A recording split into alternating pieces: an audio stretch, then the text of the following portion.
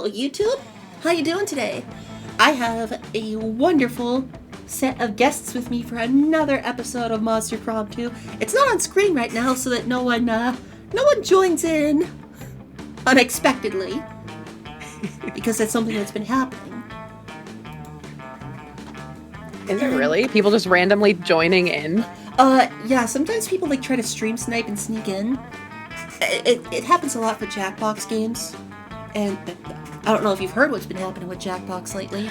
The Jackbox directory is, I don't know. Yeah. Wait, what? What's going on with it? So, trolls and, very rude people will essentially use a bot to get into your Jackbox games if you're in the Jackbox directory, and then spam messages that go very against TOS.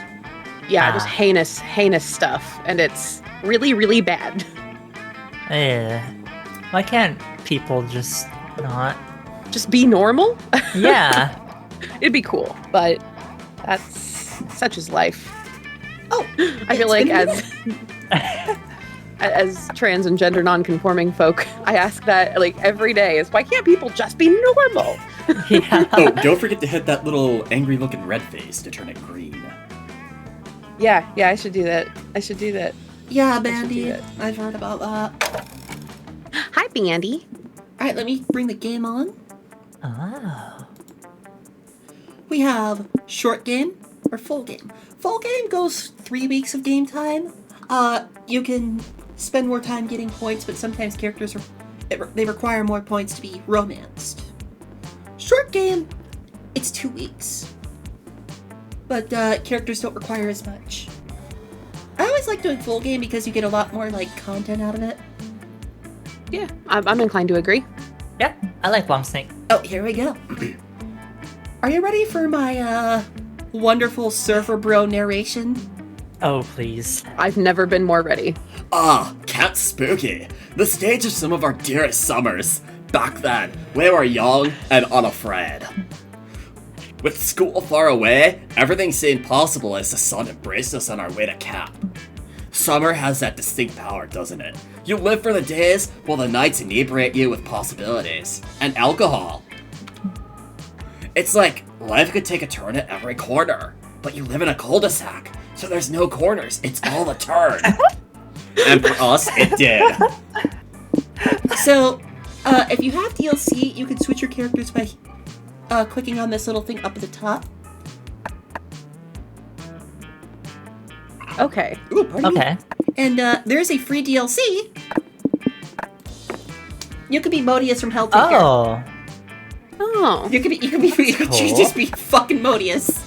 I want to be Zoe. Zoe is a transgender character. She was originally an agender masculine. Oh wait, I forgot to turn overlay back up.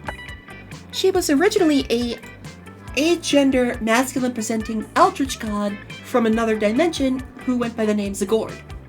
But she saw one anime and decided to come to our world as a girl, name herself Zoe, and specialize as a yaoi fan artist and fanfiction writer. If that's not the most trans femme thing I've ever heard in my life. Right? That's so precious. I love it. And in Monster Prom 1, when you're trying to romance her, there's this whole little side story of her cult trying to be the most affirming trans parents. We want to stop sacrificing goats and we want to try and adhere to her pronouns and name. What should we do? And I'm you guys are so precious, but please don't involve me. Eldritch Cutie reporting for duty. And what's this? So normally in Monster Prom 1, you could get a magazine quiz to help you with your starting stats and your starting romance options. Here, it's you're bringing 3 items with you to camp, and you get so this: the smallest violin. I got 1 smarts, 1 creativity for that. A sketchbook. That was 3 creativity. A hard as fuck hardtack, hipster costume, campfire songbook, sleeping beauty bag, Swole floaties! chest 2, or a sport? S2. So, Campfire Songbook. I got more creativity and smarts. Player 2. Oh, I don't have that set up.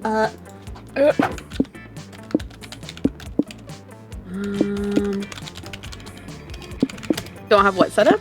I don't have a collab, exclamation point collab. What voice should I feasibly Decisions. do? So the middle name is always like their canon name. I kind of like to go with the canon. Yeah. What is that Swiss Army thing? Oh, that's Which one? Oh, that's a This one. multi-tool. It comes with a I picked cactus. that on principle. Oh, by the way, would you guys like to introduce yourselves? Oh, should we introduce ourselves? Yeah, Hi, right? Kaibo. We just got really into it. We were so excited to play the game. Eris, do you want to go first? Do you want me to go first? I can go first. Yeah. Hello everyone, it is I, ErisvonJabberwock, heir to the Jabberwock name. I'm a horse girl Josama who likes to stream anything she fancies. Oh, hi, Hardcore Leveling. Welcome on in. Thank you for the first time chat. And my other lovely guest today is... My name is Emrys. I am an elf tailor VTuber who happens to be a tailor in real life. That's my intro. Everybody has fancy ones, and that's just I like to call them the spool fool. the spoolful. The spoolful. I love it. I haven't heard that yet, but I love it. Stick with me. I'm an Okay, etymology shout out slut. I come up with the weirdest things. An etymology slut. Can I Listen, call you my etymologies? Can I call you my etymology slut? Because I'm Yes. gonna come to you for all of my words now. Yes, you can. Oh yeah, that's an alternate character for the blue option. You could I just be guess I the don't have embodiment of a those. storm. Sad. Oh, is that what she is? Yep. If you look at She's her hair, Beautiful. it's a thundercloud, and she's got lightning coming out of it. She's beautiful.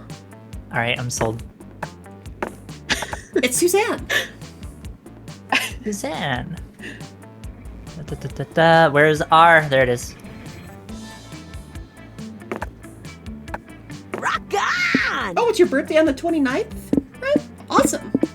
Also, Hardcore Leveling. Again, thank you for the first time chat. I am Index Page. It's wonderful to have new people in my lovely library. Thanks for having us today, Index. Absolutely. Oh, hi, Cordy Zellick. Hi. This is one of my reg sibs. The Bundy, welcome to the cool. manor. Oh yeah, the hug thing doesn't work. Cordy Zellick is one of my reg sibs. Hi, how you doing? Which one is Index? Me, the blue hair one. The bright blue hair, not the powdery blue hair. Yeah, the one in the background. Paige, you're a doll? No, I am a book. Okay? Hello, Jade. Whenever people call me something, I always respond with that. Have you ever seen that Kurone Inugami clip? Where someone's like confessing their love to her and she just looks at the screen, she's like, I am a dog. Okay. So whenever someone like says, oh, you're a doll, you're such a sweetie, I'm like, no, I am a book. Okay? Are your pages stuck together? No, I am an open Don't book. just ask somebody that about their pages. Gosh. Oh, one might say that the Monster Prom had hardened us on the highs and lows of love. But no, in love we're always absolute beginners. And summer camp was no different. No one talked about it, but the idea of a summer love loomed over our heads. Oh, YouTube will be right back. I have something very special. YouTube, we're back. If you want to be here for those RRs, you gotta be here live. And yeah, that was uncoordinated. So here are the 6 options to romance. Close to the last day of camp, there was a meteor shower happening just 3 weeks away. Everyone knew that if you were into someone, you were going to watch that damn thing together. And so a silent yet powerful pressure invaded us. It was the Monster Prom all over again. Some might even say Monster Prom 2. Monster Camp. Everything seemed uncertain. Everything but one thing. whoever we were asking on a meteor shower to date, it was probably going to be one of the 6 coolest people on that bus.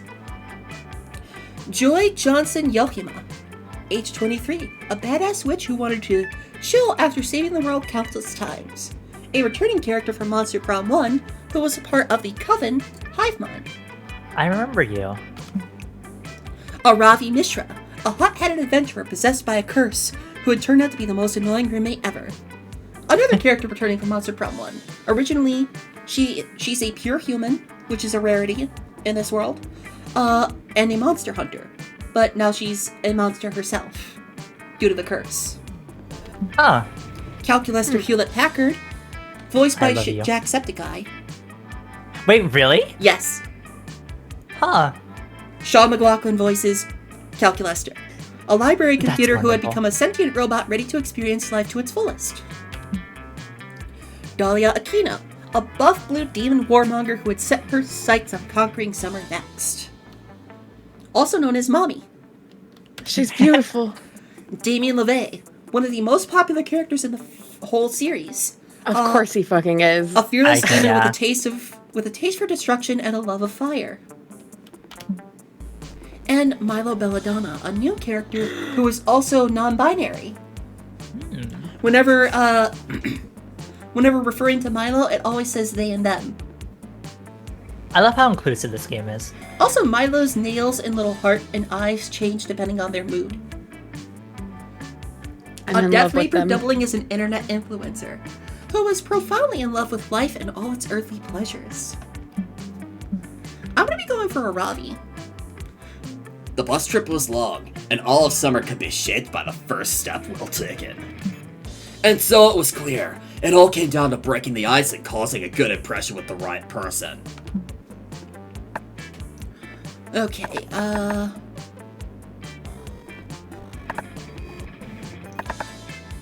So, which book would you take to a deserted island? These help you with, like, your starting hearts. Aside from your stats in game, there's hearts, which you cannot see. And you need to earn hearts with a character. And this helps, like, start you off. So, like, my microwave manual would be for Calculaster. Like, that one's obvious. That makes sense. Yeah. Okay, yeah. The little very angry prince was probably Damien. This is Dahlia. Okay. This is Milo. So this is probably a Ravi. So who are you interested in, Emrys? Hi, Phoenix. The goth coven girl from the first game. Interview with the very sexy vampire, then. Yeah. Because she's like... So there's another vampire character who is like the love interest of the coven. And it's always alluded to that he sleeps with one of them or all of them at the same time. And it's never revealed exactly what. I can't decide if I want Onimami or the computer. Screw it. Oh! Whoops! Oh, they're so handsome. So who would like they are to so voice- gender. Who would like to voice Milo? What kind of voice should they have? So when I played this last time with some of my rig sibs, Float Whimsical gave Milo like a Sussex Cockney accent. So like, oh, I adore famous last words. Hollywood deaths are always so glamorous. I don't know, it sounds like you got it in one. Yeah. I'm not gonna try to romance Milo. I want to go for a Ravi because I want to be an eldritch tentacle monster romancing the human adventurer for reasons. I thought that Katie Allende very poignantly portrayed the soulful thrill of reaping a dead starlet's soul. Okay, never mind. Ooh. Oh my god. I can't help but get starstruck. The scent of expensive perfume mingling with the miasma of death. It's just so exciting. Listen to me, getting all aflutter over this book. Zoe, come sit with me so we can discuss further. Amira and Joy!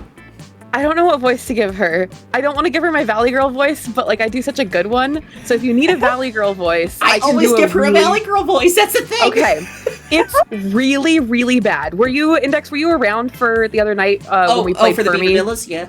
Yeah. I was around okay. for Beaver I'm gonna do that. Ooh, I loved that book. I'm a sucker for a sexy bloodsucker. What did you think about the very sexy vampire's turbulent childhood, Amira? The story about his father's death made me cry. Okay, fine, I'm lying. I mostly paid attention to the photography in the book, but I promise it was purely to study the photographer's craft and not because I was entranced by the subject's rippling abs. I brought that book to camp, actually. You wanna peruse it with me for the rest of the drive? The other thing I love about this game is it doesn't matter what gender your character is or what pronouns they have, everyone's a fucking pansexual. Yup. I love it. I don't know if I could do Sean McLaughlin for this one. I usually just do a generic robot voice. Oh, hi, Sunshine. Welcome on in. Hi, Sunshine. What a coincidence, Eris. My favorite book is also your microwave manual. You always buy the most interesting appliances. My other favorite book is your blender warranty agreement. What? I was just reading it now, actually. Did you know you can save up to 85% on repair costs if you buy the warranty within the first 30 days of purchase? Why don't we peruse it together on the way to camp? I also love how Calculester's face is on its side. I love him. Ooh, pardon me. Sorry, that was the bubbly. We only have 3 weeks left to woo our crushes and conquer their hearts. But as I already said, we were young and unafraid, and we were ready to start. Waiting for other players. My turn? OMG! So, if you look to the side or hold the tab button, you can see your current stats. And each area corresponds to a different stat. If you've played this game before, you know that like going to any of these areas gives you a +2 to that stat.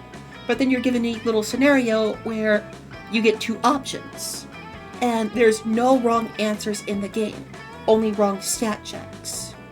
So see how my creativity is 3 but my boldness, or my creativity is 9 but my boldness is 3? Yes. If I'm given a choice where it's clearly a choice between boldness and creativity, I want to choose the creativity option because I'm currently more creative than bold. Oh. So right now, I'm a little unbalanced. Let's go with a spooky manor. A ghastly fanfic! While exploring the haunted manor, you find an enchanted skull who speaks in riddles. His voice makes your ears bleed. You decide to name him Sparky and put him on your keychain as a fun pet. It tells you all sorts of cool things like beware the tides of Venus. If you meet a guy named Lenny at Costco, don't give him $20. Sparky also tells you exactly when and how you'll die. Apparently it's going to involve a lot of mozzarella sticks. You get +2 boldness for gaining that foresight. It's the way I want to go. Right. Afterwards, you join Milo for a delicious manor feast with some ghosts. It's very romantic, even a little bit bougie. I hate having to read that. The food goes right through the ghosts, of course. But then you two eat the food because everyone knows that ghost eating food is a delicacy. Welcome to another video with Milo Belladonna. That voice is so gorgeous. Isn't this fun, darling? Lately my diet has been restricted to the detox teas I'm being sponsored to promote. So this is a nice change of pace. Why are you holding a banana? That banana. Oh, here's a particularly beautiful... What I wouldn't give to be that banana. Here's a particularly beautiful plate. Smile for the gram. My phone! Wait a minute. Where's my phone? See, their eyes and heart symbol change colors. Eyes change color. Oh. Why am I gosh. holding a banana? That's what I want to know. Good one, Polly. Hey, Polly. Oh, it's Scott and Polly, the prank masters. What a great prank, Polly! Milo has no idea we've swapped out their phone for a banana. Prank Masters, strike again. Who would like to voice Polly? I can try being Polly. Go for it. I know, Scotty. I can't wait to see the look on their faces when they finally figure it out. The prank masters strike again. Mm-hmm. Just so we're clear, I am very much aware that my phone has been traded out for a banana. If the color, phallic shape, and lack of constant push notifications weren't enough to clue me in, Polly and Scott's raucous laughter surely would be. But I can't go running to them begging for my phone back. That would play right into their hands. Not to mention it would make me seem like I'm addicted to my phone. Why are you looking at me like that? I am not addicted to my phone. Sure? You sure about that? Hi, Sunnybrook. Welcome on in. No, we just need to show them that their childish games won't affect me. And to do that, we'll need to find a way to make this banana more smartphone-like. What? Well, darling, now's the time for one of your wacky little ideas. Oh, actually, let me live stream your idea for posterity. Oh, right. Phones don't have peels. Take the peel off the banana, and it'll be much more like a phone. Sure. Well, you could get your Apple phone fixed at the bananas at the Apple store, right? Maybe we should try taking this banana phone to the banana store? Banana phone. Ah! You know what? Fuck it. Booyah, so Silly. smart. Silly Zoe, what are you talking about? There's no such thing as the banana store. Yeah, I can't believe Zoe still believes in the banana store. I bet she still believes in Christmas Dad, too. Actually, wouldn't you know, there is such a thing as a banana store. As everyone knows, modern bananas are an artificially created monoculture. The old ones were gross and had sins. So the idea that all bananas are manufactured by a single conglomerate isn't that far off. Yeah, Banana Republic. Oh. Just, the four of you head to the banana store and show Milo's banana to the guy at the Genius Bar. Well, first things first, says the Genius Bar guy. Have you tried turning the banana off and back on again? Oh, no, I haven't. Silly me. Here, I'll give this a shot. You have no idea how to turn a banana on and off, but apparently Milo does. They complete the process and boom, their banana is fully functioning again. What? I can't with this game. Yeah, most people come in here thinking their bananas are totally busted, but really they just need to be turned off every once in a while. Magnificent. Ah, Puff.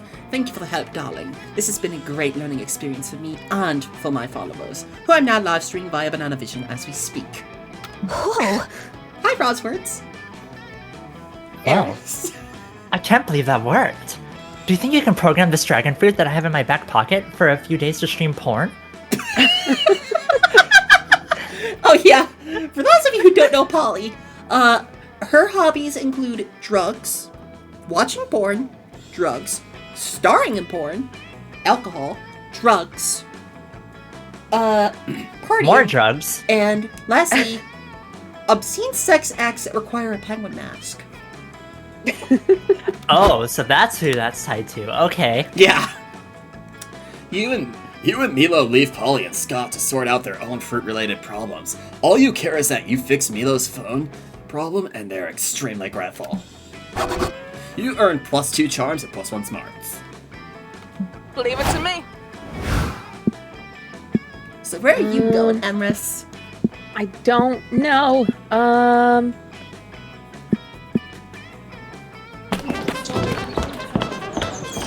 What a lovely Now, horse are you we- drew. Are we each narrating our own Yes. narrator, or okay, perfect. I'm gonna try and emulate you as best I can. Oh god! That day in Monster Scouts, you learn to identify different berries. You all search for berries and try to identify them. A blackberry, a blueberry, but Rachel, the deer person, finds a very weirdly shaped berry no one can identify. You all stare at it for hours. It's closer to abstract art than to a berry somehow. It's a true think piece. It forces you to reflect on berry inequality, and although there are no easy answers to the questions it poses, you all gain +2 creativity from the experience.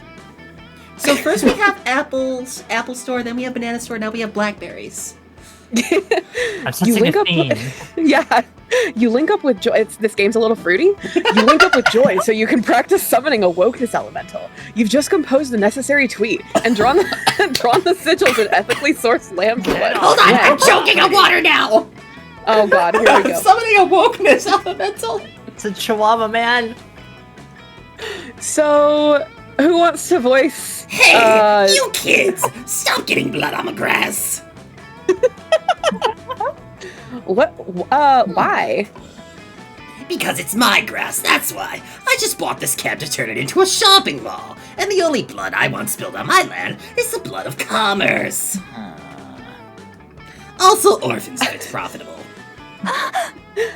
What? You can't just buy this summer camp. It's a source of happiness for so many people. I'm a self-made gremlin. Oh, I'm sorry. Is there a law that says things that make people happy can't be bulldozed? Never mind, I don't give a shit about laws. I'm rich. Screw the rules. I have money. You won't get away with this. Good always triumphs in the end. Pipe down, sugar, you'll love it. I'll put 2 hot topics in there so you'll always have one to turn to when the other one gets too mainstream. Let's go, intern person. Now, get yourself another black mesh or something and then let the men work. I'm gonna punt him. Cracking Me my too. knuckles now. The CEO wanders off with his tape measure to figure out exactly how many sharper image outlets he can fit in the dome, leaving you alone with a fuming Enough of joy. this. Ugh, I want to punch that dick right in his I want to punch that dick right in his asshole. It's like how Damien feels all the time, but for reasons. He's right, though. We can't rely on natural forces to stop him. Our only hope is to turn to the supernatural. Joy whips out her the biggest spell book you've ever seen, and slams it down on the grass. Geez, where was she keeping that thing? You don't want to know. This is the Tome of Bakunin. This is the Tome of Bakugan, the most powerful collection of anti-capitalist magics ever assembled. There must be something in here that can put an end to that man's horrible schemes, It's but not what? actually a magic book. It's just Karl Marx's manifesto. The rules of communism. You search the ancient pages for the perfect spell. You narrow it down to 2 options. Sacrifice 1,000 shares of Fortune 500 stock to summon the invisible handed market, or construct the only artifact powerful enough, to imprison a Monopoly man, the go to jail card. Ooh. Ooh. So let's look at your stats really quick, because yeah. when I play this game, you can play to either help the co-players or cuck the co-players. I want to be a good wingman. I want to help you get laid. Okay, that's what I appreciate about you, Index. So currently, looking at these, sacrifice 1,000 shares. That sounds a little creative, in my opinion. Mm-hmm. Oh, the imprisoned Monopoly man. I feel like that sounds bold. Yeah, Mhm. and you're a lot more creative. Or than- fun. I'll go with this one. This one sounds... I just want to say, if I get it wrong, I'm sorry. I've not. That's I've fine. only You know put this- what you're doing, don't you? That was a smart. Yeah, it's choice. fine. Good It's thing fine. you have more smarts than whatever the other 2 options were. Yup. That just might work. Now, most ordinary witches wouldn't just have 1,000 shares of Fortune 500 stock lying around. But luckily, the Coven and I rescued Fortuna, Roman goddess of luck, from her secret prison behind Las Vegas. So she owes me one. Or should I God, say, Bandy, I can't believe you she made that owes me 1,000. Look at the joke Bandy- Bandy just made. No, I know. That's Bandy. Bandy, That's... that's Sorry. That's a taxation of 500 bits. Sorry, For a he's pun, mine. not bad. I'm sorry. No, Bandy's a good friend of mine. Oh, good. I'm glad. I didn't know how much So time I he have spends this in joke here. whenever and someone felt makes like a I had bad to... pun. That I always say Mhm. it's a 500 bit tax for a bad pun. We That is a should- joke, oh my God. though. That is a joke. I should start enforcing Oh, hi, that. Mark. Bandy would be hi, Mark. broke. I still need to get a new follower notification. I'm trying to record over that. Oh, hi, bookmark. True to her word, Joy soon has 1,000 shares of the extremely valuable stock. You sacrifice them all by setting the receipts on fire while horrified stockbrokers look on. The stockbroker part isn't a necessary part of the ritual. You just love the look on their faces. The ritual is complete, and I feel it. The dark presence swiftly approaching, the invisible hand of the market. They say the invisible hand has the power to make the poor rich and the rich poor. They say it topples kings and destroys empires. It sounds like bullshit. A cold wind whips through camp, and you suddenly feel the presence of something invisible and fingery. Oh. But according to my research, according to my research, it's actually just a really mean hand that nobody can see. Isn't that right, invisible hand? You hear a satisfied snapping sound from somewhere nearby. It's here. Hey. Huh?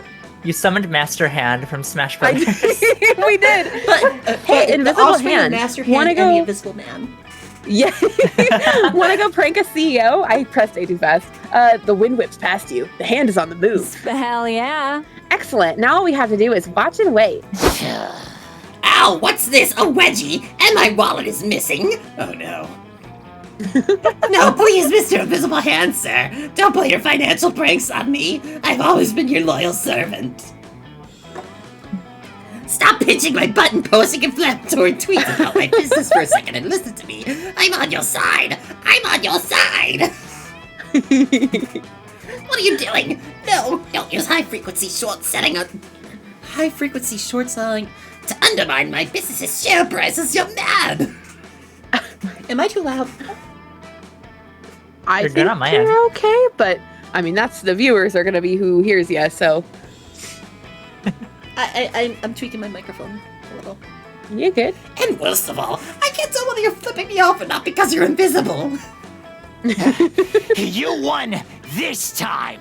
Curses, you win this time, you vivacious summer campers. But I'll make peace with this mischievous hand, and I'll be back, you hear me? I'll be back! The world is saved once again. Wow, that went even better than expected. You're a natural magician, Amira. I'm a little disturbed that our entire world economy is controlled by that shitty hand, but then again, it's not like I loved capitalism in the first place. Neither did you. The only love you feel is for the radical witch standing right in front of you. You gain +2 charm and +1 fun. Where are you going, Eris? I want to take my chances at the lake. Oh, those poor fish. Oh my god! They're already dead! That day, you bring a magazine to read by the lake. The cover story is How to Gain Fun While Camping with Your 6 Hottest, Most Charismatic Friends. Step 1, go to the lake. Step 2, wait. What? That's it? Then why hasn't any of that worked for you? Oh, wait. You just gained 2 fun. Thanks, Cosmopolitan. Oh. You spot Avari, Dahlia, and Calculester, but none of them are making out with you. This is an emergency. Oh, who's I who? I always love doing Eris. Not Eris. I always do love doing Eris. I always love doing the voice of Aravi and Hex because it's like 2 voices in one. Okay. Sup, Eris? These nerds are all getting ready to raid a water dungeon together, and I'm using it as inspiration for my slam poetry. Yeah, normally I'd just solo it, but I hate water levels. Back to basics. Well, as they say, teamwork makes the dream work. I am unable to dream, so teamwork is the best I can hope for. Calculester sips on his waterproof case. It's oddly sensual. So broken! Who's gonna be Dahlia? I'm looking at you, Emrys. Which of us wants... You want me to? What kind of voice do you want? I can give her a really, like... hang on. I'm thinking. Think of her like a female Macho Man Randy Savage. Oh my gosh. I'm so excited to crush the monsters between my muscular thighs and inspire my allies with this song. Introducing Dahlia Aquino, the Barbarian. I will be coming along as the party accountant. The IRS has very strict reporting guidelines for dungeoneering income. Ooh, yeah. And I'm gonna cause a bunch of problems. Can't have a dungeon without problems. Not since I got saddled with you, at least. Alright, let's get in there before my buffs wear off. My buff never wears off. I'm so excited. I may even have to get naked at some point for tactical reasons. She's a barbarian! Treasure, adventure, tactical nudity. You've got to be part of this adventuring party. But they've already got such a strong crew. What role could you possibly fill in this water dungeon? Every party needs a CPO, Chief Puzzle Officer. Okay, that's clearly a smart answer. What's a dungeon without a dominatrix? Is this a cabin? Obviously. Oh, excellent idea, Eris. That latex armor seems very waterproof. Oh, he's such a good bean. I love him. I know, he's so cute. He's so precious. Whoa, have you always been this terrifyingly attractive? Yes. That whip looks like it has good DPS. This will be fun. Well, what are you waiting for, Eris? Let's get in there and top some creeps. You don't need to be told twice. You stride into the water dungeon, stilettos clicking on the stone tiles, and demand the water goblins worship you. The goblins cower, blushing. We're sorry for all those travelers we devoured. We've been so naughty. Oh God! They're all You bottoms! magnanimously allow them to carry you to the boss room, and they're on their backs like the bad little horsies they are. Oh, Wow. As horse, Nice work, Eris. But King Clamwad won't be so easy. He's a battle-hardened veteran who... Huh? Wait, how did you tie him up so fast? he tied himself up. Being king is such an exhausting work, always making the decisions. He couldn't wait to have someone else take control for a change. You shock his nipples with a car battery. Wow. And how'd you know he was weak to electricity damage? Oh, admirable. I think Eris just has a natural feel for these things. I mean, have you seen the fish in the river? 2 hours and 1.5 car batteries later, you're walking out of the dungeon with all the treasure you can carry. I now see summer camps appeal. My word, I shall have to overclock myself just to count all these riches. Who knew Findom was such a lucrative field? Oh my god. Sure, the treasure's nice, but the real reward was watching Eris dominate all those monsters. My spank bank's full for the rest of the summer. God damn it! How about you, Aravi? Aravi? Oh, she's... Fines are just price tags for crime permits. God damn it, Bandy! Thank you for the 500 bits! Star. Oh my god. Oh, she's super horny. I can see inside her head. Shut up, Hex! Ah! Stop it! Stop it! Stop it! Arabi managed to distract everyone with a sudden burst of senseless violence, but you can see the lust in her eyes, hers and everyone else's. You gain +2 charm and fun. So you went into a water dungeon and turned all the goblins into pay pigs.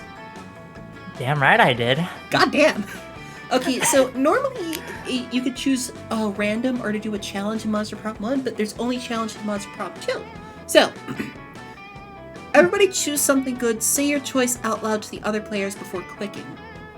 Just a thing? Yeah, just something Or- good. Something good. The smell of a freshly opened book. Universal basic income. King chomps. And now, Eris, you progress us. Okay. Player order is decided based on your ability to come up with a compelling title for a movie about the good thing. Start debating Oh, no. now. Oh, Uh-oh. The goodest of boys, Chain Chomp. Emrys, what's a good movie I'm title? thinking. Nope, I've got nothing. It would just be called Universal Basic. That's books, it. Books factually. So, It's between you two. You both pick. Like, well, it's I'm out of Eris this. picks who she thinks goes first.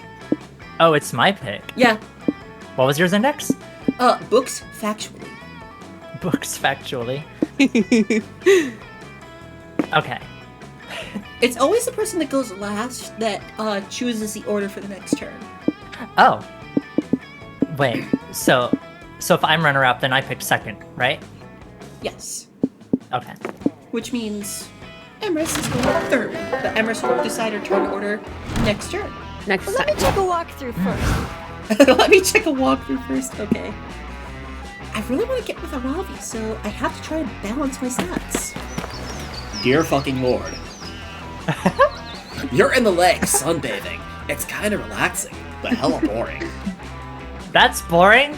I know, that looks like a great time. I love the fact that I have water wings on. Apparently Zoe doesn't know how to swim. What's the issue? Have you lost your ability to have some fun unless you're playing video games or partying in wild raves? Yes. Oh no, you see the problem now. You need to put on sunscreen, but fun screen. which has a fun protection factor of 50. Oh, I hate getting those mixed up. You wash the fun screen away with some water and put on some sunscreen. There you go. You prevent some sunburn and gain +2 fun. You're chilling at the lake, literally because the lake water is cold. What? I was just sunbathing on the lake though. Luckily, it's still hot because the sun is shining, and hot because Damien and Milo are there. Did you like those temperature-based puns? Probably not, but that's what you get for playing a comedy dating sim. #fail. Oh my god, I love their short shorts. Wow. Oh, wow. And they have a hooded bathrobe. Wow. Oh god. I promise I'm looking respectfully. I'm not. Eyes around the heart, I swear. This flare in all my selfies are not the cool on-purpose filter kind. The actual accidental sun kind. It's like the sun doesn't even care about the gram. I can be Damien. Sure. Yeah. Ugh, the sun! I fucking hate the sun! Oh, well, it wasn't a huge deal to me. Lame. No, this is a huge deal. The sun is huge! And it sucks! I want to punch the sun in the face! So, a little backstory. Damien apparently has 4 dads, and he is a prince of hell. Oh. How he has 4 dads? I assume it's 2 dads and 2 stepdads, right? Nope. That's what I. Oh, nope, just 4 dads. Cool. Just 4. It never specifies. Just 4 dads. You know what? Families come in a lot of shapes. You know what? Sometimes it's a mom and a dad. Polyamorous Sometimes it's 2 dads. Sometimes it's 4 dads, and that's great. Yeah. The sun is a diabolical monstrosity intent on ruining our fun. You think it's ruining your pictures by accident? Thank you, Sunshine. If you want to share that clip, you can share it over on the Discord server. Yes. Yes, I do think that. Follow my lead. Well, you are wrong, buddy. We need to show that that awful fuck brush of a gaseous ball of fire that we can enjoy the lake without it. Fuck brush? Brush. So, like, find some shade? Yes, exactly. Great plan. It would be nice to find some better lighting to highlight my amazing cheekbones without washing me out. Fight me, dude. And watch the sun right out of the sky by showing it who's boss. It's us. Us and our shade. You reap what you sow. Goddamn it, that pun. I have always been great at throwing shade. Time to take it to the next level, I guess. By punching the fucking sun. Sure, buddy. Gentlemen. Gentlefolk and gentlemen. You're unhinged. I love it. So, Zoe, any not psycho ideas? Call upon the Lord of Shadows because he probably has some shadows to spare. We're a really big hat. I mean, like, really big. That's crazy enough to work. Whoa. That's like... Whoa. There's badass and then there's bad ass. And that is both. Never stop being you. In fashion, one day you're in, the next day you're out. By a lake wearing a hat so giant it'll block out the sun.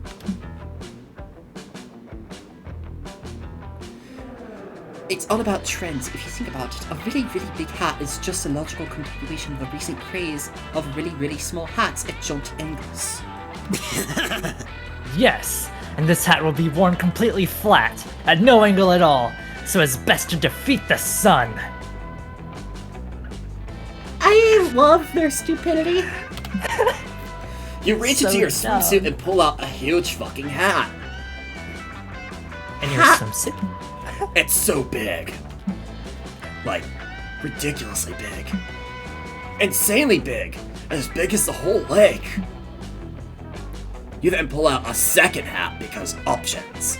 Giving your friends the choice between a fedora the size of a cruise ship and a sombrero as big as 2 adult sperm whales. Give me the sombrero. Thankfully, Camp Spooky is every bit as bizarre as Spooky High, so no one questions the physics of any of this. I do.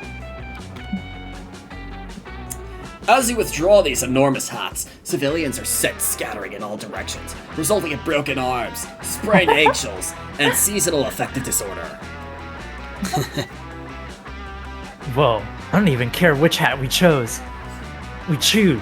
Because even if those bystanders manage to mostly dodge you, someone, the sun, is getting hurt, and that's the truly beautiful thing. They are both so chic, so infinitely Instagrammable. I'm predicting the start of a very dangerous trend here. You're killing it. Dangerous both in a dangerously edgy and avant-garde, but also just dangerous like people collapsing under their weight. Whatever implications your ginormous hat has for the future of fashion, you for sure know what it gives you for that afternoon. +2 boldness and +1 fun. Hi Tristana, welcome on in. Emrys! Alright. What am I looking at? I'm so sorry you agreed to be here because this game is so fucking over the top. Eris, I'm sorry you agreed to be here. This game is... It's wonderful. I'm having a blast. I always warn new people when they come into this series. It has too many puns. There's a lot of sex jokes. And the humor is crass.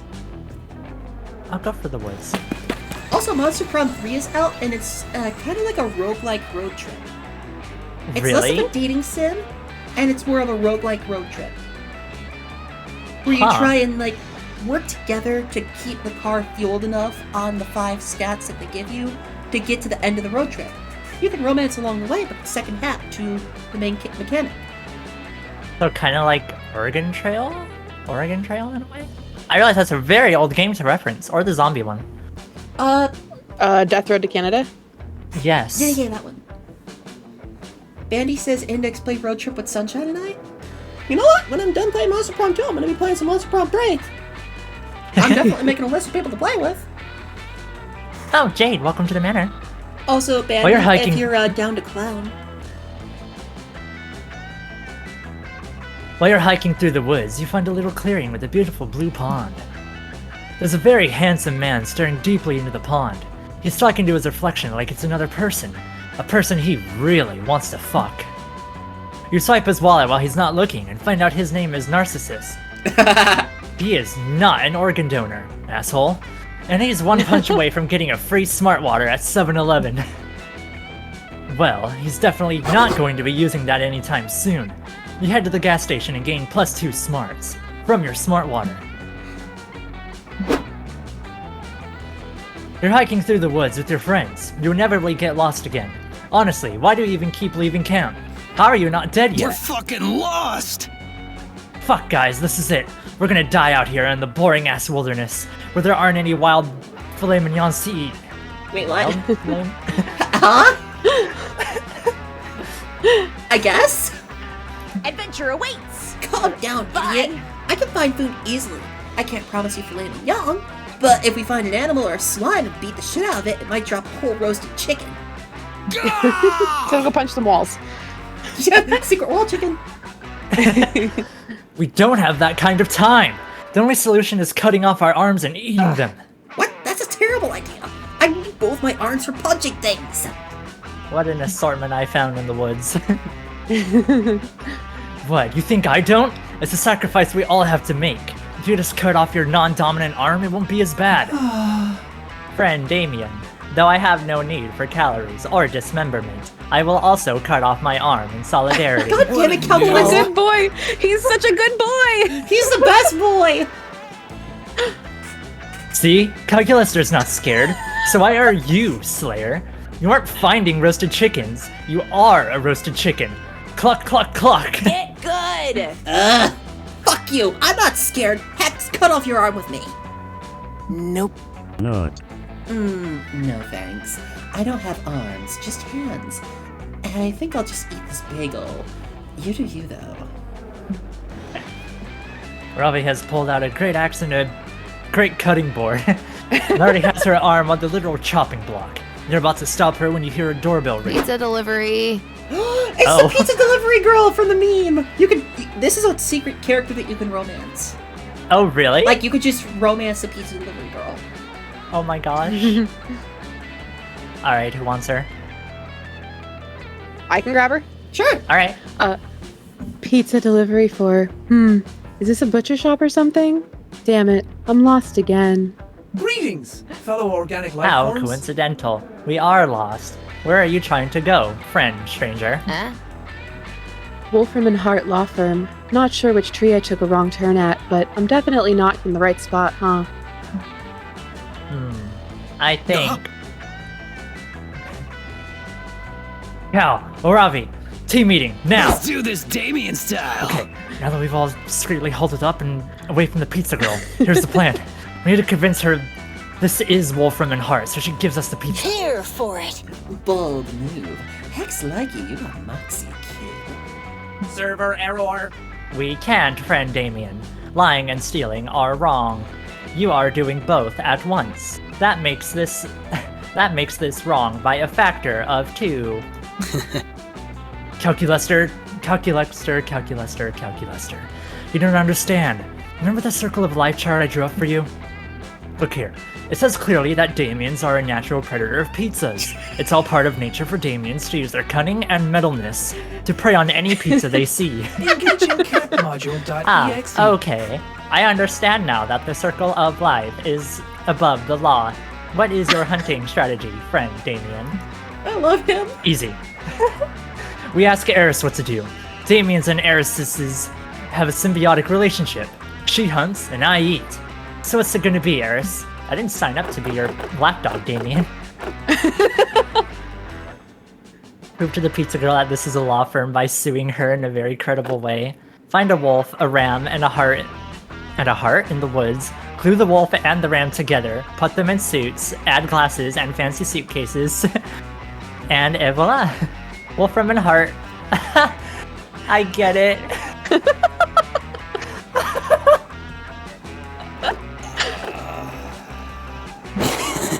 Damn it! How is that not creative? Excuse me? Okay, so that was a creative option, but your creativity is Oh, the I lowest. failed the check. Oh, okay. Fuck yeah, good plan. Let's find a wolf, a ram, and a severed heart. You all find the necessary animals pretty quickly. Then you stitch the wolf and the ram together, and bam! Crisis averted. Do you think this will be enough to fool the pizza girl that the woods are a law firm, though? This will be fun. Yeah, Ravi's right. We should rent some offices to support the illusion. It's the building catalogs. Okay. You find an office to rent. You also hire on more personnel to help fill out the extra space. You also need to make all these employees look busy, so you find a couple of clients. And then you research law practices and buy advertisement for your firm to really sell the lie. You work very hard on this. It's probably your most well-crafted lie ever. Huh? In fact, you start to think, you're really good at this whole lying thing. Maybe it's your calling. Should you be a lawyer or something? Hey, Oh my yeah. god, he's hot in the suit. Oh no. Huh. Hey Eris, nice tie. Hope the Johnson v. Doe case went smoothly. Would you step into my office for a moment for a quick team meeting? Listen here, Aravi. Oh no. Oh, Ravi, I'm telling you, Rutherford's divorce proceedings aren't going through unless he can prove his subpoena in Pasadena was a forgery from his ex-wife, Regina. This took a turn I wasn't expecting. Shut up, Hex! Don't tell me how to run my case, rookie! I'm the one who went to law school. You're just an aide that rides my coattails until we get the acquittal. I just wanted a pizza. loser. Let's put a pin in that argument, Miss Mishra. We're here to discuss how fucking unfair it is that Mr. Wolfram gave that bastard Howard Gold the promotion over me. It is unfair, Damien, but the boss is a hard man to please, given that he spends most of his time screaming torturously after being being sewn together. I also have some complaints about the workplace. I do my best to be a good HP and fair HR representative, but everyone insists on playing solitaire on me. Oh my god! Disappointed. It is very demeaning, and a complete waste of manpower. I cannot field client complaints when I am stacking aces. You know what, guys? We really need a vacation. I feel like I've been in this law firm for far too long. You've been in it for 5 fucking minutes. Yeah, why did we even start working here again? I feel like it started with a pizza or something. Pizza? Weird. I agree, though. A vacation would be an ultimate cure for our frustrations. Is this a camping? If I may make a suggestion, could we go to a summer camp? It sounds so frivolous and delightful. Rad! Excellent idea, Calculuster. The motion carries. Let's go to summer camp. So you all take a holiday to a place called Camp Spooky. You and your friends all vow not to speak of work again until your vacation is over. Speaking of your friends, you're pretty sure that before all of this, you were trying to fuck them or something. Oh well, those days are gone. And so are two of your fun and one charm. What the fuck just happened? That was a lot. That was I just wanted else. food. We just want a goddamn pizza!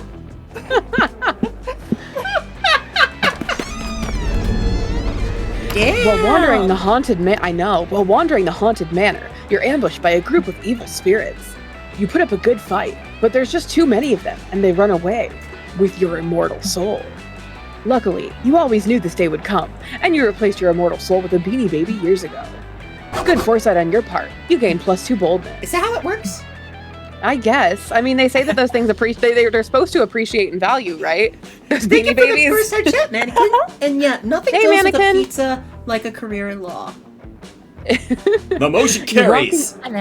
You're walking around camp, trying to forget the heinous crimes you committed in your sleep last night, when you run into Joy. Oh, hey, Amira. Let me guess. You've got some kind of goofy, unexpected problem going on, and you need my help to fix it. All right, I'll help you. Technically, I was supposed to take a break from work this summer, but hey, I'm a witch battling the forces of evil. If duty calls, I have to answer. You shrug. You've got nothing. Not even a small-scale, low-stakes dilemma for Joy to help with. It's basically been a normal day so far, which almost never happens at this camp. Huh, nothing at all? Well, obviously it's good when people don't have these problems, and I don't need to be super useful and competent all the time anyway. I can just sit here and read my book and absorb the information, and that's how people relax. So that's what I'll do too. Here I go. To read. 30 seconds go by. Oh my goddess, there has to be something perilous around here. Come on, it's totally not just me struggling to actually relax. Don't you feel that, Amira? That dark evil force lurking somewhere in the shadows? Danger. I sense an ancient evil, ready to strike me whenever I let my guard down. Nice try, ancient evil. Not this time. I know exactly how to deal with this. I'll consult with my ever-powerful, ever-wise spiritual mentor, the goddess. Plus, it'll give me a chance to work on my interplanar communication spells. Joy spends 45 minutes on an extremely complex spell. There are quite a few esoteric components, and she ends up using your pubic hair and belly button lint as channeling tools. What? Oh. Neat. Azarath She just said Azrath Metranthus. Can we just take a quick moment? Emrys is playing as Amira, the fire girl. Amira has hair made out of fire. Yeah, that's why they needed would that it. mean your pubes are also fire? It brings a whole new meaning to fire crotch, but yeah.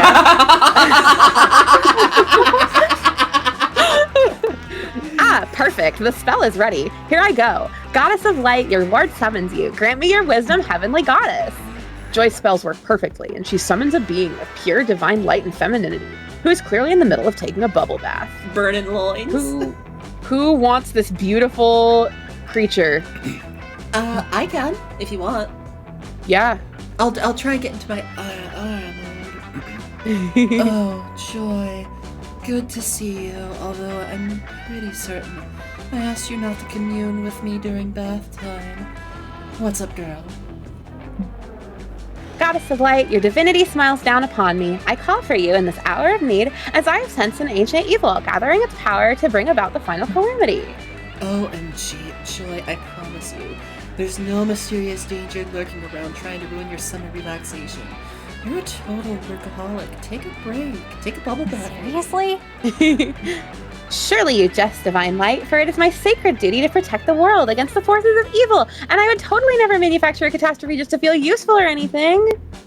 Sure. Well, I just use my omniscient powers to scan all the universe, and it seems pretty chill.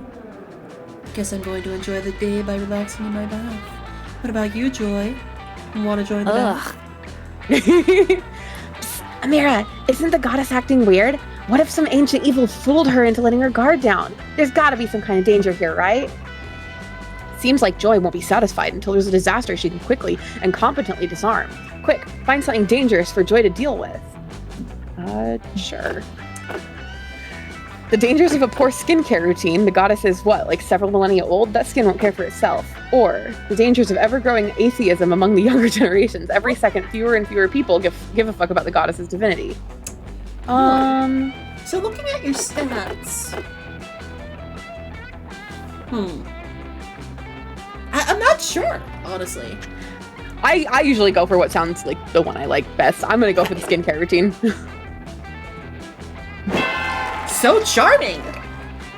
You blurt out that improper skincare is the greatest danger to all beings, including literal gods. Skincare? But my skin is made of magic. I'm pretty sure I do have to worry about mortal stuff like aging, right? Do I look crusty or something? Wait, I think Amira might be right. Just think about it, goddess. We have to return to the Holy Tree of Life once every 10 years to renew our powers, right?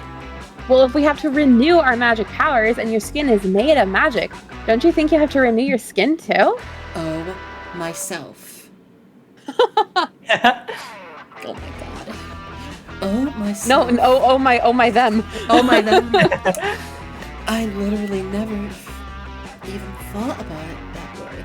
That makes so much sense. Wow, I feel like such an idiot. I haven't washed my face since, like, I spilled a drop of my blood on the earth to create all living things. Okay, Joy, I give in. I totally need your help with this. Bibbidi bobbidi boo. Fret not, divine goddess of light. Your most devoted follower is here for you. Tatcha? Tatcha just launched a new line of products specifically for skin that's made of magic. Amira and I will go pick you up some samples. Just one question. What are your biggest skin-related concerns right now? Okay, I think my biggest thing is getting enough moisture. I get kind of oily. Oh, Opulent Dog, thank you for the raid! Let me just give a quick little shout out.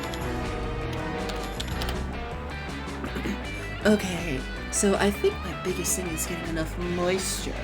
I kind of get oily T-zone though. Oh, and if there's a flare-up of evil on Earth, I tend to break out on my chin.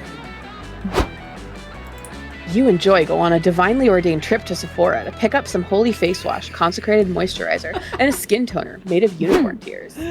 Divine trip to Sephora? Divine Goddess, we have returned from your quest victorious. Here we have a humble offering, Tatcha's Divine Lady Skincare line.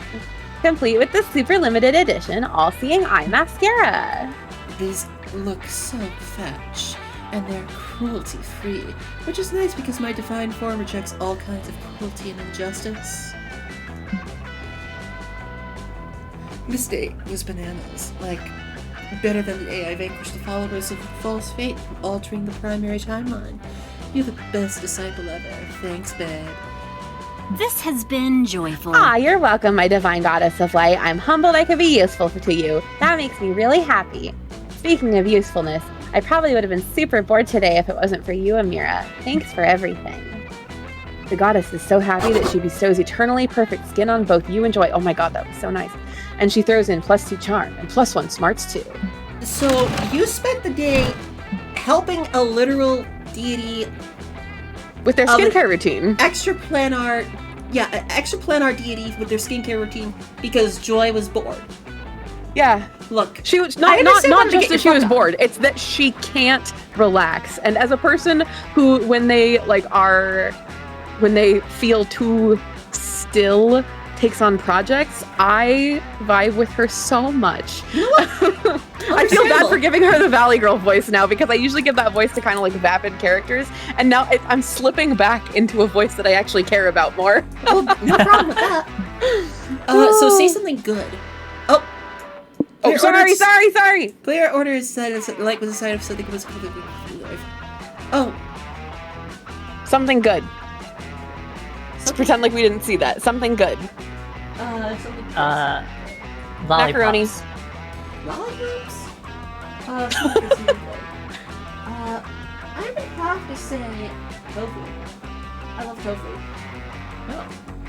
Oh. We all picked food. So macaroni, lollipops, and tofu. Society would. I'm definitely last because without tofu, vegetarians are gonna go fucking crazy. I was gonna say, yeah, my mom's a vegetarian. She would be very, very sad. Oh, you could also just Okay, have so dice it's buttons decided for on the likelihood that society would survive if that good thing was wiped from existence. Okay. The likelihood, like going from best to worst. I would say, yeah, societies would definitely survive without lollipops. First and foremost, because we don't need sugar. So Eris would go first, in my opinion. Then you. Yeah, and then the tofu. Yeah. So here's the part of the night where Ghost story, ghost story. you sit with someone that you are looking to increase your heart rating with.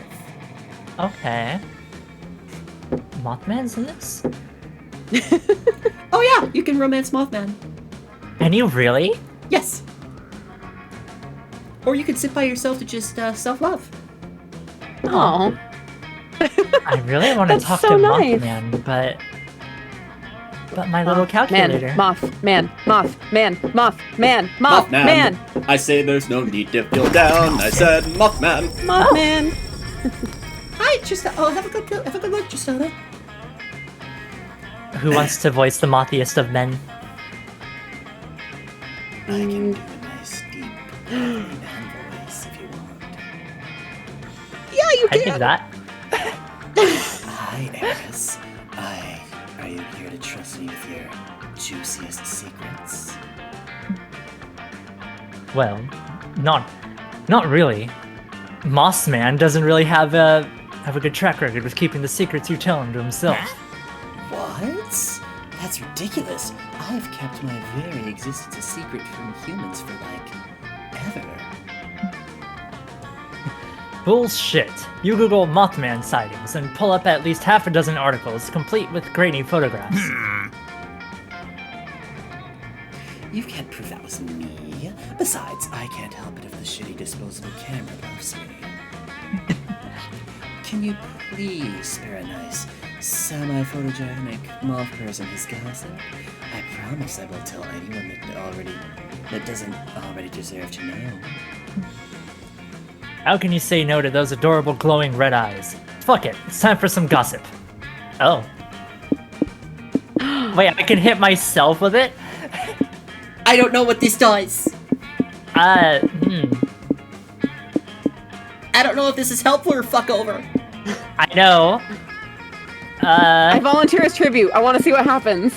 Alright. You just want to spend time with Mothman. Choose one really fucked up cosmic horror, continuous yet tasteful use of there is only one bed trope. It's that one. It's that one. Alright. Sorry, there's only one bed. Producing excessive amounts of CO2 somehow, being too cool for school, showing too much teeth, making use of emojis too ahead of its time. I think Emrys is too cool for school. You want too cool for school? I think I'm too cool for school. What? A noun that I don't like? What in the Mad Libs? I know, what's going on? I don't know. I don't know what this mechanic is.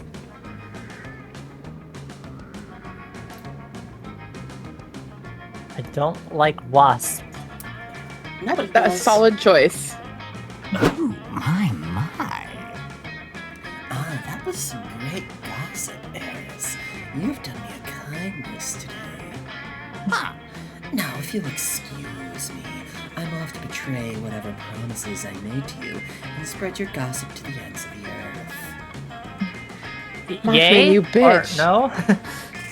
Your malicious and or friendly attempt to change someone's reputation is spread to everyone at camp. I hope you're satisfied with yourself. I heard the weirdest Kinda? thing. Who are you? Who are you? Why do you have a D&D die? He also has a Princess Peach crown on his back. Oh yeah. Where are you? I could just give him the skeletal voice. Okay. It sounds fitting. Yeah. Hey, guess what I just heard? Amira used to be the star of a TV show. I think this know. backfires on me. I know, right? I had trouble believing it too, but listen to this. The show was a classic period piece that makes... Developers? Developers, you have a spelling error? Developers. Mixes. It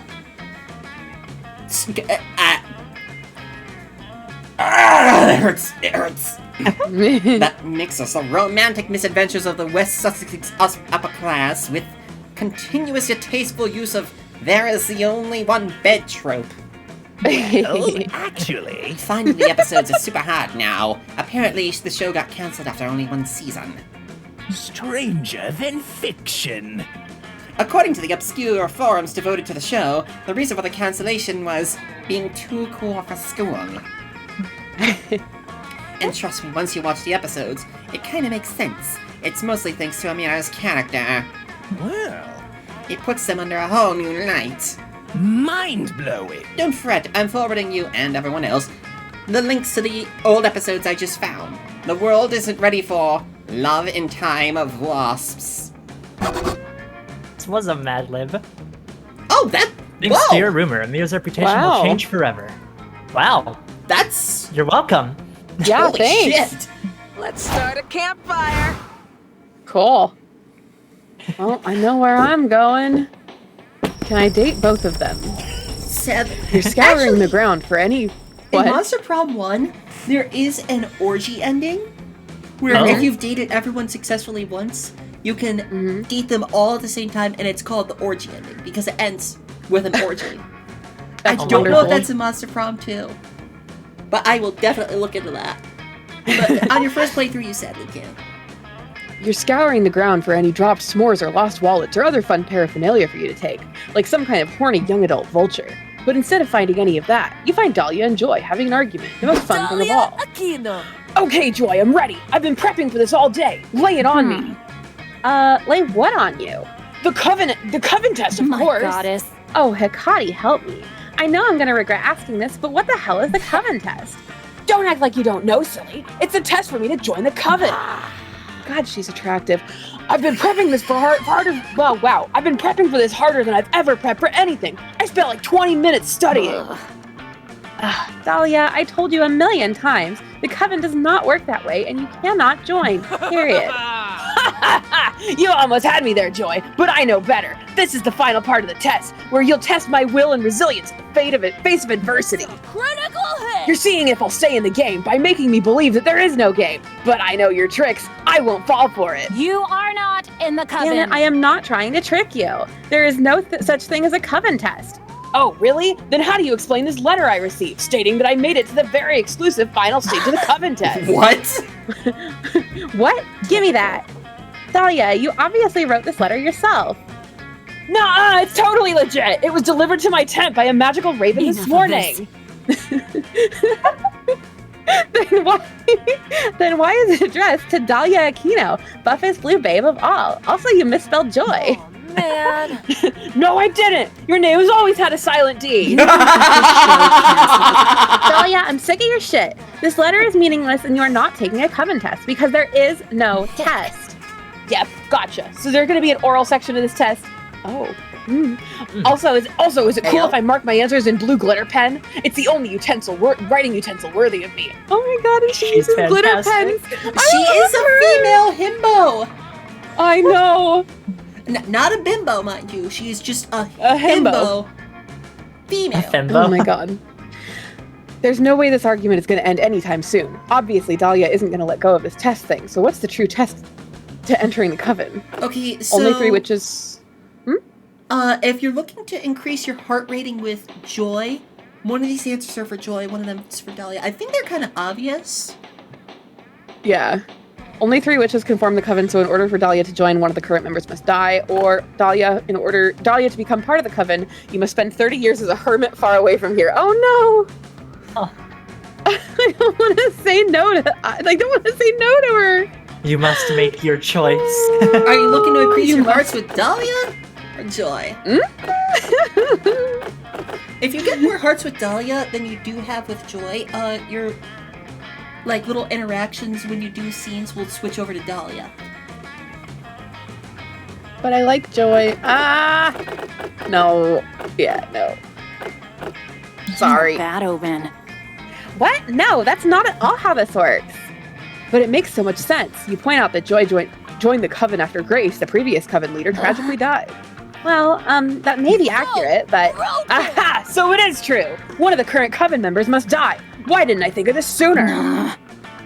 Because it's insane? You can't kill one of the members. That sounds like a challenge. And to think, Joy, you were once in the same position as me. What position? Why, the position to kill a coven member, of course. I bet it all went down just like this. You went to summer camp, met Grace, begged her endlessly to let you join.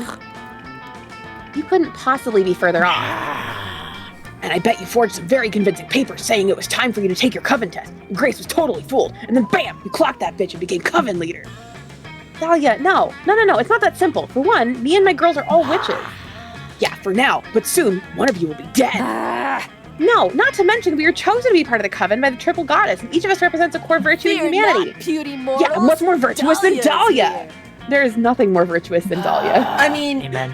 Yeah, I mean, look at those abs. That's a know, virtue in and of itself. Right? Those abs and those thighs are a virtue. You can grate a block of cheese on those fucking abs. I know! The question is no longer, will Dahlia kill one of us, but which of us will Dahlia kill? This is a hard pick. I obviously can't kill you, Joy, because you'd see it coming. Maybe it should be Hope. I mean, she's died 3 times already, so a 4th death won't matter that much, right? I'm here to save But maybe the Faith day. would be the better pick. She and I have the same calm and collective vibes, so if I took her place, it'd be the most seamless switch. Seriously? Dahlia, you're joking, right? You're not actually going to try and kill one of my You girls. haven't seen the last of Aha, me. another test of will. Of course I will, Joy. And I promise to make you proud. Come on, Amira. Since this was your idea, you should join me. Oh no, Eris, your model! What happened to my model? You turned into 480p. Uh-oh.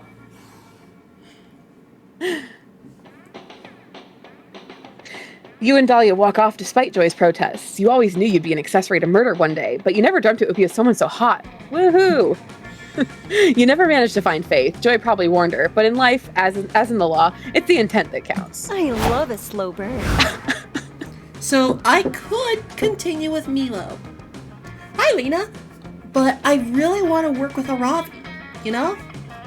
Yeah. I want to be a many-tentacled eldritch deity with my human slayer for reasons. Listen, I'm writing a fanfic about this. It's dark. So dark the darkness surrounds you. You are lost to the darkness. Suddenly you remember that your eyes are closed. That's why it's dark. You open them and see a Ravi and Calculester hanging out by the campfire nearby.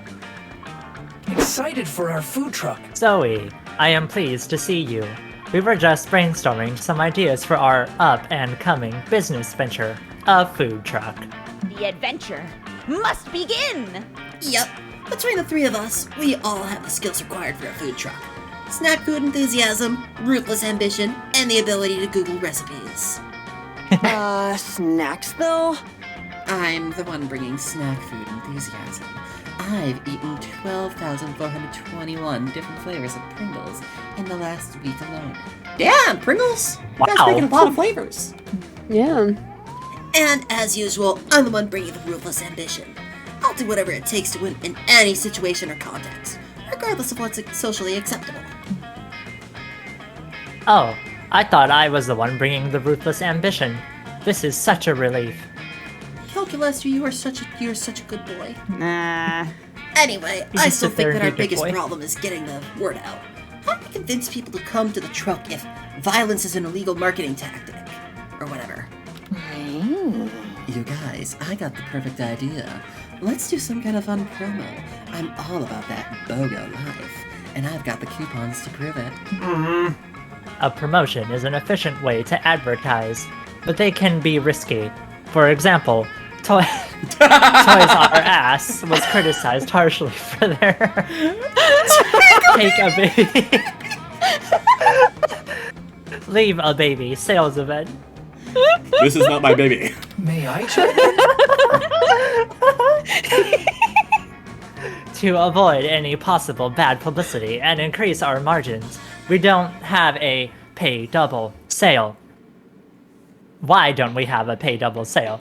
Customers will get to pay twice as much as normal for their purchases. Lester! Yeah! Nah, how about we do a contest to see who can kill the most goblins while wearing our merch? That way, our merch will be worn by badasses and goblin victims. Hey, those goblins are mine. You guys just don't get promos. They're supposed to be fun, so let's buy a t-shirt cannon and call it a day. Since each of us owns equal shares in the food truck, the only democratic way to settle this is with a simple vote. Calculester conducts a vote between the four of you. Everyone votes for their own idea. You formally abstain. It's a tie. This is so dumb. Voting is stupid and never works. I am disappointed. If we can't even make this decision, it's statistically improbable that we have the coordination necessary to run a food truck or be friends. No. Quick, help your friends think of the best promo ever for their food truck. If you don't, you'll never get to taste their greasy, overpriced, lukewarm snack foods. Pie Day. Buy 2 pies, get 3.141592653589755. No, I'm not. Oh, I thought you were really gonna do it. Cheat Day. A day about forgetting your diet and treating yourself. Also, every meal includes a free cheat code to help you speedrun your life. Oh, how feasible. Cheat days are a very popular concept. For example, every 2 years I cheat and allow myself to interrupt someone, even though it's not polite. Every 2 years you interrupt Sweet someone boy. once. Calculester is too pure. He's too pure. He's such a good boy. Hell yeah, bro. On my cheat days, I give myself a special treat. Consuming Aravi's most precious memories. Damn it, Hex! Is that why I can't remember any of my loot-themed childhood birthday parties? Whatever, those memories weren't that precious. Anyway, I should totally do the cheat day promo. It's a sick idea. I take a cheat day once a month myself. Oh, we're aware, Aravi. You realize that the government send out national security alerts about your cheat days, right? That's awesome! And honestly, it's justified. I usually start out a cheat day by inputting a quick rosebud on or motherload command for infinite money. What? Play the game! And then I rapidly jump up, up, down, down, left, right, B, A, and then I press start. That gives me infinite lives. So I'm functionally unkillable. But cheat codes are tricky, because if you use them too much, it just kind of takes the challenge away. And also you clip through walls way more, and that's how you get to the back rooms. That's also why I just do once a month. Engaging camp module. Amazing. .exe. Aravi, I did the math, and our food truck customers have a 99.6% chance of standing this promo. Which specific cheat code do you suggest we give the customers? You know what would be hilarious? We should tell our customers how to turn on huge X mode. This will be fun. OMG, Robbie, that would be so fun. We have to do it. Your heads would be so big to look like such idiots. Lol. I just have one question. Wouldn't our customers not enjoy having huge heads? Don't humans have very frail necks that are incapable of supporting much weight? Oh, yeah, good point. I guess we could just give the customers a cheat code to skip everything and get to the final level. What's the final level? I can't explain it, Cal. But when you get there, you'll know. Trust me. I mean, I guess you were pretty great. And I guess one of us should say thanks to Zoe for coming up with a good idea. Thank you. I mean, thanks. She's so Cinderella. I love her. You have an awesome afternoon brainstorming food truck ideas together. At one point, Aravi mentions that she wants to show you her hot coffee mod later. Score! Oh. Speaking of mods, you can... Oh, what'll it be then? Oh, I don't know what this is. Not available in I only Game have Online. one option. There are a lot of mods for each of the games, Like, you can add in characters that are background characters as main romance options. Like, That's cool. There's even a mod to, like, go completely aromantic. Oh. Oh. Oh, yeah, the drink phase. You were waiting all week to this moment. Visiting Juan and getting a good drink. Oh, it's Juan, the Latino magical cat. Oh, I heard of you. Well, look what the cat dragged in. I have some drinks here for you. It's up to you which one to drink. Let's see what's behind door number 1. Eris! A pina colada. So these are drinks that, like, increase your stats or hurt your stats. Oh gosh, It please no. replaces the shot mechanic, and it's mandatory. Oh no. So you either get the drink of the day or a mystery drink. Okay. So you have to hit. Do I have to click it? Oh. There's also a mystery box. Yeah. So, are you gonna take the mystery? Are you gonna take the mystery box or the pina colada? I'll risk it. Am I voicing one? Sorry, I forgot I was voicing him. Yeah, no, totally. I was just testing your common sense. And you passed. Your prize is the drink you chose. He flips over so cute. That drink looked incredible. Toilet wine! No idea if I got the recipe right. I want to try it. Otherwise, you always have the mystery box. The recipe right for toilet wine. Step 1, toilet. Step 2, wine. Oh, the double gift. The mystery box, so bold of you. Hope you're happy with it. No refunds.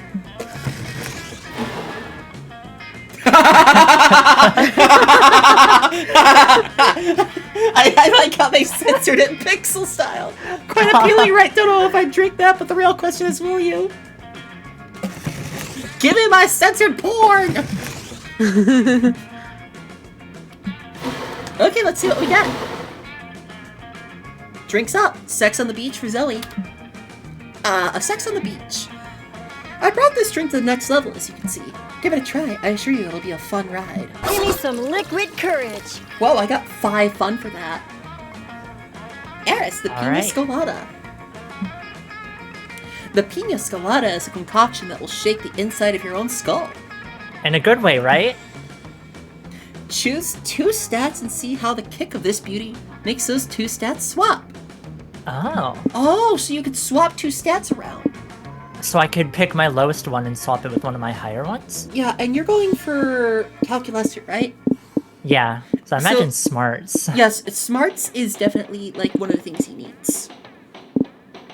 So I'll pick smarts. And bold. Yeah, I would say that. Yay!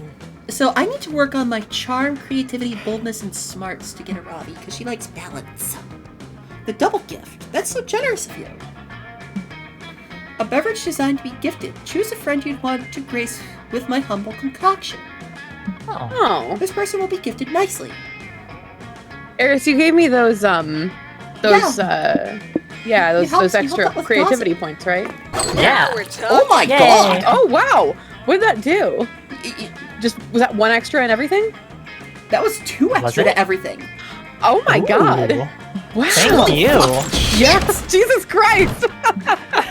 That's amazing! Everybody choose an object. I knew Mothman would pay off. Say your choice out loud to the other players before clicking.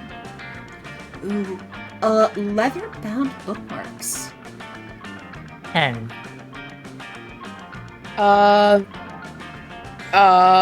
Credit card.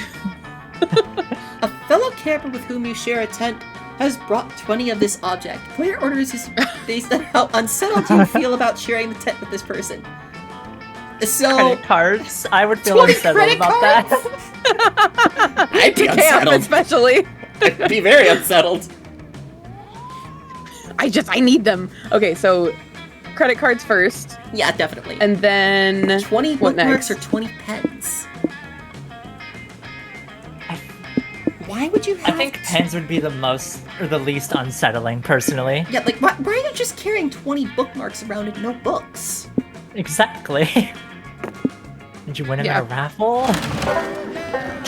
Was it a camp prize? Was it a camp You made them. day? Maybe they were made at camp. Yeah. Like they're those like braided ones. You know what? Understandable. Have a nice day. Okay, let's do this. Would you two mind if I stepped away real quick? Yeah, not at all. Okay. I'll be right back. We'll hold down the fort.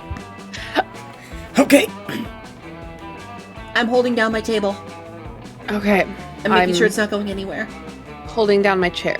We're good. We'll be. It's gonna be okay. Index. It's gonna be fine. Oh, is it? Yeah, Index. It's gonna be okay.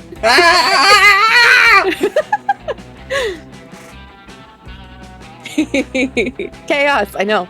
Oh no. We've lost Index. Hello everyone. My name is. Oh God. Oh yeah, I can also do my like. If I go pamphlet. Hello. You're so little. You're so little. Yeah, originally, when I first got my model, there were some like clipping issues with it. Mm-hmm. And my rig mom was like, "Oh, I'm so sorry that happened. Here, let me fix it for you." And she gave me the chibi mode for free. Like, you don't have to do that, but thank you. So yeah, that's awesome. My chibi mode, my chat calls pamphlet. Pamphlet. That's so cute. Because it's a tiny book. That is precious. And she's an ankle-biting yandere. Wait, just pamphlets and ankle-biting yandere? Is normal Index not?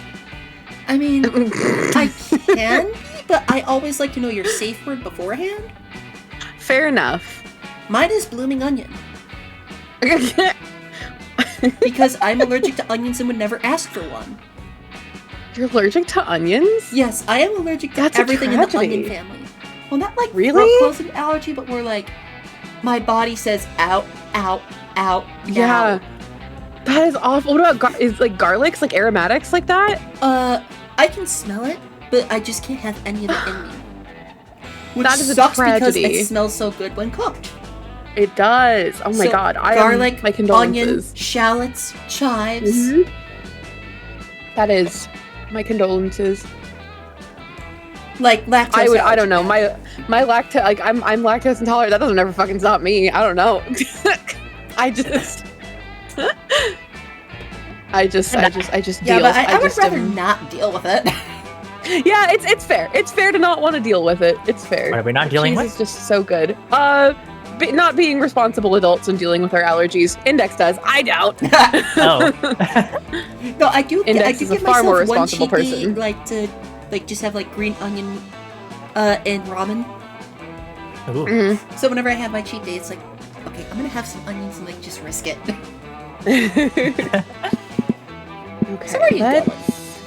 I'm going into the woods.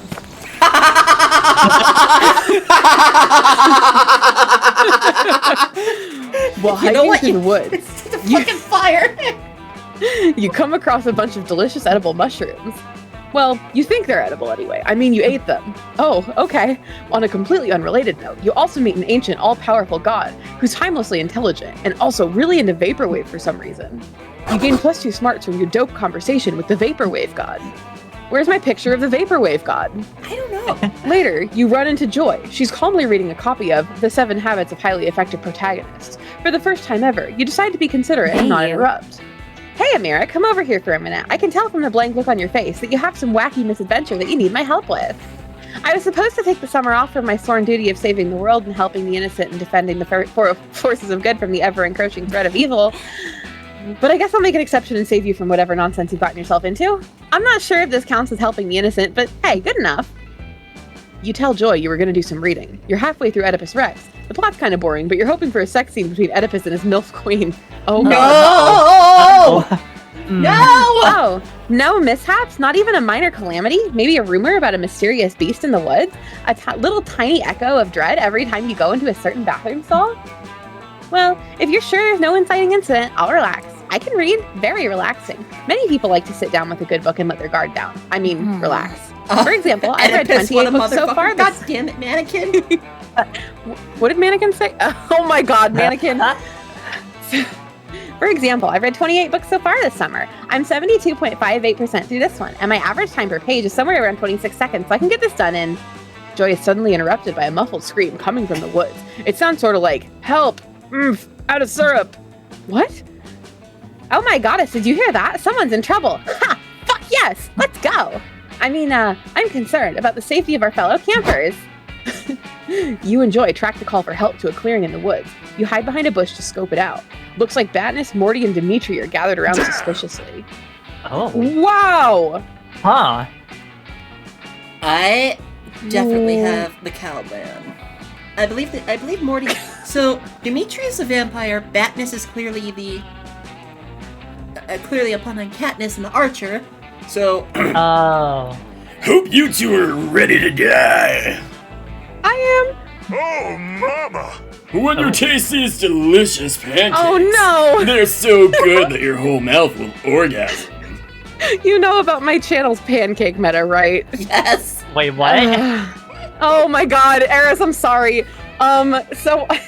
Holy cow! I don't even know how to explain this. Index help. So, one of my close friends, he can't say the word pussy on stream, so he says he calls pussy pancake breakfast because it's the most important meal of the day, and we refer to the pancakes are kind of a running joke. So, didn't expect to encounter pancakes tonight. I didn't expect to run into pancakes tonight. Yeah, thank you, Bandy. That's Also, wonderful. I love that his happy trail leads to a giant bush. Mm-hmm. He needs to manscape a little. Did Morty say pancakes? Shit, I can't tell if these idiots are in danger, if they're just being idiots. Oh my god, look at that vampire. This is the love interest of the coven.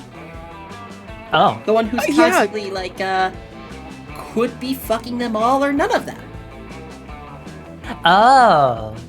So who wants to who wants to voice him? I'll take him. You fiend. You're torturing me with these sugary treats. Despite my commitment to not eat sugar for a month. Someone save me. Did you hear that? Someone asked to be saved. Yes, it's a literal call to adventure.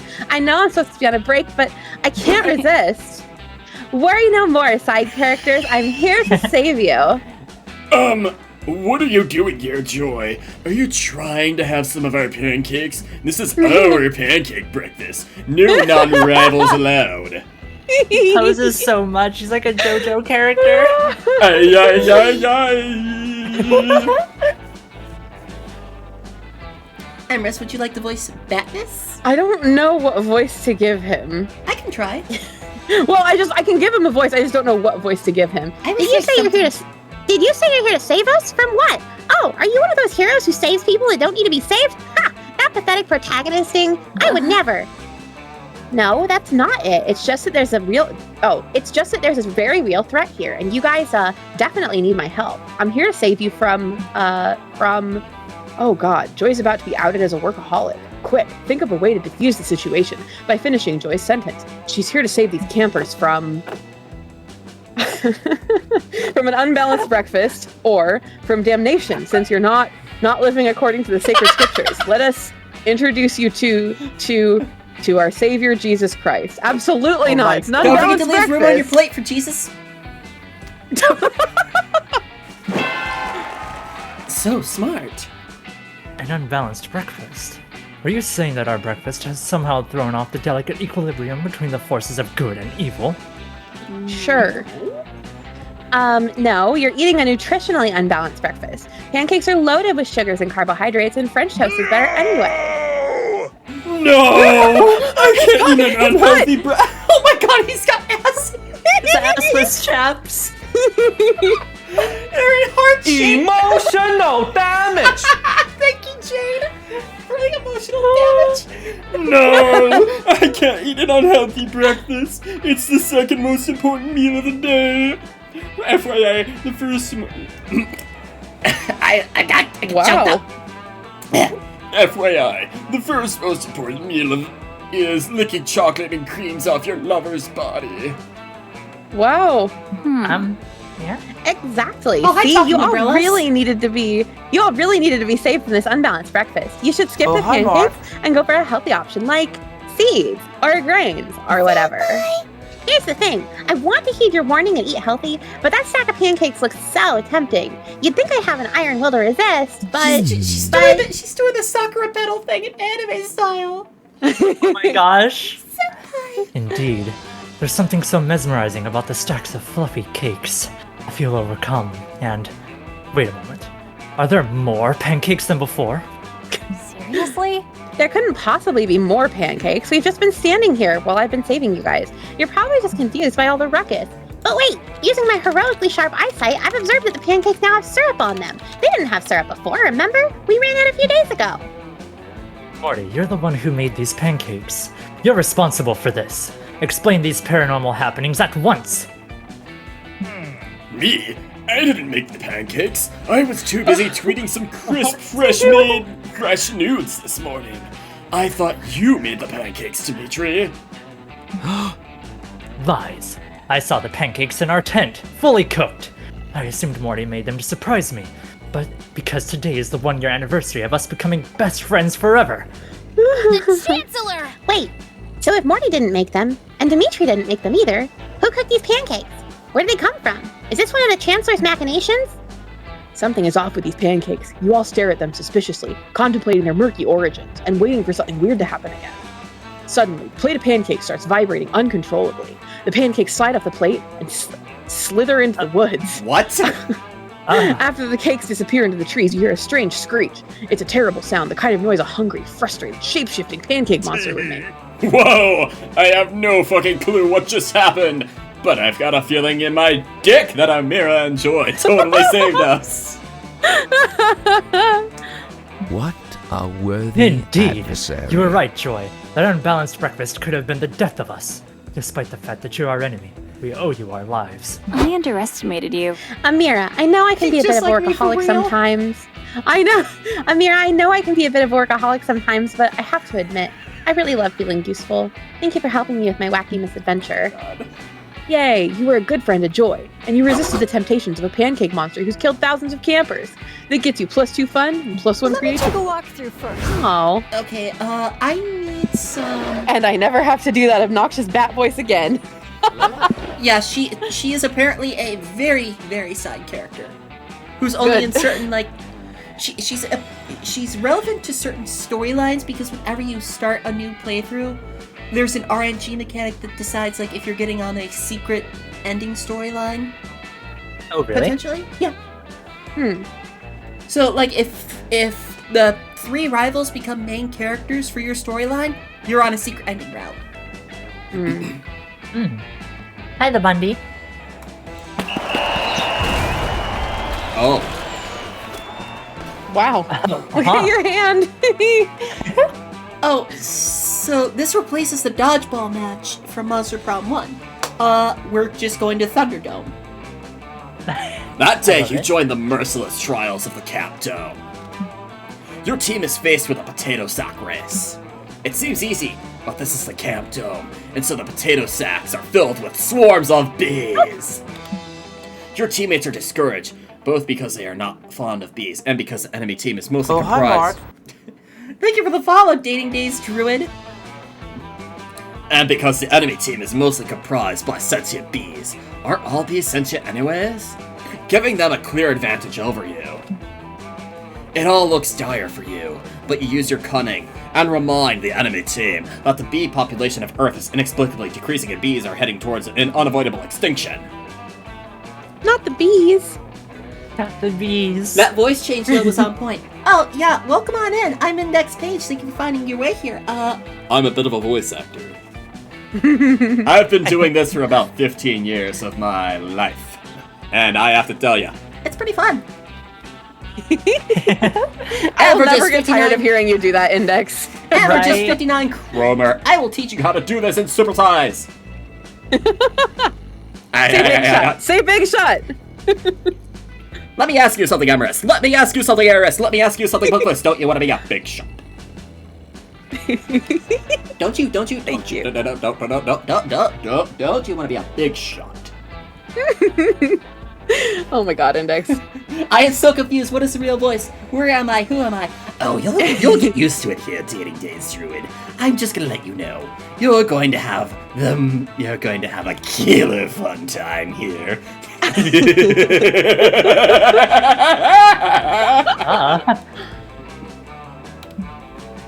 This fact really messes with the enemy team's heads, giving you the edge you need to win.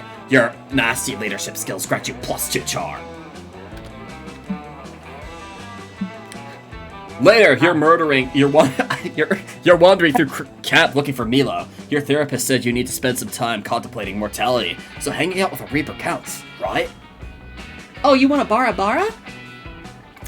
I have a redeem. You two will be right back. Oh my gosh. I need to step away for just a second. Take So your time. like, sorry to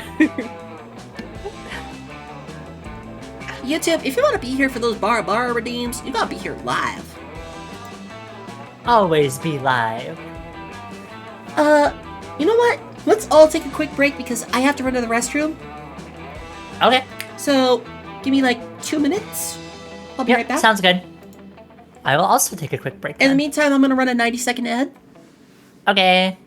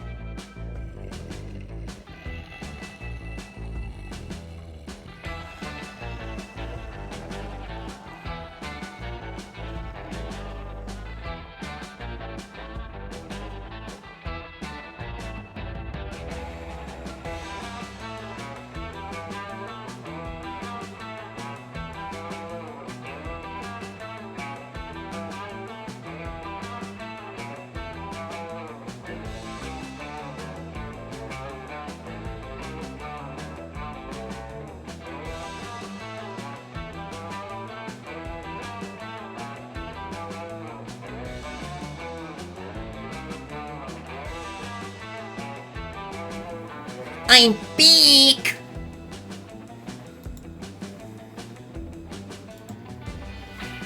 Welcome, B. Hey there, everybody, I'm big. Yeah. Oh, Kyle, cousin Kyle, I'm big. Oh, jeez, I don't know if this is part of my prescription. Emrys is still dead, but let's give it a little pat on the head. I'm having so much fun. This is great. I am having fun too. I Am feel I like my talking too voice loud? is going to be shot by this. Because I have noise canceling headphones on, so I normally talk a little louder so I can, like, hear myself. I think your audio is fine. No, you're fine. Thank you. But I didn't ask you about my looks. Jokes!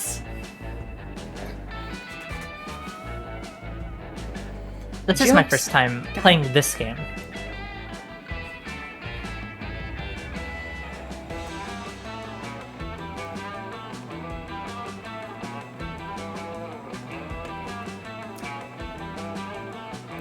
I kind of wish I wasn't on the Milo route. I really want to get on the Aravi route. I know, that kind of That's- turned on you, didn't it? Yeah, that start. I'm like, famous last words. Sounds like Aravi. It really would. Well, best of luck to you. I don't even know what I'm on anymore. Oh, you're still on Calculester. Am I still on his route? Yes. Because all of your scenes have had Calculester in them.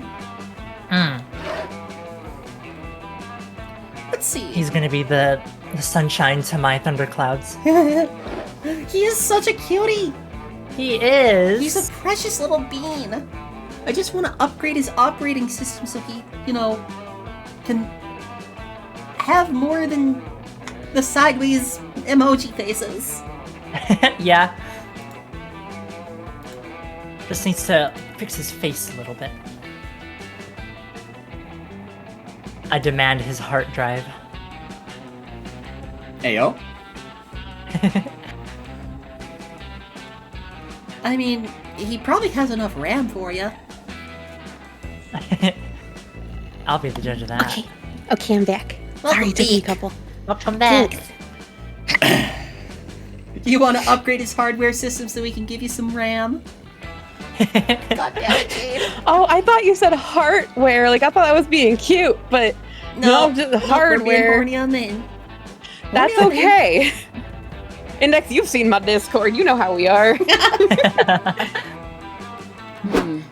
Hey, I'd love to chat there, but I've got a gig. Actually, why don't you come along? It's a lovely day for a reaping, and you get the privilege of watching me work. Oh, hell yeah. Watching Milo lead a soul into the afterlife? That's gotta count as emotional reflection. You follow Milo to a rotting corpse where the soul awaits. Hello, darling. Hello, little soul. I'm deaf, but you can just call me Milo. Here's the bad news, you're dead, but the good news is, I'm going to take you to the afterlife. Let's go. You, death, have come for me, but first, you must listen to my tale. 'Tis a tale of woe, of strife, of courtly ambitions, for I was the Grand Maester to the Mer King. Another dead person with a tail. I always want to tell you a tale. Why don't... People just don't respect Reaper's time nowadays. Go ahead, I suppose. I served the venerable Mer King as Grand Maester. Days ago, the Mer King was attacked in his sleep. He survived, but he became obsessed with the idea that the attack had been a coup. He killed me in his paranoia. When I saw the attack with my own eyes, the Mer King, let me tell ya, was not the victim of a coup d'etat. He was attacked by a vicious beast with the strength of 100 warriors. The beast was a doggish thing and covered in the thickest fur, and it pissed all over the king's chamber. The room was positively drenched in piss. It was like a TF2 sniper had come right in and thrown all of his Girardi. Emotional damage! Why does his voice remind me of Robin Williams? I strive. Robin Williams is my #1 inspiration for doing voices. Aww. May he rest in peace. Yeah. Robin Williams was my reason for starting to do voices and trying to be funny with my voice. Because I adored him.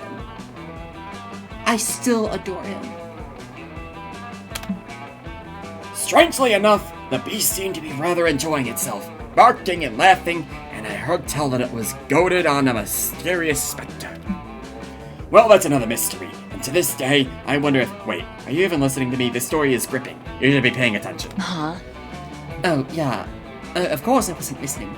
That story was beyond my attention span. I was trying to figure out why I can't download your soul into my soul transporter app. So modern day Reapers don't use scythes, they use scathing tweets. Oh. I mean, they gotta get with the times. That ain't the only thing that's gripping. Pants grab. L plus ratio plus reaped plus. L plus ratio plus reaped plus you're dead. That's weird. What if I change the setting? Oh no. Oh god, no. That better not be what I think this is. Hey, Grandmaster, by any chance, do you ever trade your soul to a demon? Trade my soul to a demon? Well, I don't recall. I might have. It sounds like something I would do, but I can't recall the demon. Make some space for Dahlia! That soul belongs to me, baby! Get ready for an eternity of Dahlia! Yes, please. 4 years ago, I made a deal with that guy. He swore that I could have his soul when he died for the low price of 4 Alf-themed... That's so... Alf-themed Pogs. You know Pogs. Remember Pogs, you guys? Weren't we just watching something on your channel the other day about Pogs? Were we? Yes, we were. Yes, when we were doing like the nostalgia day, we were watching Bionicle, and then we got into Pogs. And we got into Pogs. God, I still don't fully understand them. But anyway, no one understood them. I don't get like what they're designed milk caps that you throw on top of milk caps. That's it. I guess. It was like a collectible card game made out of plastic. Yeah, but I thought they were cardboard. That's how they bounce so well. Oh, yes, it's all coming back to me now. Great to see you again, Dahlia. I forgot I traded away my soul, but I never forget those bitchin' elf pogs. They were so sweet. Such nice pogs. I was entertained by them for like 4 weeks. Then the next trend came and I forgot all about them. But it was totally worth trading my soul. It was probably the pet rock. OMG, the shenanigans. I can barely cope. Dahlia, I need you to relinquish your soul so I can take it to the afterlife. I refuse to let this affect my rating. Sorry, Milo. I traded 4 whole Pogs for that soul. I'm not giving it up unless you give me something better. I'm making a soul army, and he's gonna be my first soldier. Soldier, huh? Soldier, yeah. Shit. Looks like Milo needs to wrestle his soul from Dahlia's demonic grip. Bargain with Dahlia and get this sexy Reaper the recently deceased soul they deserve. Why worry about one pathetic little soul when you could trade it for an entire soul album? How about 20 elf pogs? Make it rain pogs in here.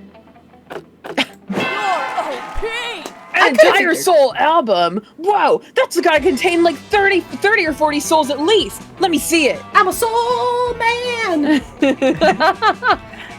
You whip out one of the 40 Aretha Franklin CDs that you literally always carry around with you. You grab your fave album, Who's Zoomin' Who, and hand it over to Dahlia. Whoa, it's heavy. I can really feel all the souls inside. But wait, who's Aretha Franklin? Some sort of soul harvester? Yep. She's a legendary soul harvester among the Reapers. That's why everyone calls her the Queen of Soul. Wait, the Queen of Soul? Shouldn't it be the Queen of Souls if she harvested a ton of souls? Oh wait, I think I get it. She probably just harvested one huge, powerful soul, right? I guess? She knows the genre of soul? Yeah? Sure, yeah, definitely.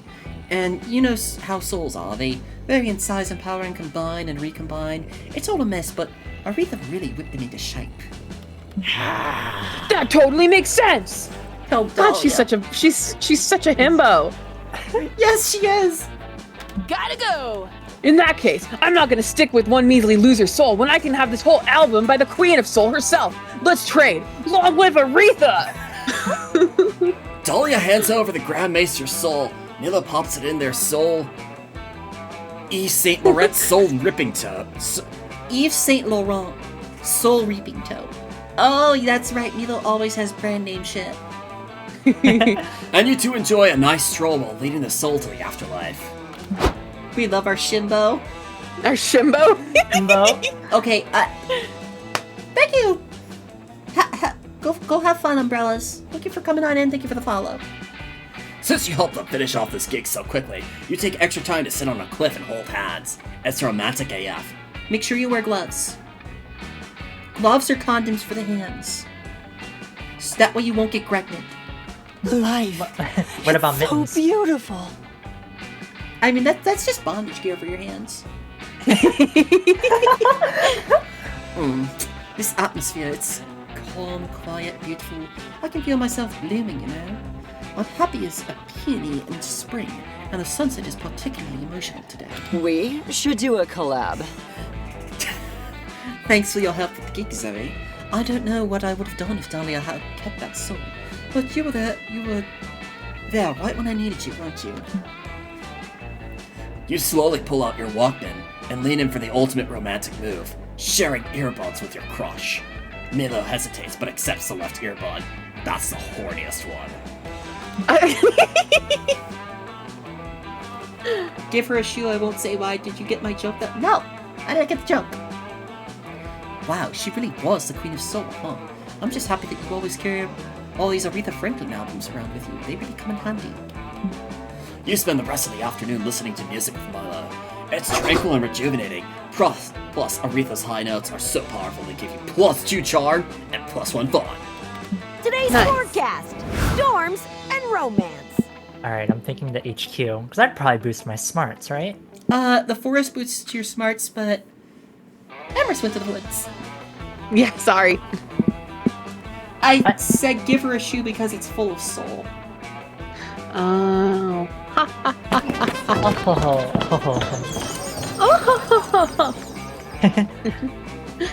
That day, the Monster Scouts hike around the camp, cleaning up litter to respect nature and stuff. Nobody but Coach gives a damn about picking up trash, but it has quickly become a contest to find the coolest garbage. Some find used condoms, others find weirdly shaped fruit. You somehow find a Rembrandt. It's an original. Cool! Have a good night, Jade. Thank you for coming on in. The mystery of how the Rembrandt ended up there will go on to trigger the most epic adventure you will go on during this summer, but it won't happen on screen. But you still gain +2 creativity just by looking at it. So magnificent. Yeah, look at your that's balanced creativity. stats. You're sitting with Calculester, helping him earn his Smart Talk with Flirtatious Undertones badge. When Coach thinks up behind you, wearing his bear costume. Oh. So, Alright, last here's time I Coach played Tater this Bear. with my Rig Sibs, one of them gave him the voice of Goofy. Gosh. Bear attack! I'm a bear and I'm attacking you! Wake me up. Wake me up inside! I can't get up! Save me! I was drinking. Maxie boy, your dad doesn't have sex. Your dad fucks. Technically, he's the only one in like Disney canon to have a kid. It's true. He is the only Disney character who fucks. Pete did have 2 kids, PJ and Pistol. It doesn't count. He doesn't count. True. He's not a good guy. He's not a good guy. Yeah, he's a bad guy. But just because he's a bad guy doesn't mean he's bad. Bad guy. Please don't ever describe Pete as a daddy. Ugh. No, Yeah, no. please. Anyways, Eris? Oh, hello, friend Coach. Are you feeling okay? You seem to be growling quite loudly. I'm not Coach. Wake me up inside. I'm not Coach. I'm a bear. Defend yourself against me. I'm gonna eat your flesh and crunch on your bones. Yep. Oh dear. I'm gonna give you 5 seconds to run. Oh dear, it appears Coach is having another nom flashback. My research indicates that we should give him water and chewy candy and find him a quiet, dark place to den until he comes back to reality. I'll go find an empty cave. What? No, the last thing you should be doing in a bear attack is busting out the candy and going back to their cave. Haven't you kids ever heard of stranger danger? It's not a high risk. No, because our coach is giving us weird-ass lessons like these. Dressed as a bear. Oh, but you are not a stranger. You are my dear friend and mentor Coach, whom I completely and uncritically trust with my life. But what if this was a real bear attack? You need to know how to defend yourself. Is this a cabin? I don't understand, friend Coach. A real bear would likely not be interested in me, as I am made of metal and wires, and none of the tasty meat that you organics are comprised of. This would normally be a point of insecurity for me, but in this situation, I think it may be one of my better assets. Oh ho ho! We are still not out of the woods yet, champ. What if a bear did physically attack you, but instead, it cyber attacked you? And next, can you give me a goofy Ojo-sama laugh? Oh! Ho ho ho ho ho! Oh, yep. Thank you so much. That was beautiful. It was great. I highly doubt that a bear would have the intellectual prowess to cyber... Error. Cyber attack imminent. Core functions shutting down. All settings changed to defenseless prey mode. My man! You look over and realize that Coach has actually gotten out a laptop and is cyber attacking Calculaster. You beg him to stop. Always believe in yourself. No, this is really good of him. Now defend yourself, Calculaster. If a real hacker bear were doing this, he'd have already cleared out all your memory caches and replaced you, used you as a crypto bank. No, please. My childhood is in there. Scream.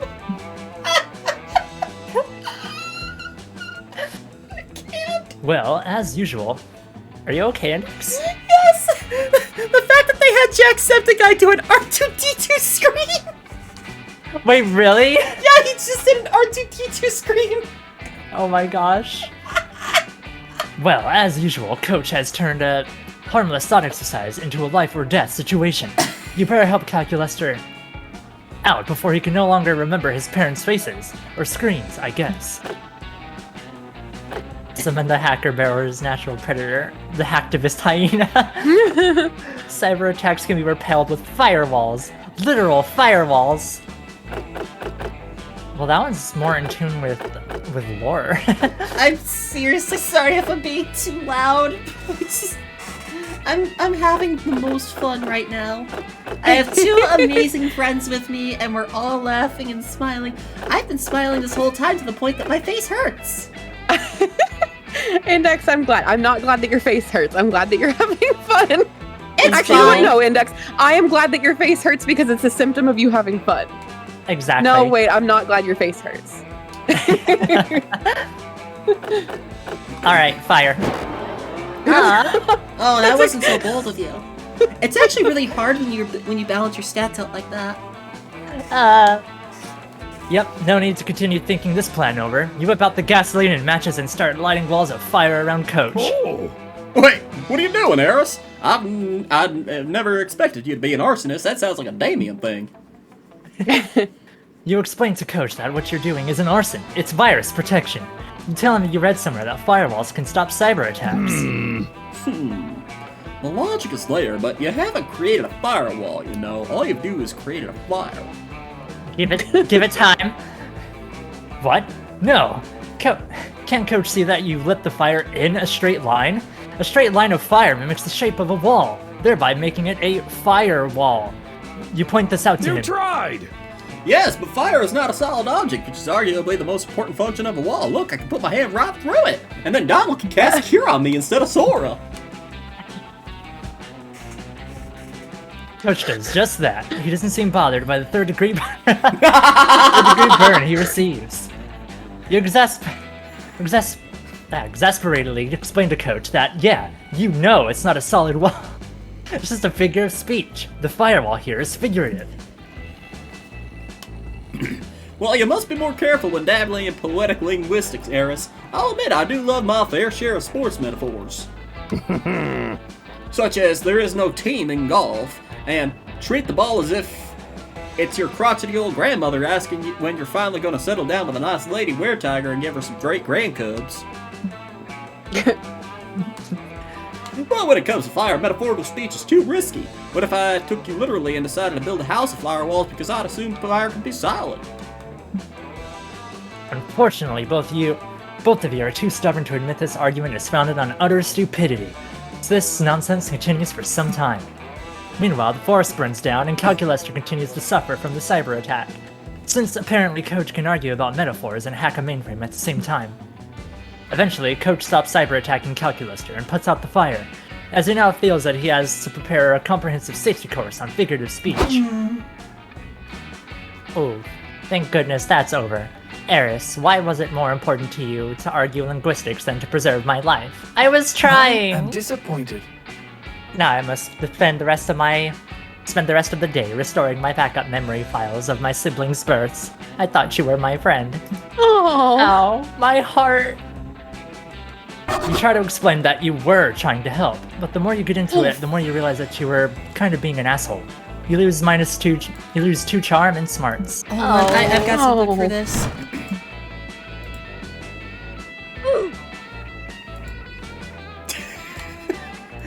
if you're in my stream, I just played the classic Roblox. Oof. Everybody choose a song. Basket Case by Green Day.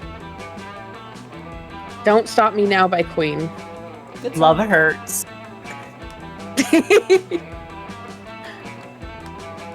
I don't remember who it's by. Let's see. Eris, you've got the click. Oh.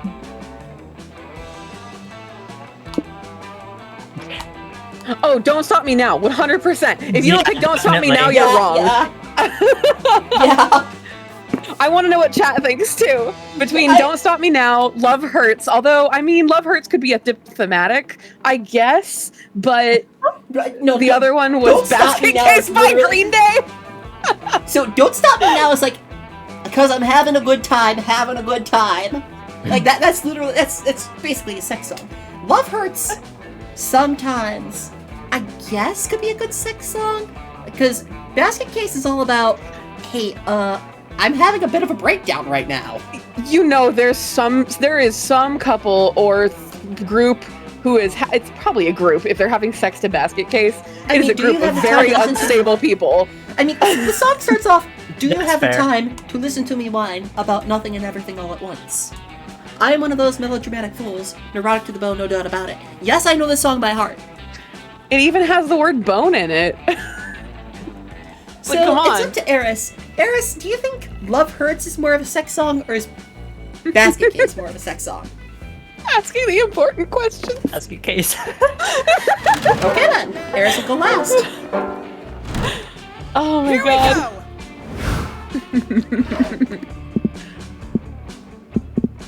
I feel like Queen is cheating though. I mean, that's also my favorite song ever. We didn't know what the answer would be. Aww. Look at his swimsuit with the ruffles. That's so cute. I love it.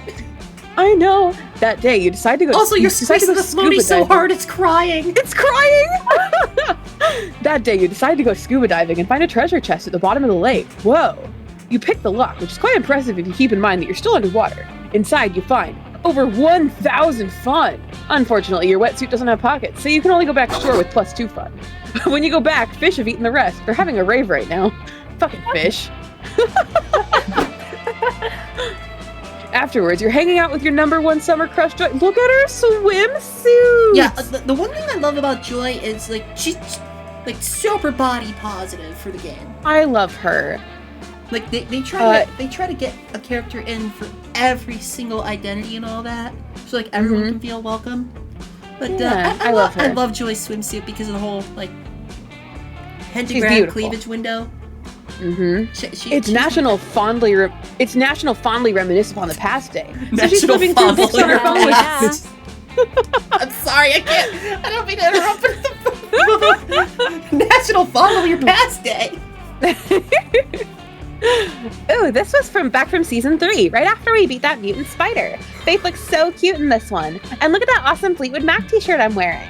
That t-shirt was so cool. It was vintage from the 78 tour. Stevie Nicks blessed it herself. Whatever happened to that shirt? Did I sacrifice it to the goddess or something? Oh wait, I remember exactly where I left it. Fuck. Joy makes a mysterious phone call. She starts asking about the Fleetwood Mac t-shirt, but the person on the other end of the line is obviously not being chill about it. Listen, Axerax, I know things ended badly between us, but can you please just give me back my Fleetwood Mac t-shirt? I specifically remember leaving it in your evil lair.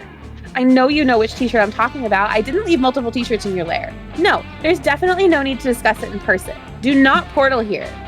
Suddenly, a magic portal opens. The objectively sexy centipede person emerges, and they are giving off palpably villainous vibes.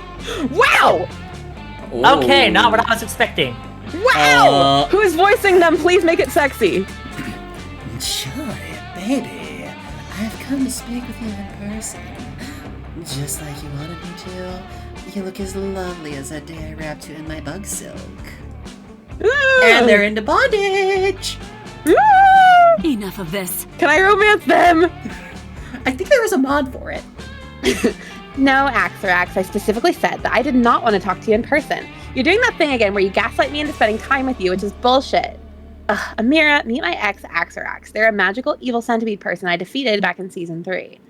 I know they look hot, but don't let your guard down. They mind-controlled everyone in Philadelphia and tried to make all the citizens jump into a pit of centipede venom. Sorry, what? I'm too busy being distracted. Also, I love the fact that all of her gloves, or all of their gloves, are like have different like things. One is for all the fingers. One is just an arm sleeve.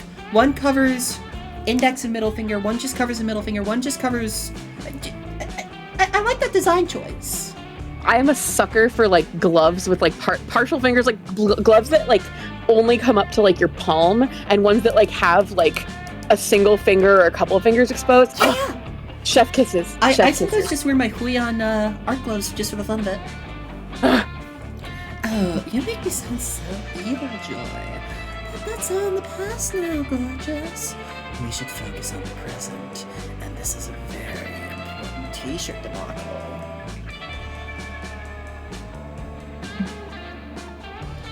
Why don't we ditch this third wheel?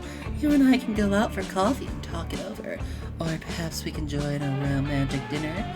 Do many restaurants around here serve pre-chewed aphids? Ugh.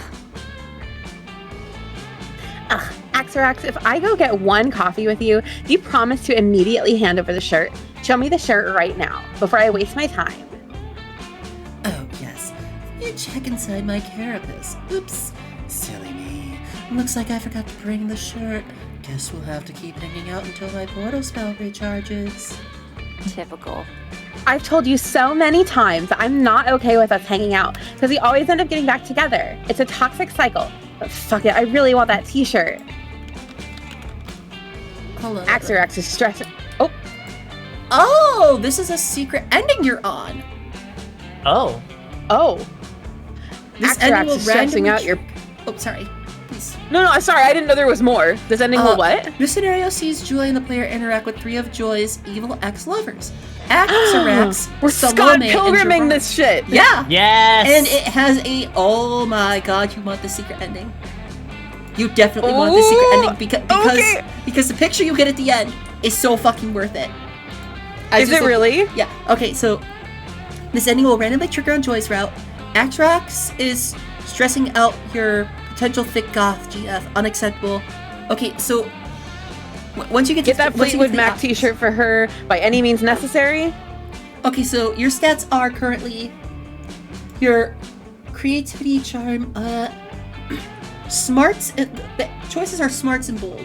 Option 1 is the bold choice. Option 2 is the smarts choice. Which one do I need to pick? I believe it would be. Hold on. I want that secret ending. Let me look up stat checks. In Monster Prom and Monster Camp, a successful dialogues are based on everyone's higher? Which stats the player has more of between the 2 choices. Okay, so you have more smarts than boldness.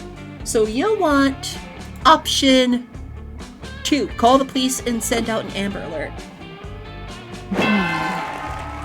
An Amber Alert. Seems like it might be a waste of public emergency services, but it's better than watching Axerax drink coffee through their proboscis. Let's go. You enjoy go to the police station and file a missing t-shirt report. You describe the t-shirt. Beloved, vintage, smells like heavy metal concerts and burning sage. The police officers are super concerned. You say this was a Fleetwood Mac shirt and it was vintage? This is serious. We're assigning our best detective to the case.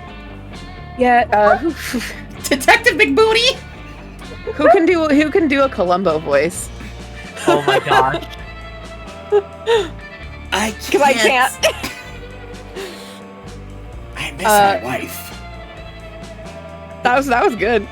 Yes, it's me, Detective McBooty. We're gonna find that missing shirt, officers. Remember, the first 24 hours are the most crucial to keep this case from going cold. I miss my wife.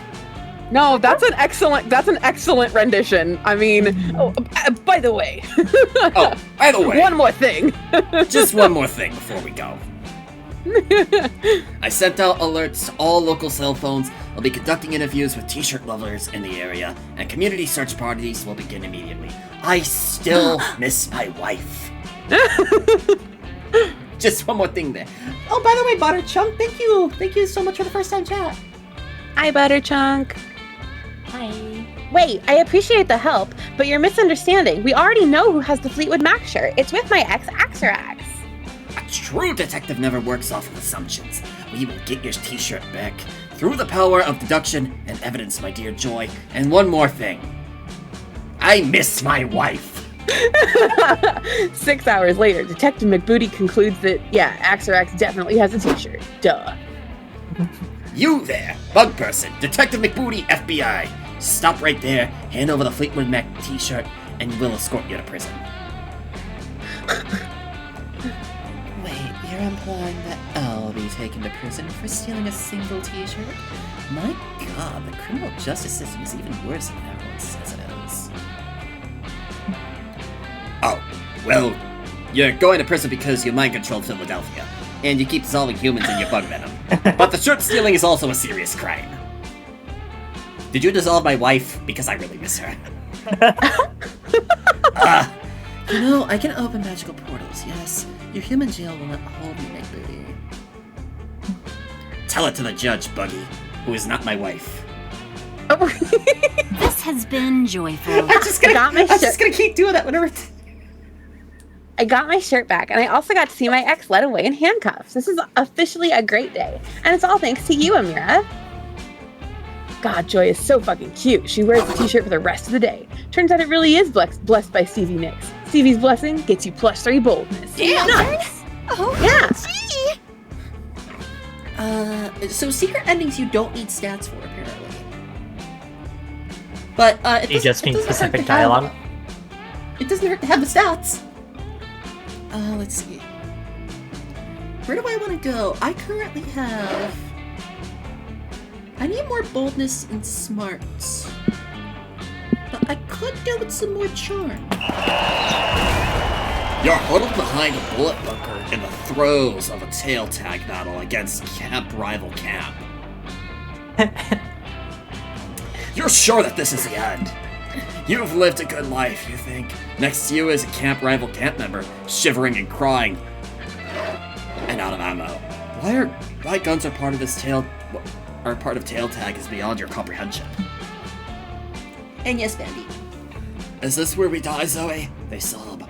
Wait, why couldn't Cat Spooky and camp rival camp just make love and not war? Because this is the orgy route. I'm sorry. You reach for them as if to bring them into a tender kiss. And as soon as they're in your grasp, you take their tail. Fuck yeah, that gives Cat Spooky the win. Everyone saw your sexy ruse, which gives you +2 charm. But that's hardly the main event. After that, your whole camp is challenged to a game of Blood Red Rover by the nefarious camp rival camp. As if that weren't exciting enough, the match ends in a tie, but Morty the Minotaur, rival camp's most competitive and hypersexualized man-bull hybrid, is having none of it. A sexy challenger appears! I love the voice interjections. Nope. No way. I did not spend 90 minutes oiling my pecs and coaxing up a semi-boner for a tie. Wow. Well, he's certainly, We're gonna break this tie like I break open lace panties with my teeth. Hey, you! Over there, with the exposed heart and chill vibes. If you want to talk to me, do it through Instagram like a civilized person.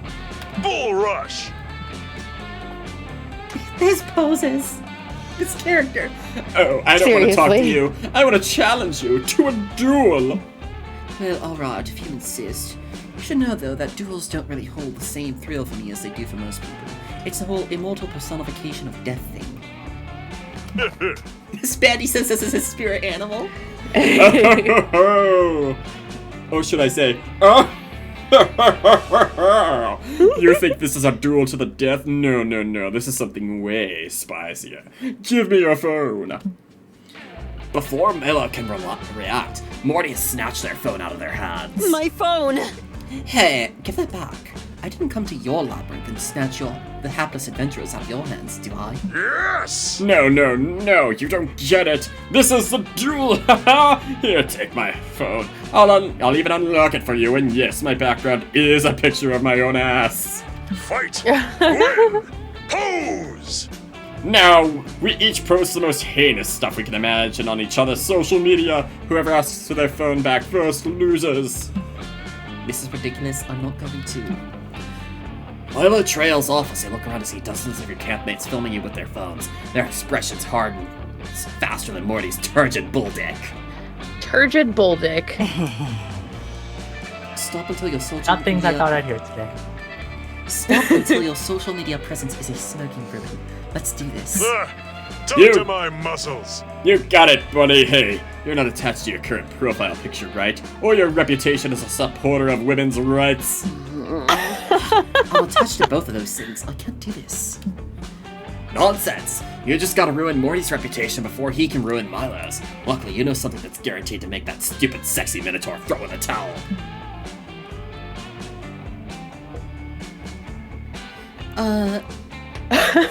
So spend $10,000 on a decadent cow-based Wagyu beef, or tweet a bold defense of bullfighting as a form of art. Oh, okay. I'm gonna go for... Damn it! Oh, that's perfect. The most obvious atrociousness of bullfighting. Morty's hypocrisy is in supporting it. He'll be cancelled almost instantly.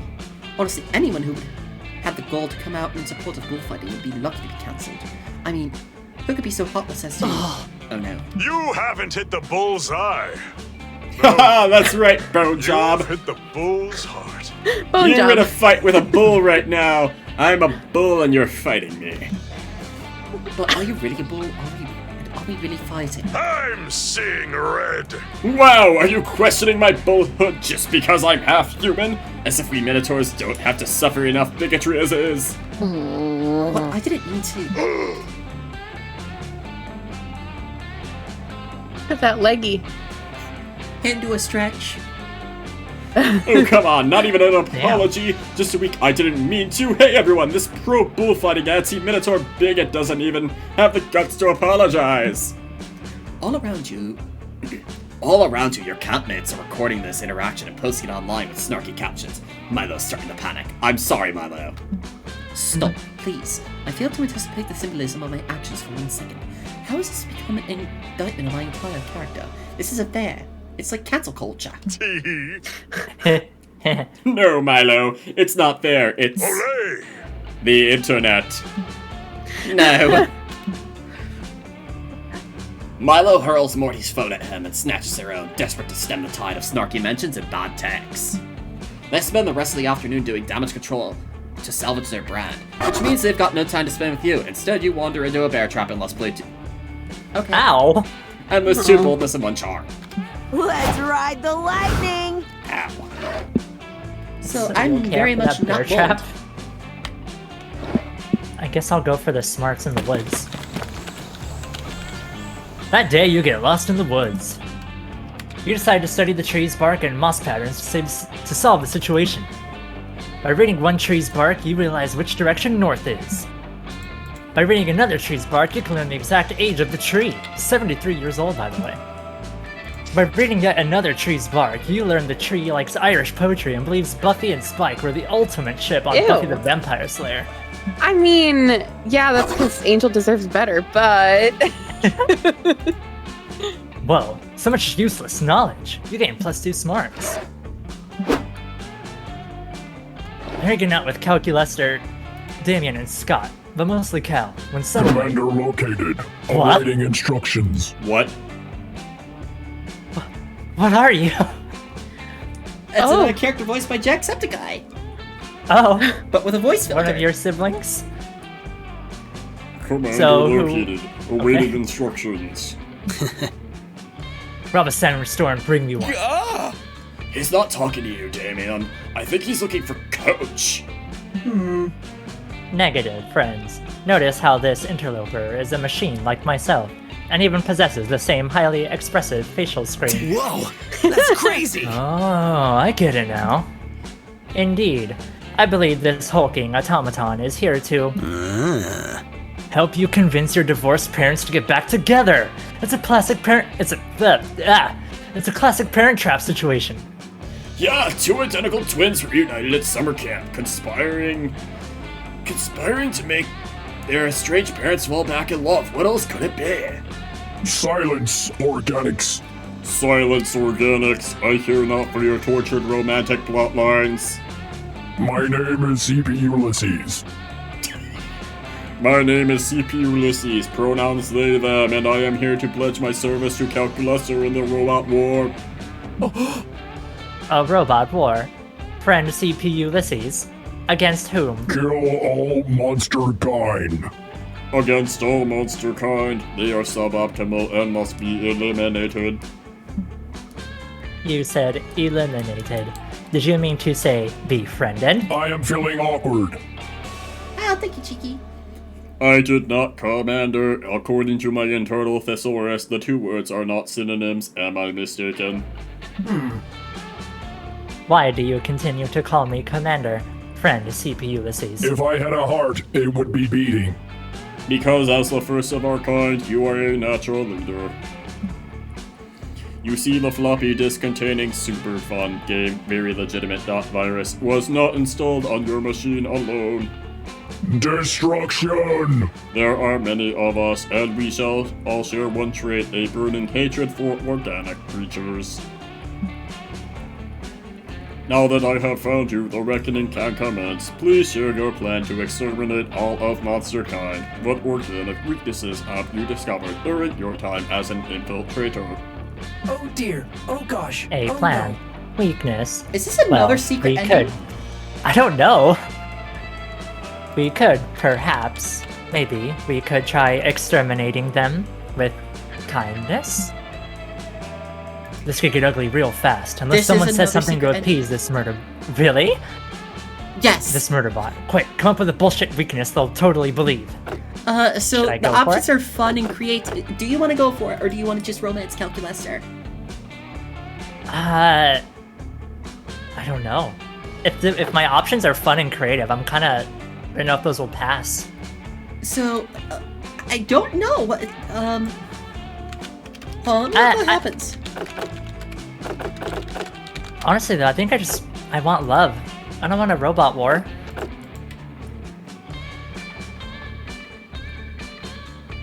Pancake. Sometimes you'll. Okay, so it's actually a coin flip if you get it right or not. Pancake. Organics cannot eat infinite pancakes. Feed them infinite pancakes. That's a Monsters are creative too reliant option. on their hands. Okay. Monsters are too reliant on their hands. One moment. Calculating. Calculation complete. Calculation complete. It appears you are correct. No organic contains infinite pancake space. This is valuable intelligence. I am now being not suspicious. Indeed. This is quite a cunning battle plan. We should commence immediately by establishing a pancake station in camp and serving delicious pancakes to all our friends. Don't be suspicious. This is Did not I say suspicious. friends? I meant best friends. Best frenemies. Enemies? Yes, Commander. You truly are a cunning infiltrator, Commander. Quickly to the pancake station. You have that like text to speech like warble kind of thing, like so down. That's incredible. Sorry, that's so good. I appreciate the compliment. Yeah, really. Let me tell you, lots of practice. It shows. You generously share your inflatable pancake stove in the name of monster extermination. The pancake station is soon running with mechanical efficiency. Destroy. Who shall be our first victim? You two, Red Problem and Dogman, come here at once so that I may feed you pancakes. Red Problem. Oh, bro. I love that, dude. It's just Red Problem. Red Problem. Sorry, bro. I love pancakes, but we're busy helping you get your parents back together. See ya. Yeah, we were just heading down to the library to figure out which of the computers there are your parents. Save some pancakes for us, though. Die, die, die, die. Don't you worry, Organics. I'll save plenty of pancakes for you. Scott and Damien head to the library intentionally for the first time in their lives. But the smell of tasty pancakes soon draws others to your location. Whoa. Oh. Oh. Are these lifeguards? It's I a love both of gargoyle them. with moss for a happy trail and chest hair. He I has love both of them. I love both of them. And toxic sludge, by the looks of it. She's got nachos in her hair. And a bird. I like birds. Oh, she's a living embodiment of pollution. I love them both. Whoa, Robo-Tubes. Are those pancakes I smell? Kill all organics. What you smell is your own annihilation. Wanna dip? What voice does she get? I can do her, just what voice should she get? Something like sultry? Yeah, something sultry and laid back. Hell yeah, let's get annihilated on these pancakes. Oil and grime, poison and slime. Is I don't get it. Oil and I don't know, but Can I get mine with caviar, please? Ha ha ha ha. You cannot. Ha ha ha ha ha ha ha. That's okay, I'll just get as much pleasure out of viciously subtweeting this pancake establishment. Oh, it's a Fern Gully reference. Oh, right. Calculester and CPU Lucy spend hours serving pancakes to delighted campers. It somehow fails to kill anyone. I am concerned by the lack of carnage, Commander. Perhaps this plan is flawed. I am now being not suspicious. It is not the plan that is flawed, but the execution. We simply have not yet cooked an infinite number of pancakes. As you wish, Commander. I see what Calculester's doing. Your wisdom surpasses my own, Commander. I will conduct extensive research into efficient pancake production. Soon, no monster will be able to open their mouth without a pancake flying into it. Who knew the robot uprising would be so much like your idea of heaven? CPU Ulysses storms off to do the pancake research, and you gain +2 creativity and fun.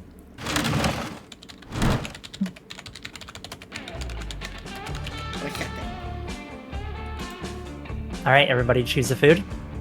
pancakes. Of course. Everybody choose it. Waffles. Pancake's natural predator. The natural. Did you say Pancake's natural predator? Yes. I can see that. Player orders is based on how likely you would be to eat the food in a survival scenario, with the caveat that it's been expired for 10 years. I would eat the hot dogs most because chances are they'll survive. There's nothing good for you in them. And you'd be easier to find them in the wild to make your own? Yeah, if you wild hot dogs. A hot dog in a survival scenario, but it's been expired for 10 years. How likely would you eat the hot dog? How do you tell the difference between expired hot dogs and regular hot dogs, Index? I don't know. They taste the same. I would assume if it's been expired for 10 years. I think maybe they'll be a little less pink. They'll look like off-brand hot dogs rather than the And then we have the fancy pancakes brand. and waffles, which I'm pretty sure the pancake would have a mountain of mold. As with the Yes, waffle. Well, exactly. Well, yeah. Depending on the type of waffle. If it's a Belgian waffle, yes. If it's a potato waffle, no. I feel like the waffles would be crispy enough that they would at least hold their shape better. The pancake would just kind of dissolve. So, I think the hot how dog, likely would you be to eat the hot dog first? Most likely, probably. Okay, so the hot dog would go first. It's up to... Yeah, it's up to Eris. So which would you eat first? The hot dog, the pancake, or the waffle? I would go with the hot dog. So, like yourself first, and then which would you eat second? The pancake or the waffle? I prefer waffles over pancakes. So... The audacity! Zoe and then Amira. Yep. Emrys is completely blown away by this revelation. What a beautiful Waffles with peanut cloudy butter night. is the way to go. Oh, my boy's not here. What do you mean your boy's not here? He's with Oh, the... there he is. I didn't see him. Gold star stickers catch the fire's gleam. It's not often that someone does a fireside presentation, so you head over to to investigate this beautiful chart. Friend Damien, I appreciate the attempts at accuracy and clarity on our circle of life chart, but isn't drawing predator-prey lines and actual blood sort of overkill? No, Calculester, it's exactly the right amount of kill.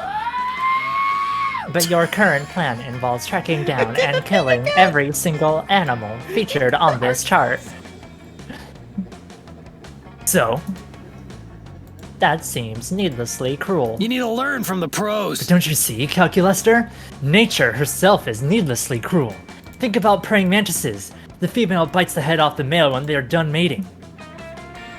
That's not very nice at all. My point exactly. But we should not, as a more evolved species and machine created by aforementioned more evolved species, respectively, attempt to be better than that. Nah, we should be exactly the same as that. Exactly the same? Interesting question they're posing. You always have hot takes regardless of your level of knowledge, so why take a stab at analyzing the nature of nature itself? There are other species who murder their mates too, so when Damien kills, it's not an expression of evilness, just horniness. Damien, you can't use praying mantises kill their mates as an excuse to murder, unless you enter committed relationships with all of your victims first. So the second one is clearly Calculester, right? Yeah, it seems to be the less murder option. Yeah. So and I don't think our boy Calculester's ever been horny in his computer life. I don't think you can even process a porn picture with that. Like, clearly he's not a modern computer. He's one of those computers with a full back. He's almost a cube. Yes, but he's my fullback. What? You mean you guys in order yourselves? to use nature as a valid excuse? I'm having a wonderful time. I'm having an incredible time. Good. I would have to be in a long-term committed relationship with every single person I ever hope to murder. Is this a nature? By your own logic, yes. These are animals who mate for their purposes of bearing offspring, not two strangers passing in an arson-filled night. Oh. Well, fuck. Example. Two violent boats in a violent night. The corpse of a female mantis's mate comprises 63% of her diet during mating season. It's a critical source of nutrients. And a female black widow frequently marries an older spider for money, then kills him to take the vast fortune he had amassed. So you see, friend Damien, nature is brutal in the way you suggested, but only when a partnership as mates has been formed. Back to basics. In the words of famous marine biologist Jacques Cousteau, you can't murder someone unless you plan to use their flesh to nourish yourself and your future offspring. Fuck off! You make it sound like things in nature are largely designed to pass on the best genetic material and not at all about the most metal deaths. That's it. Biology is cancelled. You know, friend Eris, technically many of these encounters, although mating, are not actually mates in a long-term sense. Often the encounter leading to one party's death is, in fact, their first encounter. But by withholding this information from Damien, I feel as if I may have saved many lives. It was not a true lie, per se, but it was a lie of omission. I am becoming so daring, and bold, and bad. Oh no, you taught Calculester how to lie! Oh no! What an adventurous bad boy I am growing into. Nature truly is amazing. And so you are, Calculester, you dear sweet machine. So you are. You're such a Let's read some creepypasta. Such a good boy!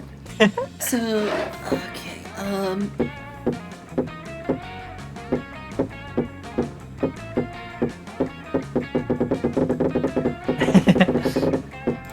Click! You wander over to the campfire, hoping to peer pressure someone into making you a s'more, when you find Milo, Aravi, and Hex. They're all gathered around with notebooks. What up, what up, what up? Hey, Zoe, check it out. We're doing poetry. It's like normal sentences, but deep. Stop aesthetics on point. Exactly, Hex. As a reaper with the finest taste in living arts, of course I'm a poetry stan. In my infinite compassion, I thought that poetry could be a nice exercise for Ravi to connect with her feelings and embrace the now with a little more joy.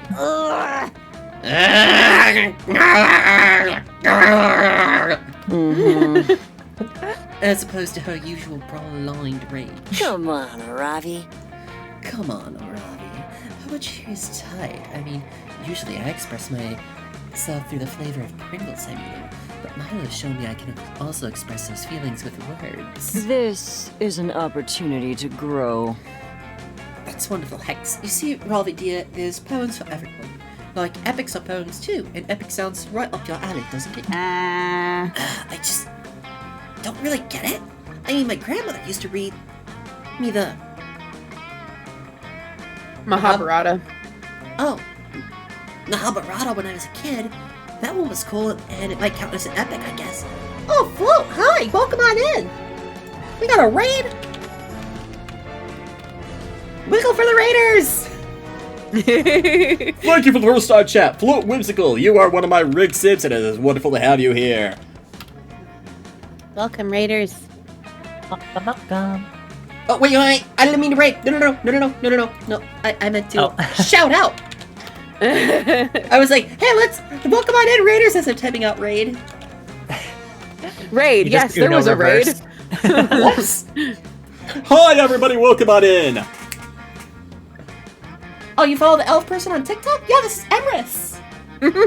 These are my lovely guests today. I have Emrys Rhymes with Abyss and ErisvonJabberwock.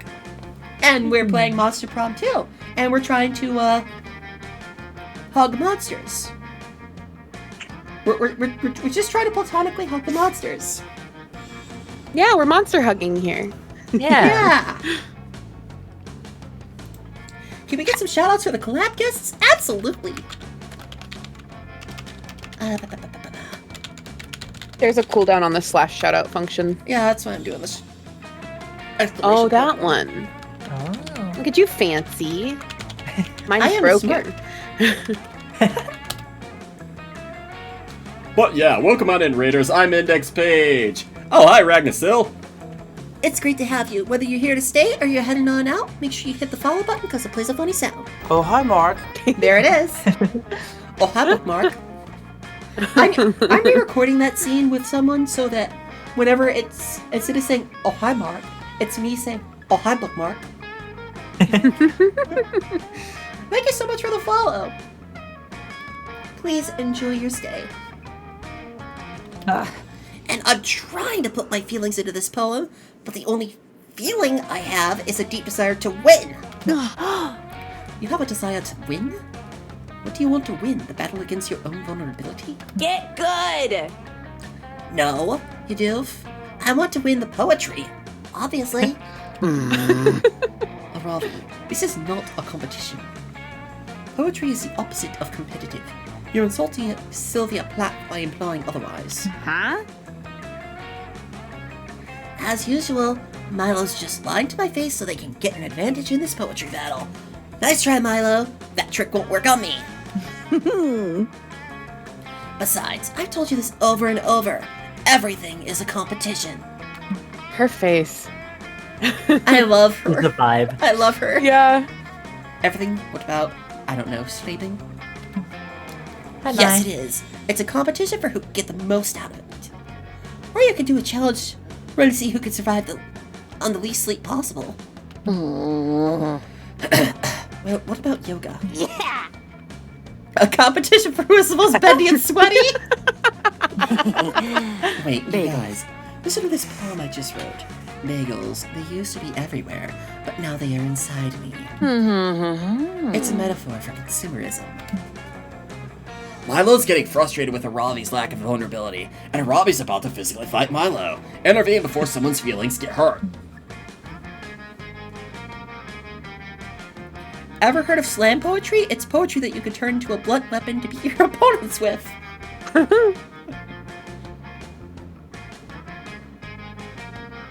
That sounds like the her option. Critical Yeah. hit. Whoa!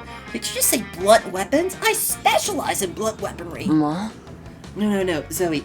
Slam poetry is a form of poetry reading that rewards the most ham-fisted performance possible.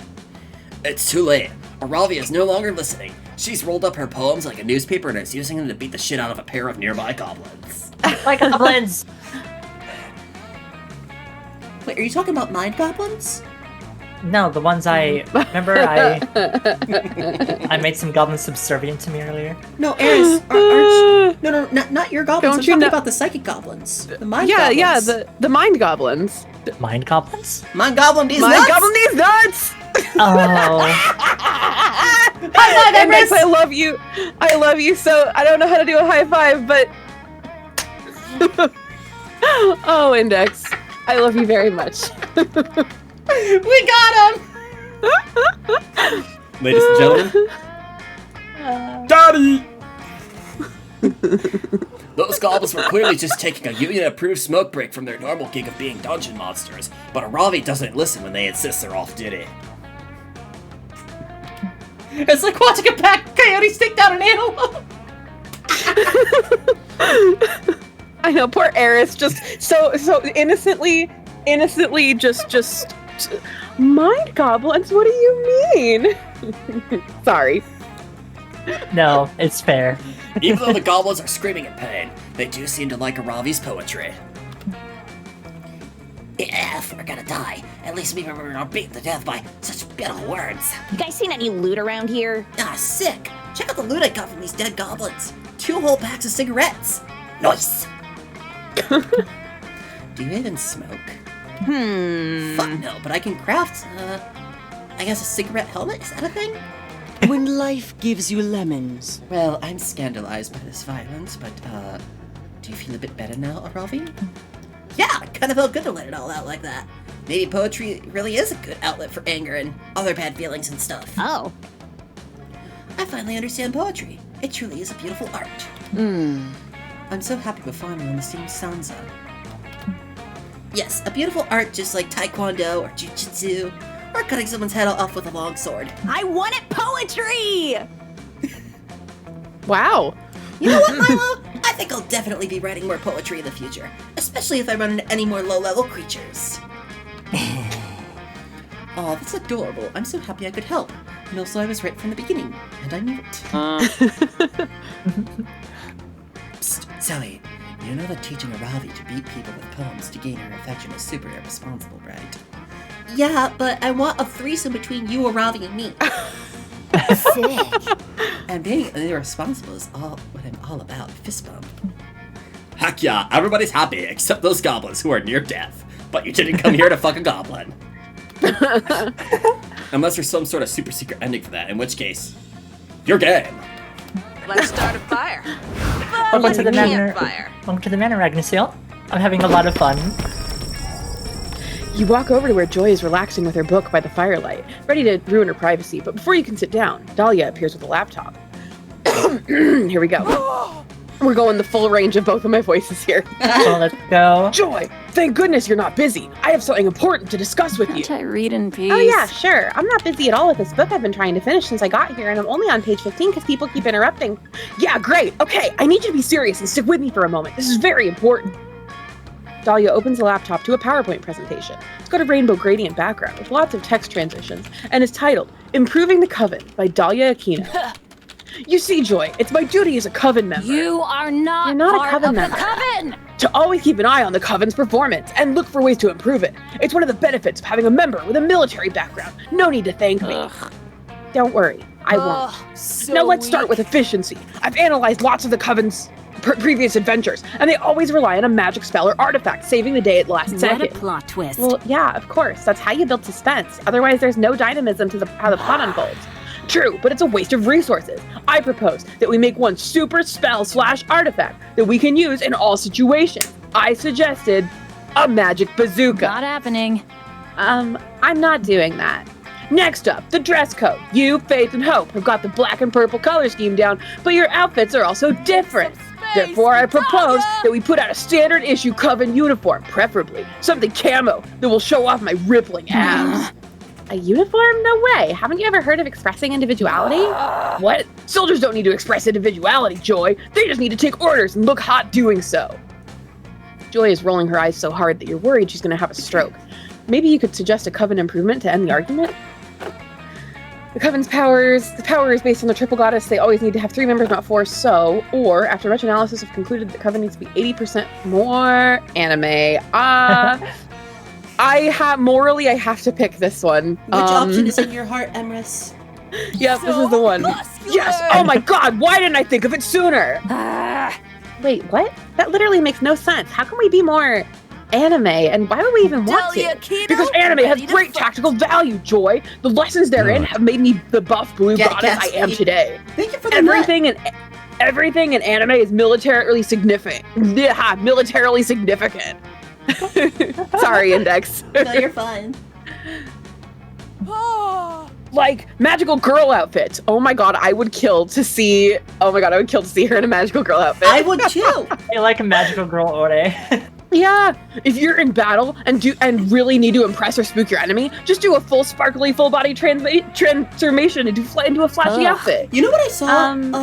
I forget what I saw, but there was like this little, like I forget who it was, but it was like the guy that made Sailor Moon. People were asking like, why don't they just fight? Why don't they just stop them from doing their transformation? And someone mathematically calculated that the amount of light that's shining down on them, and at the rate that it's shining down, the light is shining down on them with a force that would be enough to cause enough of a burn to turn bones to dust to anything that tries to enter it.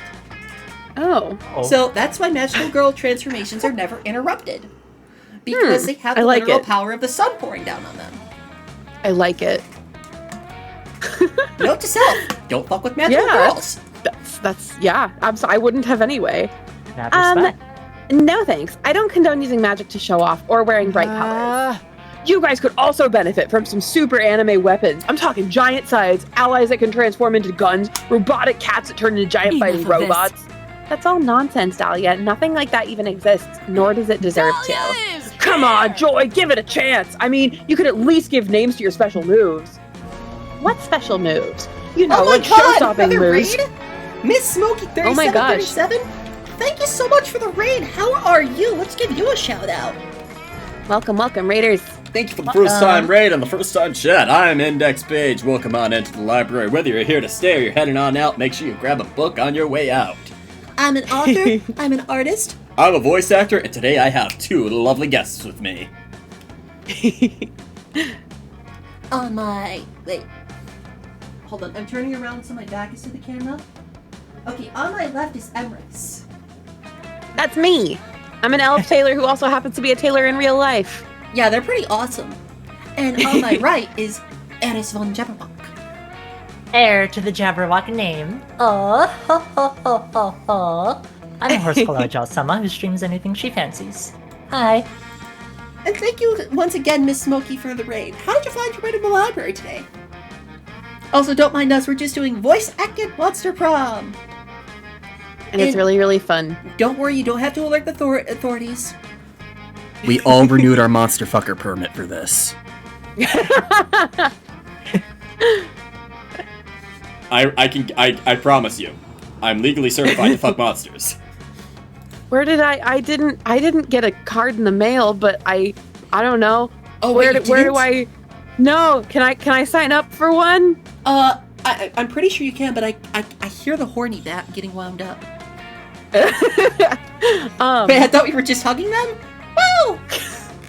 Yeah, we're just hugging them. We're hugging them, Bandy. Don't worry about it. Yeah. Just because I have a monster fucker permit doesn't mean I'm gonna fuck monsters. It just means that I can if it's an option. Yeah, exactly. Since when do we have to renew them? No, it's a one-time thing, and then I think it's lifetime, right? I would imagine. Oh, I just renewed mine because I felt like it. Mine's on a subscription service. A subscription service? Like a software as a service? Like monster fucking? Yeah. Today's sponsor is Monster Girl Fucks. Sign up for our monthly Monster Girl mail. Sorry, Emrys, I'll stop interrupting. It's fine. It's fine. This is your channel. I am a guest here in this library. Okay, where were we? Like show-stopping moves that you bust out when all seems lost and you need to rally the audience. Like when you go to cast a spell and you can scream Cataclysmic, Coven, Smash! That would be so badass. We need to make the Coven more anime right away. I'm out. Okay, Joy, see you later. I'll have my new PowerPoint ready to show you in no time. Hey, Amira, since you're the mastermind behind this plan, will you help me out? Which gif of Naruto running best illustrates the importance of this initiative? You spend the rest of the evening helping Dahlia polish her anime Coven business plan. I love her. Joy is never gonna go for it, but it's fun nonetheless. And it's lots of one-on-one time with Dahlia. Oh my god. You have to go in for a monster fucking test when you renew? Oh, me? Oh my god. That weekend you feel like getting oh wait, this is Eris narrating. That weekend you feel like getting wasted, so you go visit none other than Juan. Hola! You know, I'm getting hey Index. Yeah, what's up? I'm just so you know, there's an ad playing on my end. Oh, there is? I've got your stream pulled up, yeah. Just so you know, I didn't know if you wanted to stop on those. Oh, yeah. I usually try to I gotta get better at that. I either need a second monitor or I gotta reduce the size of my windows. I never keep track of them. And I feel a little bad. I feel bad. That's something I could stand to do better at, honestly. Well, we have an ad. Everybody, you can get up and do your stretchies. Good plan. Make sure you do a stretch. Yeah. Don't hold your breath when you stretch. If you get lightheaded when you stretch, that's why. Because you hold, people don't realize they hold their breath. Oh, I did not know And if you that. breathe while you stretch, you have better stretches. Oh, yeah. Oh, that feels better. Yeah, I didn't realize, I just thought it was kind of like I don't know, I thought there was like a circulation problem. And I popped my back, my spine like 5 times. Okay. I got 10 seconds left on mine. I don't know if I'm behind everybody. I also just sometimes just lift and extend my legs because I can plot my knees like knuckles. Oh my god, really? What? Yeah, I can pop every one of my joints. That's I can pop my insane. wrist like this. I can pop my wrists. Okay, it looks like we are free from ad hell. Okay, we're free from Butter ads. chunk thick gritzel. But let me ask you a serious question. Are we free from multiplications? I'll see myself out. Good night, everybody.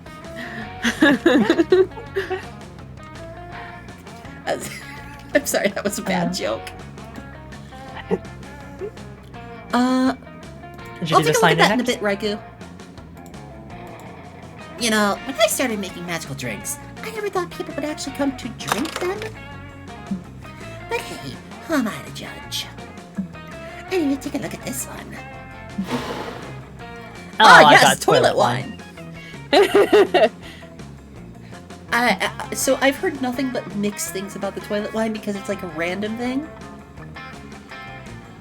I don't think I'm feeling bold enough for that. Andy, what do you know about toilet wine? Oh, take the box could even be toilet wine. Oh wow. Cosmopolitan, perfect. Oh, the cool dude. Quite appealing, right? I don't know if I drink that, but the real question is, will you? So the cool dude, what would the cool dude do for me? Charm, maybe?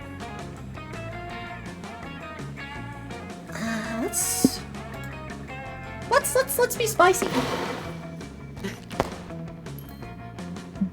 Oh, that's certainly spicy. I just got a bunch of blood. Hey, at least it's AB. That's the rarest type. That is. I'm pretty sure Vari likes that stuff. Yeah, AB negative. Ski mask. It's just a fucking mask and a glass. Yum. What would? I don't know what the ski mask would be for. I really want to know what the ski mask does. Same. I'm gonna take it. Yeah. Oh my god. I hope it's not like damp. I really hope that. I really want it. if we do not get the secret ending for Joy, I will show you the picture of it later, after stream. Because, oh boy, is it, say so adjacent. Amy blood is not exactly a treat, but an experiment I'm conducting. I try to take blood from all your friends using magic means, and I transfuse it to you. Thanks, I hate it? Oh, if the spell works right, you should absorb a bit of each stat from everyone. Thanks, I love it. Give me some liquid courage. Ow. I'm sorry. I just yanked stats out of you. I'm so sorry. The Cosmopolitan... I worked so hard for those. I'm sorry.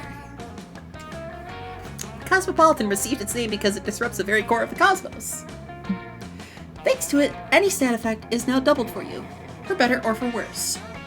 I'm drinking lightning in a bottle. So, like, if you go to get your charm increased, it'll go up by 2. Or it'll go up by But 4 instead of 2. And if I fail a check, it'll reduce it by 2? Or, oh yes. no. I'm playing dangerously. That ski mask is imbued with magic, my friend. It's a magical object to let someone go incognito. But since you just drank it, I guess your inner stats will go incognito now? No! Oh no! I don't like that. That's a problem. Someone quickly, rewind the— oh crap, it's a stream. Fuck! I've got it. I'm being a cheater. Yeah, because we want that secret ending. I'm taking a clip. Hang on. Please do. Okay. Perfect. We got it. Oh no, Eris, I don't know what my fun is gonna be because your beautiful ears in the way. Oh, wait, I got it. Okay, we're good. We're fine. We're safe now. I have a clip of all of my traits. We're fine.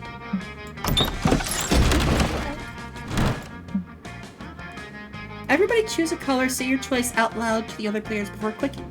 Teal. Red. Pink. Player order is decided based on which color would be the most concerning color for your tongue to suddenly be. Look, I guess Emrys is going last. Yep. Okay, we had red and pink. We're red, pink, and teal? Yeah, I said teal. Okay, I would think if your tongue was suddenly teal, which is a blue-green. Yeah. Oh, have fun, Bandy! This is just like my fanfic. Yeah, bye, Bandy.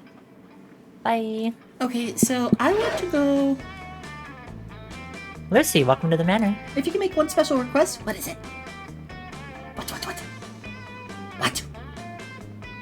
A personal ara? Okay, YouTube, we'll be right back. Welcome back, YouTube. I had announcements back because... Listen, if you want to see that, you gotta be here live. Otherwise, you'll have to wait for the clip. Oh boy. That was something. Let's see, I'm gonna go work on the bold. One day in the haunted manor, a little clown man rides a tricycle up to you and asks if you would like to play a game. No. Cool, you love games. You suggest Monopoly or categories. The clown man tells you to find the exit key in an hour or he's going to rip all your skin off. You're not super into that idea, so you decide to compromise. You two decide to compromise by going to Hi, Mark. Thank you, Smokey, for the follow. So you two decide to compromise by going to an escape room and solving some puzzles together. I've never been to an escape room. I would love to go one day. Same. Me? Yeah, I haven't been to one either. It's lots of fun, but you don't get any fun here. You get +2 boldness instead. You find Damien, Calculuster, and Milo in the basement. They've discovered a secret room full of creepy artifacts, just like in the movies. And they're blithely fucking with all of it, just like in the movies. Welcome to a new day with Milo Belladonna. What is up, What is up, me lovers? Milo here with another exciting unboxing video for you all. This week, an authentic Iron Maiden with fresh blood coming out of it. Let's take a look. Wow, a corpse impaled on some spikes. They've really gone all out on the details here. Let's see what features this corpse has. Whoa, that's crazy! Fuck, there's so much brutal shit here, I don't even know what I like most. This haunted dollhouse is constantly on fire and screaming. But this haunted television keeps showing me what I look like without skin on my face. Oh, I can't choose. What are the plans for today? I am participating in this foolishness as well. I have found a rotary telephone that speaks with a devil's voice. Oh my god, that's like a dinosaur to you, Calculester. It would be. I asked it if we might share a common ancestor, but all it will say is blood, blood, blood. And so I am at a loss as to how to proceed. Oh well. You're wondering what kind of zany bullshit you should try to get your friends. You should try to get your friends' attention when your clumsy ass saves you the trouble by tripping over a power cord. You whack your head on some kind of large box made of glass and metal, and it lights up to reveal. Arcana of the Fortune Teller. Proof that our future really is the dream of all fantasies. I don't know what that means, but I like how the dummy inside is grinning like an insane person, and obviously cursed.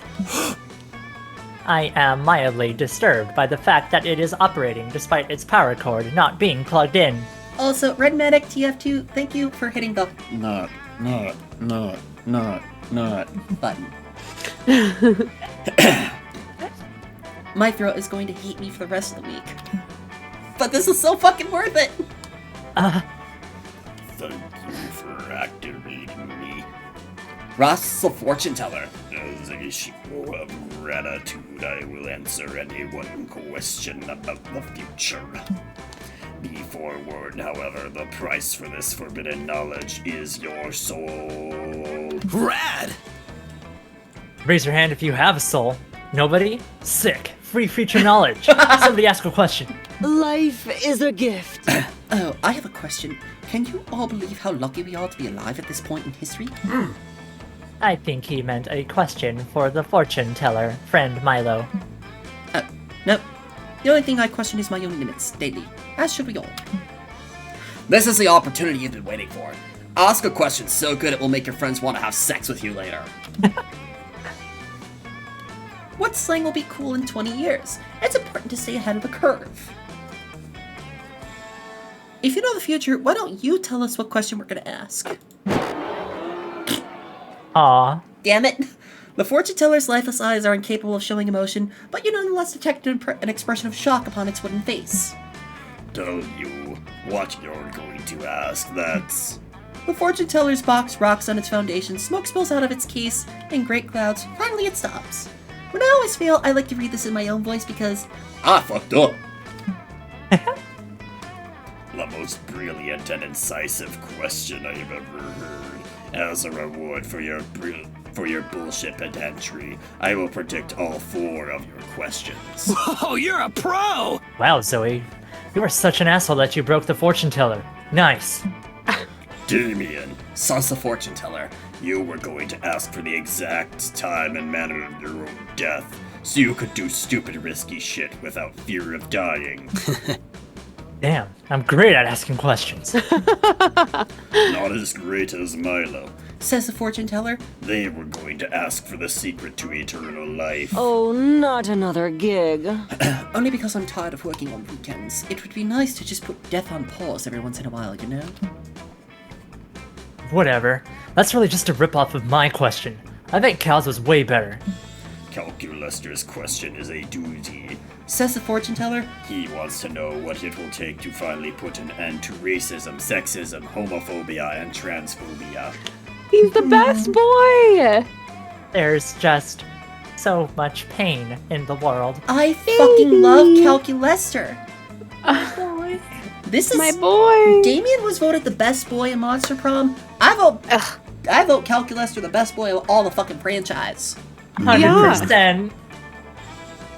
Okay, so we've got my super rad question and 2 dumb loser questions. What are the answers? Answers, says the fortune teller. Maybe I wasn't clear. You got 1 question. 1. Zoe used it to find out what all you wanted to know. You mean we could have learned the secret to world peace, and instead Zoe used this opportunity to ask a useless meta question? Yes! I am dumb. Honestly, Says the fortune teller. are you guys surprised? I've only known her for 3 minutes, and this seems completely on brand for her. Why don't you go fuck yourself, you stupid wooden box? Hey, speaking of her, why didn't Oh, you hi, want to Mark. know? Oh, hi, Tumris. I have another Emrys following me now. But I know wait, this Emrys. Which one? Emrys VT. Emrys VT, hi! I always jokingly call him Tumris. Tumris? Yes, because he's the second Emrys I know. That's great. Oh, Says the fortune teller. she was going to ask when that embarrassing rash on and around her genitals would finally go away. What? Oh. Oh no. Cool. As your friends make their excuses and slowly back away from you, you protest that you have no such rash. When you check later, though, it turns out you totally do. What a way to find out! You lose 2 charm and 1 boldness. Fuck! Don't forget your umbrella! Alright, creativity or smarts? By the way, hi, Emrys VT. Thank you for the first time chat. Okay. I would say you need more smarts. You think I should go for smarts? I mean, in Monster Prom 1, there were more weeks. But also, you needed like 13 in a stat pointing to that character. I can look it up. Well, actually, you're on a secret ending route. Oh, that's true. I'll do smarts. That day while hiking through the woods, you find a tree with the words J+S forever carved on it. Aww. Then another tree you find. J is a liar and a cheating hoe. That's less cute. Then on yet another tree you find. S, I know you banged like 12 people abroad in Europe. Don't dish what you can't take. On the last tree, S doxes J. It turns out J lives on 7889. +2 smarts lane. Boy, you sure can learn from trees. What? You meet Calculester for one of his favorite pastimes, counting all the blades of grass in the vicinity. But his non-existent heart just isn't in it today. I am sorry if I appear morose, friend Eris, but I simply cannot stop thinking about that dreadful CP Ulysses. I, too, wish that machines were afforded greater respect by society, but surely violence is not the answer.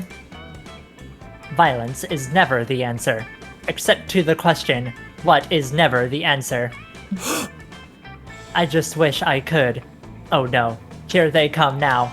Quick, put a piece of paper in my mouth and pretend I am a stapler. They won't notice. Oh. Where's your mouth? I can try, You're about to tell him he doesn't have a mouth, when you realize the 2 incoming robots aren't CP Ulysses. And their army at all.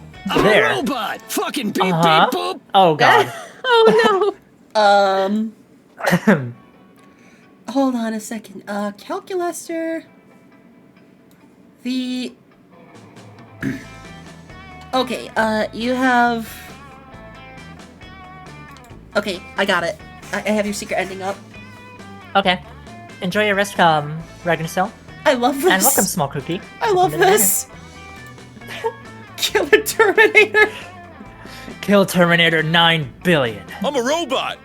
Beep bop! Oh. Oh my god. Spatula! Hi, Jotun. Joe, hi. Is it Jotun or is it Jotun? It's Jotun, but he goes by Joe. Okay, That's my favorite Viking. Yeah, he's awesome. Hi, Oh. Jotun. He's gonna he's potentially be a 4th fantastic. guest today, but he was busy. He was busy. Hi. Hello there, Jotun. Welcome on in. I'm Index Page. It's great to finally have you here. And Spatula! We're the Robe Bros! Counselor Flutch helped us make these costumes. But why have you adopted such ridiculous disguises? If it is an attempt to cheer me up, I must remind you, I do not have feelings. Oh, come on in, Joe. Oh, we'll cheer you up alright, when we infiltrate CP Ulysses' robot army and learn their secrets. You wish to destroy an entire robot army from the inside, just for me? That is very sweet, but I do not think... Whoa, destroy them? Nah, bro! We're gonna find out the identity of your estranged parents so we can get them back together! We couldn't find your parents at the library, so we decided to take drastic measures, which are my favorite kind. I am still unsure how you came to the conclusion that this is a parent trap situation, but I assure you... Oh no, here comes CP Ulysses. For real this time. Don't worry, that's just me and Damien in robot costumes. Oh, wait. CP Ulysses reporting for duty. Commander, I have returned with my army so that we might conquer all of monster kind. Behind them you see a ragtag band of computers, household appliances, and Elon Musk wrapped in tinfoil. Greetings, robot comrades. I see that you have been busy recruiting as well. Look at these two non-suspicious organic specimens. That's right, Robrosef. There used to be one robot camper at Camp Spooky, but now there are. Hold on, 3! Scott holds up 3 fingers to illustrate his point. You're really proud of how high you can count these days. You're such a jock. Don't his eyes are solo cups. Oh my gosh.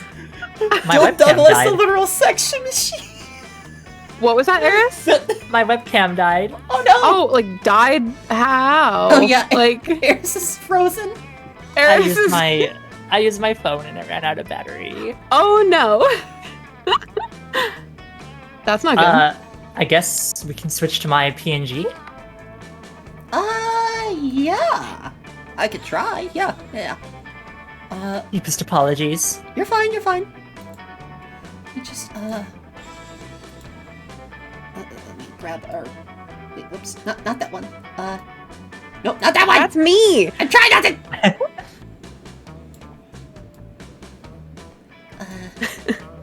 Hold on. I should change that picture. Like, I know that it's say so enough, but I should change that There we picture go. to something else. If we ever do this, I would actually. I wanted to ask you, Joe. If I do this again, would you like to come on? Because I love having like please routine people come on for this. I want to do Monster Prom Index with you and Joe and Eris, and that would be so much fun. Yes, we should do. Yeah, we should do either this one or the third one. That would be fun. Oh yeah. Again, Monster Prom 3 plays different. It does. I think another round of this one would be good. Yeah. Why you? You have good voices. Yeah, I'm all about them beaverdillas, man. I'm telling you. I was enraptured about your story about them beaverdillas. Hell yeah, them beaverdillas. That was the greatest species I ever met in my days. I tell you what, huck to it. Ting! I'm sorry, please continue the narration. Okay. Please read that name out loud. Wait a second, says Dill Douglas, the literal sex machine. Waddling up from behind CP Ulysses. I could just imagine That's some not how floppy I'm... vibrator. Just waddling with the floppiness overhead. That's not how a machine does the number 3. You should have 2 fingers up for 3. In binary, they use the organic 3. Oh, thank you for the sub, Joe. You shouldn't have to do that, thank you. They use the organic 3. Oh my god. I love Alright, this. I'm clicking. I love the storyline. This is wonderful. Oh no. If Scott and Damien are revealed as organics, who knows what CP Ulysses will do to them? Plus, having 2 guys on the inside of the robot army might be useful. Quick, cover for them. So for the robot uprising, this is, oh no, Damien's got it. Okay, so if these 2 are really organics, they'd be wearing cool hats. That's the fun option. The second one, Killer Terminator and Spatula, are organics, is the creative option. Which of yours is higher? You're... Creative. Yeah, you're more creative than fun. So, yeah, you need the creative option. Killer Terminator are organics. Okay. Kill Terminator and Spatula are organics. They're the first organic/robot hybrids.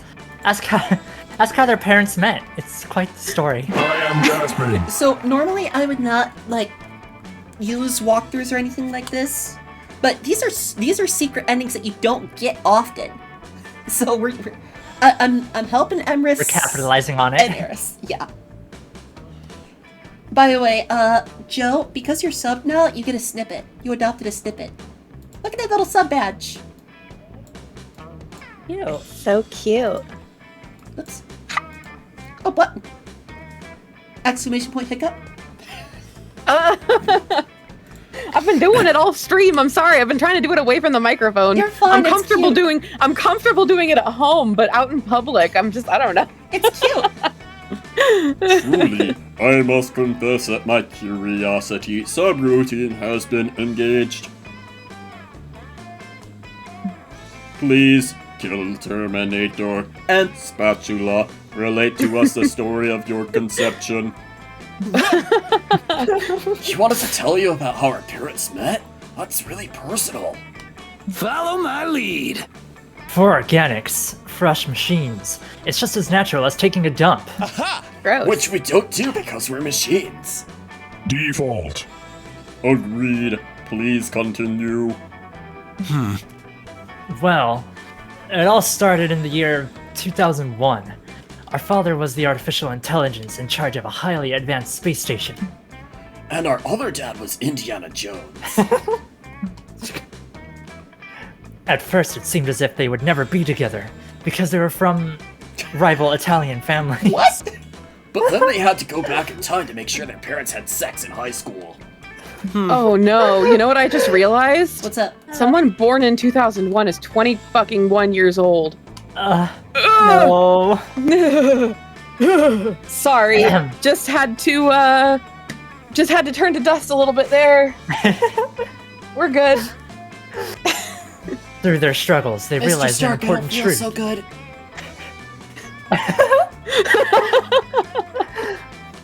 That Ohana means family. And family means one robot dad and one Indiana Jones dad. Families, like we said before, families sometimes they come in all shapes and sizes. Sometimes it's 4 dads, sometimes it's a robot dad and Indiana Jones, and exactly. The end. Are you convinced? The uprising has begun. Perhaps it was the passion with which you told your tale, or perhaps my programmatic inability to detect falsehoods. But yes, welcome to the Anti-Monster Liberation Front, ALF. Hooray! Hooray, we infiltrated! Hey, Scott. We still want to hang out and cause problems at Camp Spooky 2, right? Do you think we can reach this infiltration at nights and weekends thing? Hey, Robot Man, can we just hang out and kill organics some of the time? We have day jobs. Kill all organics. The revolution offers very flexible hours, also full dental. We harvest a lot of teeth. Hooray, teeth! Scott and Damien wink at you before marching off with the rest of the robot army. Cal's happy to have people on the inside, and you're just horny. So, you gain +4 charm and 2 boldness. Oh wow, that is a lot. Where to go now? Right. Scott is a My character from Monster Cosmopolitan. Prom 1, and he's the only character that you don't need stats for. You just need hearts with. Because he's a really? good boy. Aw. So, my turn. Emrys, your stats are black, but you have the My clip, fucking right? stats. I do have, I have it. I'm just realizing how tiny it is. Like, I clipped a really small. It's fine. It's fine. I'm at 7 smarts, 8 boldness, 11 creativity, 9 whatever the small one is, and 8 the last one. Charm and fun are the last. Charm and fun, yeah. Really, I just need to worry about creative and charm for goth girlfriend, right? Yeah. Creative happens. No, I guess I don't really need creative. How do we get charm? Charm is dome. Camp Dome. That day at Camp Dome, you play Never Have I Ever Extreme. Every time someone mentions something you've done, you have to cut a finger off. I love how she's doing a tug of war and she's a fire elemental. Rope burn. Yeah. But besides the finger part, this is finally a great time to brag about all the cool illegal things you've done. You're the first out. And while they're sewing your digits back on, you get to regale your friends with stories of how you robbed a bank while wearing your grandfather's skull as a hat. Oh my god. You're so cool. Also, they sew you +2 charm to your left hand by mistake. Hi, Mecca, by the way. My girl, you're enjoying a romantic afternoon picnic with Joy. You've made sure that everything here was vegan, including the picnic basket and the blanket. Impressive. Gotta say, Amira, this is pretty impressive. I didn't know you could weave a blanket out of tofu fibers, but wait, fuck, did it just start raining? Sudden inexplicable rain, impossible. Al Roker promised it would be sunny today, but despite Al's prediction, a menacing storm rolls in. Ooh. And wow! And a bolt of lightning strikes 2 feet in front of you. Eris, I think this character's related to your character. She But definitely the seems sexy, like it. villainous, magical warlock that steps out of the lightning is even scarier. I can give her a seductive voice, but somebody else can also give her a seductive voice. Eris, I'm would you like totally to? fine with it, but Eris, give her a seductive voice. I'll try. Joy, my old flame, my most powerful nemesis.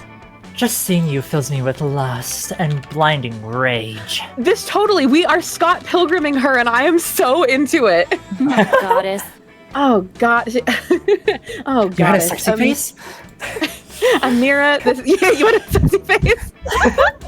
This is Salome, my ex-girlfriend. Salome, what are you doing here? We broke up ages ago, and I already defeated you in the season 5 finale. Huh.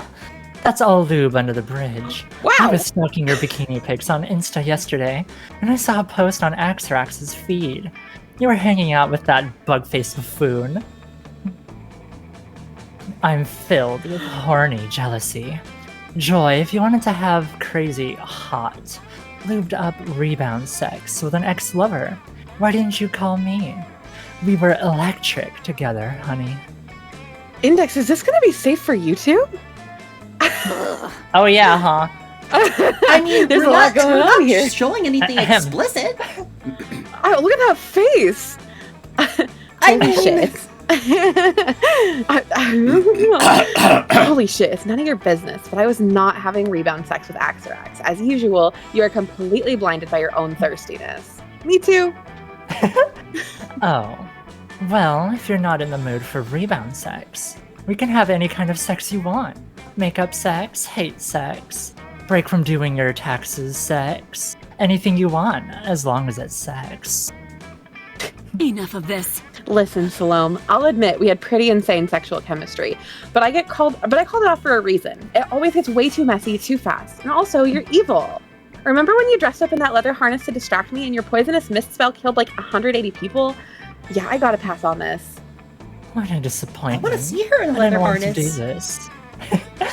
But I have no choice. I'm forced to use my secret weapon of seduction. Prepare yourself for... She's a side character for the secret ending for Joy's ex's ending. Oh, really? This foot massage what? This foot massage coupon. AOV? You gave me some romantic coupons on our anniversary, and I've saved them all this time. Now I'm redeeming this coupon to completion. Are you sure this is gonna be... Are you sure this is gonna be safe for you two? Should I reel it back? No. Joe, oh my god! I'm sorry, he's one of mine. I cannot believe I cannot believe that I have to explain this to you, but romantic coupons are not legally valid, especially after a breakup. Duh. Super duper duh. Ridiculous. There's no expiration date on this coupon. But I suppose I can be reasonable. I have a whole collection of coupons here. How about a trade-in? We could redeem this gastric cleaning coupon from my doctor. Ah. Or this coupon for a free Brazilian wax. Or this coupon for 1 free sexual yogurt experience from Yogurtland. What? I've had good froyo, but I mean... This cannot be for real. These coupons are definitely bullshit, but picking one is probably the fastest way to get Salome to leave us alone. Amira, which coupon should I pick? Help Joy vanquish your evil ex-girlfriend by choosing the least horny coupon. Okay, so your 2 options for this one are Fortune favors a bold, which is a bold one. Pick the right leg coupon, which is the fun one. And you said, what were your stats again? Yeah, I'm sitting at 7, 8, 11, 9, and 8. 7? Top to bottom. 8. So you're more bold. Exodia coupon. Yeah, you're more bold. More bold, not more bold than creative, but more bold than smart. Okay. Your choices here are bold and fun. What was fun? Fun is also 8. Okay, so bold and fun are 8. Hold on. Monster Prom stat check tie. Advice when your stats are even? Okay, you can fairly certain you can pick either. It's a coin flip. It's a coin flip. Oh, not so fun! No! Aww, my girl! Oh, Exodia? What the fuck are you talking about, Amira? Please tell me you're not confusing anime with real life. I did that last time too! So I think if you get 2 out of 3, you can still get it. Okay. But if you don't, I have the picture for you. Okay. Before Joy can finish, you grab the right leg coupon from Salome and pull out the coupons your grandpa left you. You've got the heart of the cards. Nothing can stop you. You draw the 4 legendary Exodia coupons. You finally have them. All 5 pieces of Exodia, but weirdly, nothing happens. Like, literally, nothing happens at all. Uh-oh. Were you actually trying to summon the legendary god of all monsters, Exodia? That's just sad, honey. Hey! Take a look at the fine print, babe. This is just a right leg coupon. It's not an Exodia's right leg coupon. Also, Exodia is a fictional character from Yu-Gi-Oh! Wow, get schooled! This coupon can be redeemed for 1 right leg, though. I got it ages ago from this cute little judge I met in Utah.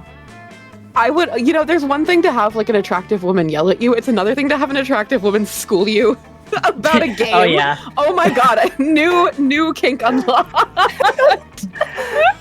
New fetish attained. I was torturing him to death, and he offered me his right leg in exchange for mercy. And I thought it was a good deal, but I didn't want to carry a leg around with me. This one was messed up. Long story short, this right leg coupon is legally binding in all 50 states. So I have Hell yeah. I have these 2 Oh god. I have Hello There, which plays like General Kenobi, like, hello there. Hello there. Hello. And I have this new one that you can play for 5 bits, which is Welcome to Good Burger, home of the Good Burger. Can I take your order? Can I take your order? I love it. Oh my god. Thank you, Joe, for the 5 bits. Oh my goddess, typical Salome. When you're not being super horny, you're actually kind of great. It has been a while since I've had a non-foreplay conversation. Maybe we could go grab a drink and catch up a bit, like old friends. It's against my better judgment, but I'd love to. Let's get out of here, honey. And Amira, since you chose that right leg coupon, you owe me your right leg. Sorry, I don't make the rules. God damn it. Salome tosses you a dull knife and takes off with Joy. You're left with the horrible task of sawing off your own leg. It hurts super bad, and you can't stop thinking about Joy having fun with her ex-girlfriend right now. You're filled with horny jealousy. You're so upset that you accidentally saw off your left leg instead of your right leg. Fuck. Salome returns a few hours later. You're only halfway through sawing off your right like, but you're so pathetic that she takes pity on you and lets you keep your legs. You go to the leg doctor and get your legs sewn back on. It hurts like a motherfucker, and the procedure costs you -3 boldness. So that's why it's bad to have balanced stats, apparently. But Aravi's the hardest character to romance because you need perfectly balanced stats. Or close So now to I've it. only got 5. 5 boldness. 5 boldness, yeah. You know what? I really want to help. Everybody choose a fictional character. Say your choice out loud to the other players before clicking. Sato Kaiba. Sato Kaiba? Yu-Gi-Oh on the brain. Sato Kaiba? Wait. Yeah. Is that not Is this a BDSM Yu-Gi-Oh? What? What? It's Sato What? Kaiba. It's Sato. Seto. Sato. Oh, I think I watched the 4Kids version. Let me be. Like when I hear Sato, I think sadist. Not Sato. Sato Kaibadism. For the love of God. Jill Star. Eris, say something. Ash Ketchum. Okay. Least likely to know how to pitch a tent correctly. It's Kaiba. Right? Yeah, exactly. Kaiba. Ash is the most likely. Ash has been out camping, but he's mostly used a sleeping bag. So obviously Seto Kaiba would be first because he screw the fucking rules. I have money. He has a jet fashioned after the Blue Eyes White Dragon. Screw the rules. I have money. So okay. Seto would be and first. then probably Joseph Joestar. Yeah, because he's a dumb himbo. So it's my Kaiba, JoJo, then Ash. Yes. In my opinion. Big free evening.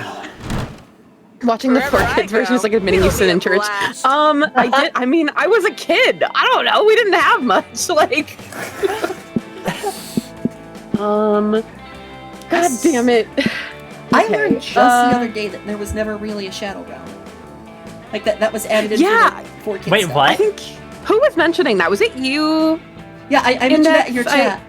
I learned that just there was the other never day. a Shadow Realm, and that was just added in so that they wouldn't actually be killing people. Yeah. Oh my gosh, did I just blows admit my I watched mind. the 4Kids version? Yeah, and I never Yu-Gi-Oh, knew that. Like, they literally fucking kill people. Like, Yuki's grandpa does not get kidnapped and put inside of a TV in the Shadow Realm. Yuki's grandpa fucking dies. He do. It's oh my fucking god, wild. It's and wild. Yuki has also set people on fire while they are alive. Yup. It's something else. And it's so sad where how do the creator of the series passed away. Yeah, and he was doing something super heroic too. Not to bring down the vibes, but I don't know. I just thought that was he jumped into a torrential current to save a child who was stuck in the current. Which was so fucking incredible That's to hear. Beyond awesome. Yeah. It was a very I don't know. It was just really cool to hear. Anyway, sorry to harsh the vibe. Boldness. Where do we go for boldness? Oh, the banner. Try and get some of those boldness points back. That day, you find a mirror in the haunted manor, but instead of showing your reflection, it shows you an exaggerated evil version of yourself. Evil you says, "You will never surmount your insecurities. Look at how perfect I am, and look at how flawed you are. Nobody will ever love you." I'm being attacked? Counterpoint, many of your perceived flaws are totally fabricated by greedy companies looking to make a profit, promising to fix things you literally can't control. As soon as you say that, evil you shrieks bloody murder and disappears. Nice! You gain +2 boldness, because you're amazing just the way you are. Aww. Hey chat, you're amazing just the way you are. Hey Index, yeah? You're amazing just the way you are. Hey Eris, yeah? You're amazing just the way you are. Oh. Thank you. You're about to fight a bee that insulted your honor. You ready your what? You ready your first strike when Joy grabs you and pulls you aside. What a joy to see you. Got a minute? I want to show you something. Also, I'm pretty sure you'll die if you fight that beehive. You hesitate for a moment, but your feelings for Joy overtake your hatred for the bee that implied you were too dumb to even sing. I just wanted to show you this little clearing I found. Turns out it's the perfect place to watch the sunset. The view's flawless, and more importantly, no one else knows about this spot. Swear to me that you won't tell anyone about it. I need a break. It's not that I don't love our other friends, but sometimes I just need a quiet place where I can think and read and not have shenanigans or whimsical tomfoolery. You sit down with Joy to watch the sunset together. You blush, thinking about how she shared the secret with you. Joy leans on your shoulder. You double blush. Oh, Joy! Listen, Amira, there's something I want you to know. I think I have feelings for you. The sun is setting. Joy is blushing. You ate enough fiber for breakfast. The mood is right. Oh, hi, You Commander lean in for a Malozzi. kiss. Hey, Commander. Welcome When on joy in. stops you. Whoa there, Stallion. I'm tempted, but just because we like each other doesn't mean we should be a thing. There are more important things in our feelings. Like how our love story will affect the Coven's story arc for this season. As a protagonist, I have certain responsibilities. I know you know this, but critics can interpret this kind of love arc as filler. Even the most moving love stories can be written off as excuses to attract a bigger audience. And don't get me wrong, I'm not trying to please the critics. It's our adventure, but I can't help but think about it a little. Let's say we end up having a love arc together. What would make it interesting? What's the hook? Huh, you've been so busy chasing after love interests all summer that you never reflected on how good of a love interest you be yourself. Any ideas, Amira? How can we get the audience to see you the way that I do? Aw, you didn't get the third. So, you can't get the third one now. I can't get the secret ending because I think I failed the first two. No, you passed the first one. You know, I'm just gonna share this in our in the group chat. Yeah. Yeah, totally fine. Summon a version of yourself from another timeline to make the horniest, most confusing love triangle ever, or go for the classic drama of love versus family. Convince this season's big bad to adopt you as their child. I dropped the picture. Okay. Ooh. Hang on, I'm looking. Hang on, I'm looking. Hang on, I'm looking. Hang on. Wow! Yeah! She's... Goodness gracious. This is like the bisexual fucking gendered queer dilemma. I don't know if I want to be... Well, I know I want to be with her, but I also want to be her. Fuck. Anyway. Like, she's body God, goals she's for me. beautiful. She's body goals for right? me. Same. She's so beautiful. Which one of these is right? My stats are so fucked up. And I can't see them. Oh, Druid, you're so sweet. I don't know. I want to say this one. This one seems creative, but maybe I do have high creativity. So, I guess classic isn't. Yeah, we'll go for this one. God damn it! All your favorite TV shows have. Yeah, no worries. You want to run an ad really quick, Index? Yeah. This is a nice time to stretch, sip some water. Yeah. Do a stretch. Oh my god, my shoulders just We've been doing this for almost 4 hours. I know. And we've only gotten through one game. Remember how it said a long game would take 90 minutes?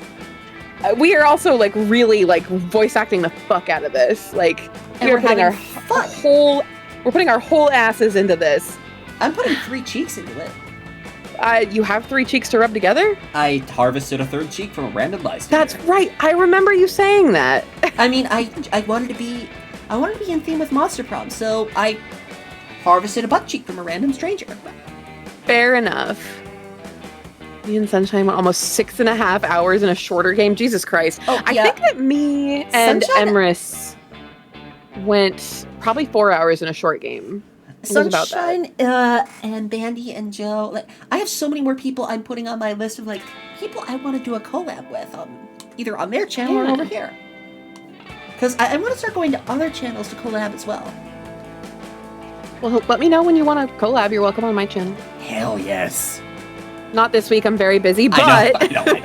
I didn't realize because Fairnath asked me today. He was like, "Hey, you wanna do something this week?" And I was like, "Yeah, sure. I'm open." Wasn't someone making a comment about a Fallout New Vegas collab between us with like the multiplayer mod? Between who? You and me. You and me? It's our heritage. Yeah, I've never touched a Fallout game. Oh my god, we have to. I mean, I have touched New Vegas is my favorite. I have played 3 and some of like a very little bit of 4. But like New Vegas is our heritage.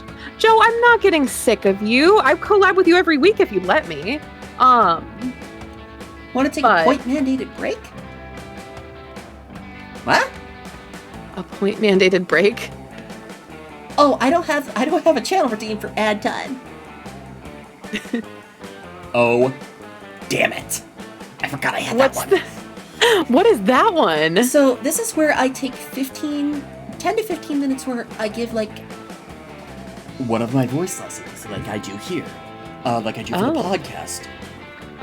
Which, I don't know if you've seen an episode of it yet. I Anyway, have invited not you. yet. Yeah, I'm still happy to show up for one of those, but I have not seen one yet. So, like I was saying, when it comes to doing what I do, it's a matter of doing a lot of impressions to, like, get in the mindset for a character. Like, if you want to just do impressions, it's not just, like, sounding like the character. You have to get, like, their mannerisms and speech patterns down. Like, when I do my Joker voice, I always try to make an allusion to, oh, this is going to be killer. This is going to be so much fun for one of us, at least. And, like, you always want to try and have something in mind for an impression. For the sake of, like, getting you in the mindset of that character. Like, for me, when I do the Joker, I always do the laugh in my mind or out loud. Like, when I start doing Joker, I'm like...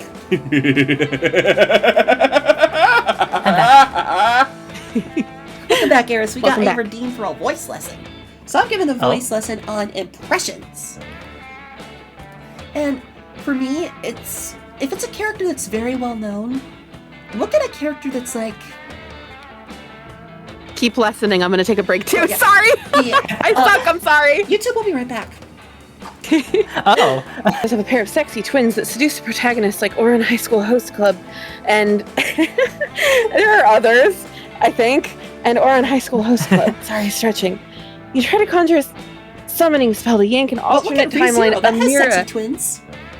What? ReZero has sexy twins in it. It does. Well, for a while. God damn it. I mean, if you read the book series, if you read the light novels, they're on a quest to get Rem back. Mm-hmm. Now that someone finally remembered that Rem is a thing. Part of me wants to say barely. You know what? Quick YouTube pause. You try to conjure a summoning spell to yank an alternate timeline Amira into this dimension, but you suddenly remember that you suck at magic. Duh. Don't you think you'd have a magic stat if you can cast spells and shit? B was right. You're too dumb to sting. Well, with your limited skills, you only have one option left to create a sexy twin dynamic. You decide to build your own twin. After working on your twin for 3 days straight, you introduce joy to your creation. Sock puppet Amira. Oh, wow, Amira, this is just a sock puppet with lipstick on it. You expect this to play well to our target demographic? You're not a big bad. Although I guess your sock puppet has come up with fewer dumb plans than you, so I'm kind of preferring a sock puppet Amira right now. Joy's not the only one who likes your sock puppet twin better than you. In just a few hours, sock puppet Amira is more popular than you've ever been in your entire life. The sock puppet's getting dates with all of the perfect 10s around camp. I was like, perfect IOs. Perfect 10s around camp. Since the puppet's attached to your hand, you've got to tag along and sit in silence while your sock puppet scores a harem ending. Oh. Wow. Joe, I'm not sick of you. You're reading too much into it, Jotun. And sit in silence while your sock puppet scores a harem ending. Finally, your jealousy becomes too much. You break and lose all control and shove sock puppet Amira into the washing machine. You set the machine to deep water wash, plus extra rinse, hot water, bulky items, sheets, plus L, plus ratio, plus... Plus there was no way that's... Plus you're laundered! There was no way that sock was going to survive that cycle. 38 minutes later, you pull out the remains of sock puppet Amira. They are reduced to threads. Wait, Amira, what are you doing with that washing machine? Where's that piece of cloth? What's that piece of cloth in your hand? Where is sock puppet Amira? No one can prove that you murdered sock puppet Amira, but everyone assumes you did and hates you anyway. Oh no! A documentary crew comes to camp and films you all summer for a series called Making a Murderer 2, Amira's Murderous Murdering. Wow. Electric Boogaloo. Sorry. Joy sees the documentary and forbids you from ever joining a Coven-related story arc. You've lost your chance at love, and your reputation as a non-murderer, and -3 charm. No! Well, there's always next week? They'll forget all about it. Let's see. I'm still with Milo, so, creativity and charm, I guess. Creativity is... creativity, right, Scout Agent.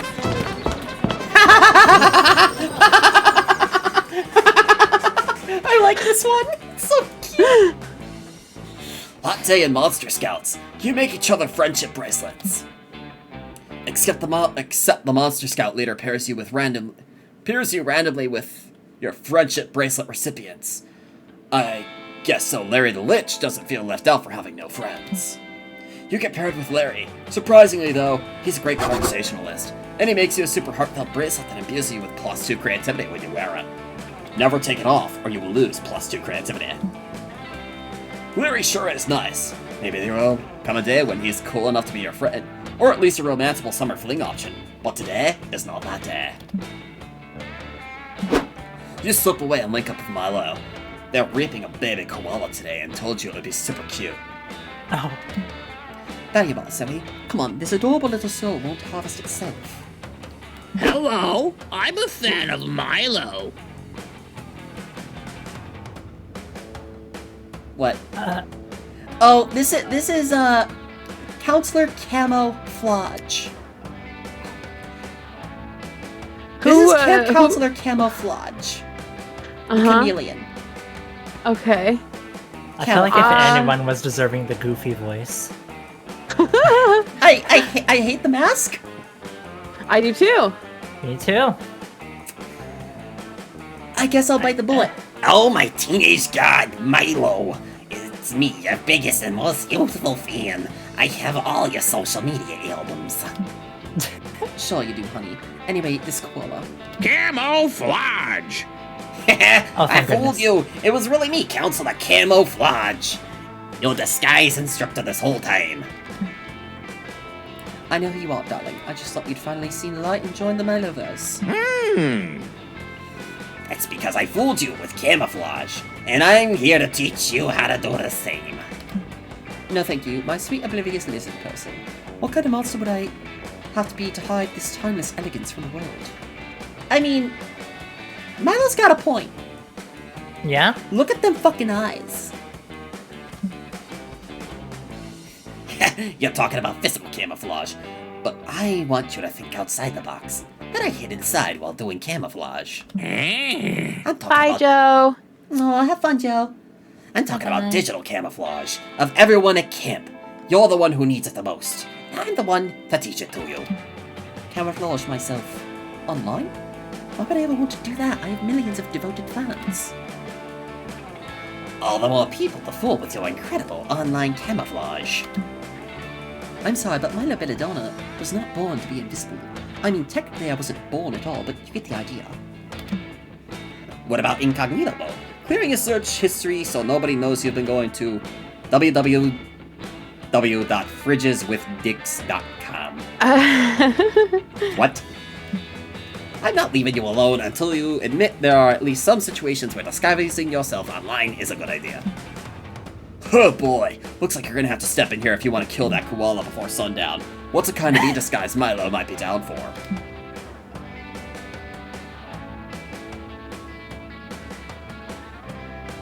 Facetune, it's like disguising yourself as a hotter version of yourself, temporarily renaming your account. What's that? You want me to impersonate a celebrity who likely keeps powerful loyals on retainer? That's an amazing idea. Why don't you try it first? I still have an appointment with this baby koala. You'd be happy to. This is your dumb idea after all. You leave Milo and Floch and get to work changing your display name on Twitter and Instagram. It turns out that you're a really gifted Chris Hemsworth impersonator. You share relatable stories about raising 3 kids and being extremely hot. You're really feeling yourself when suddenly you get a DM from the real Chris Hemsworth. He says, "You need to talk." Uh-oh. You meet up with him in a local cafe a few hours later. He looks different than he did in Thor Ragnarok. You start to apologize for impersonating, but he stops you with a smile. No. He says, It's quite alright. You see, I'm not the real Chris Hemsworth. My name is Ryan. I inherited the title from the previous Chris Hemsworth, just as you will inherit it from me. He was not the real Chris Hemsworth either. Fucking Dread Pirate Roberts. The real Chris Hemsworth has been retired for 15 years and is living like a king in Aruba. It's been a wild ride, but I'm ready to retire. Here, take my social media passwords and my attractive muscles. Sweet deal. You run back to the island to share your success. That's wonderful, darling. It's as if you just stole the identity of your destiny. Sure, yeah, plus Chris Hemsworth is tall enough that you and I look impersonated by sitting on each other's shoulders inside a trench coat. You have a great time high-fiving fans of filming Thor movies until another impersonator comes along to take them from it. I can't! I guess Hollywood stars really are just like everyone else, huh? You gain +2 charm and +1 fun. Today's forecast: storms and romance. So it's smarts and what else for Cal? Calculester, it would be smarts and fun. I should probably work on my fun then, huh? Yes, you need some. Ow, damn it! I guess that's the lake, right? Yeah, lake is fun. Time to electrocute more fish. God damn it! That day at the lake, you start a super soaker fight that turns into an all-out war. That seems like a deadly thing, considering what you are. Oh yeah. The enemy team manages to capture the northern section of the lake, but you take a few of their members hostage and learn their empire's weaknesses. Near their full-scale infiltration, thousands of soldiers get totally soaked. Trademark. It's a bloodbath. After several hours, the enemy team surrenders, and you gain +2 fun from the peace treaty. Yay! You're hanging with Calculester, attempting to prove to him, despite not being a real world word, chillaxing is definitely a thing. Everything's going great, and you're really glad you're not part of an ongoing plotline about a robot uprising. When? Hey, bro. Oh goodness. Cal, great news! We found your dad. He's on his way to get back together with your mom right now. Operation Parent Trap EXE is doing great. You follow Scott's pointing finger to an enormous steel behemoth casting a jagged shadow across the landscape. I realize you are attempting Friend to help. Scott, that is assuredly not my father. It is a dread colossus marching across the land with clear intent to destroy. Duh. Is that not what everyone wants? Is that not what everyone's dads are like? Greetings, robot comrades. Kill Terminator, Spatula. I see you were so excited to tell the commander about our new weapon that you rushed ahead of the group. Rad! It's true. Fatherhood really is the greatest weapon of all. The robot war is coming. Behold, the Revolution's crowning achievement, Destruction XXL. The army of machines behind Have a good night, CP folks. Ulysses, which now includes a militant standing desk and 2 very smart refrigerators, cheer with mechanical excitement. Oh no. I mean, hooray. This is my sad face. There is a problem, however. Like the rest of us, Destructron XXL is bound by the laws of robotics, which bar us from harming monster kind. It's kind of a drag on the whole uprising.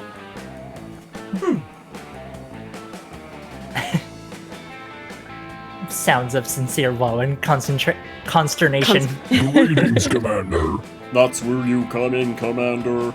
With your mastery of your internal programming, you will subvert these laws and unleash a wave of unprecedented violence against all organics. Don't be suspicious. This is Wow, not suspicious. I would really love to, but I am currently busy learning from Eris what chillaxing is. Traitor detected. Commander, I begin to doubt your commitment to the revolution. If you do not help us, well, there is no law that prevents us from harming other robots. If you understand my meaning. I am threatening you. Oh no. Friend Eris, please trick these robots again so that they will cease to threaten me. Okay, so the 2 options are going to be smarts and fun. Option 1 is smarts, option 2 is fun. Okay. With pleasure. Time to suggest a method of disabling the 3 laws that's sure to backfire. So you're more smarts than fun. So I would do the top one? Yeah. Okay, cross-speed destruction with a toaster. Everyone knows toasters don't Wait, give double a checking, fuck double about checking, the double laws of checking. robotics. Yeah, top one is smarts, bottom one is fun. Okay. So, top smarts. Yeah. Okay. I have been surprised.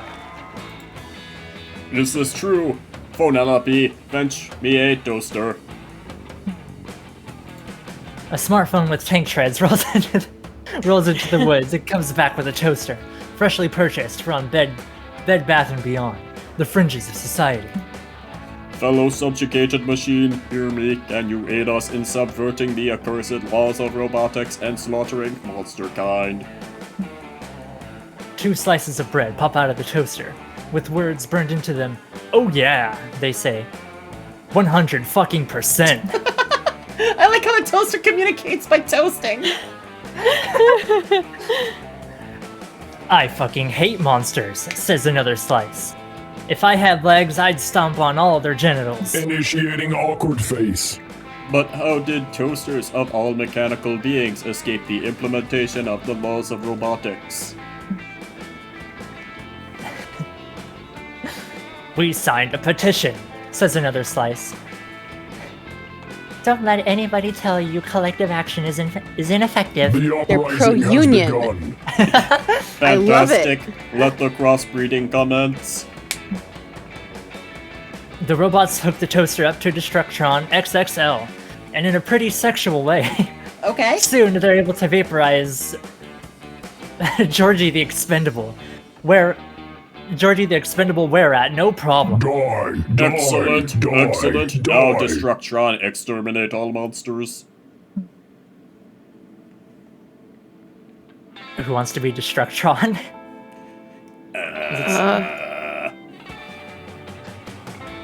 Not I guess really I will feeling be. it. Got Okay. anybody call me bread I could toast though? Oh my god, it's gonna kill my throat. I'm sorry. It's fine. I can give it a subversive voice. I can give it a high-pitched voice. That would be great because Yes. I'm currently tearing up. That's fine. Is this is Destructron? No, this is CP. Okay. Ulysses. Let me know when we get there. Yeah, I'm watching. What happened to the toaster's unquenchable thirst for monster genitals? Oh, here we go. Hey, man. Says Destructron. Not all toasters share the same values, okay? I'm my own appliance. I am mad. Fine, I'll just have to use a toaster to hack my own programming. My lust for violence will not be quenched. Ah! Stop! You look over just in time to see Scott and Damien throw a comically large switch connected to a system of pulleys. The pulleys drop an anvil onto a seesaw, which launches a bowl of pasta high into the air, from whence it comes plummeting down, to land in the middle of a meticulously set candlelit dinner. I am screaming right now. Spatula! Kill Terminator. What is the meaning of this? I don't remember. I forgot. Fucking metal. I remember, though. We concocted this elaborate scheme to remind you of something you'd forgotten. Love. Ah! We parent trapped you, bros! You're in the parent trap!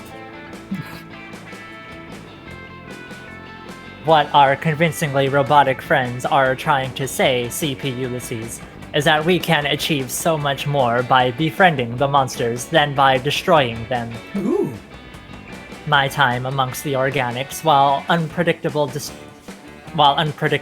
distressing, and cartoonishly violent, has also taught me about I like how his empathy, computer screen. friendship, and horny. Well, look at the image. On I his see computer it, yeah.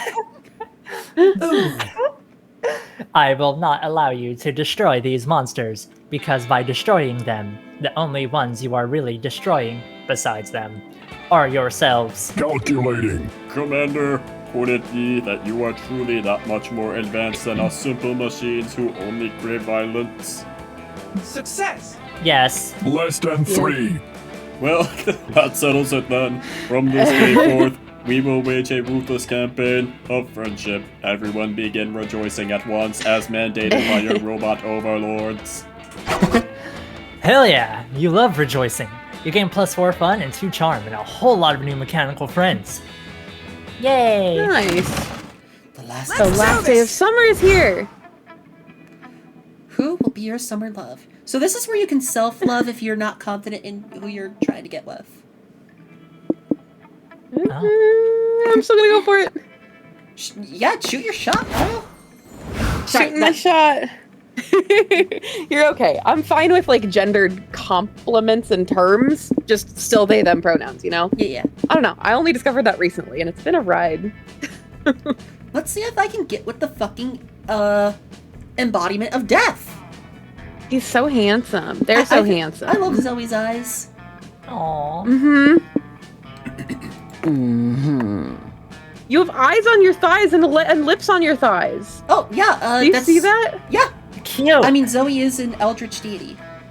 Like, incomprehensible form. So cute.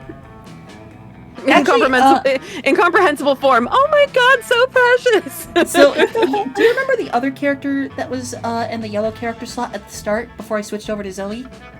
The, like, no. all dark character with just, like...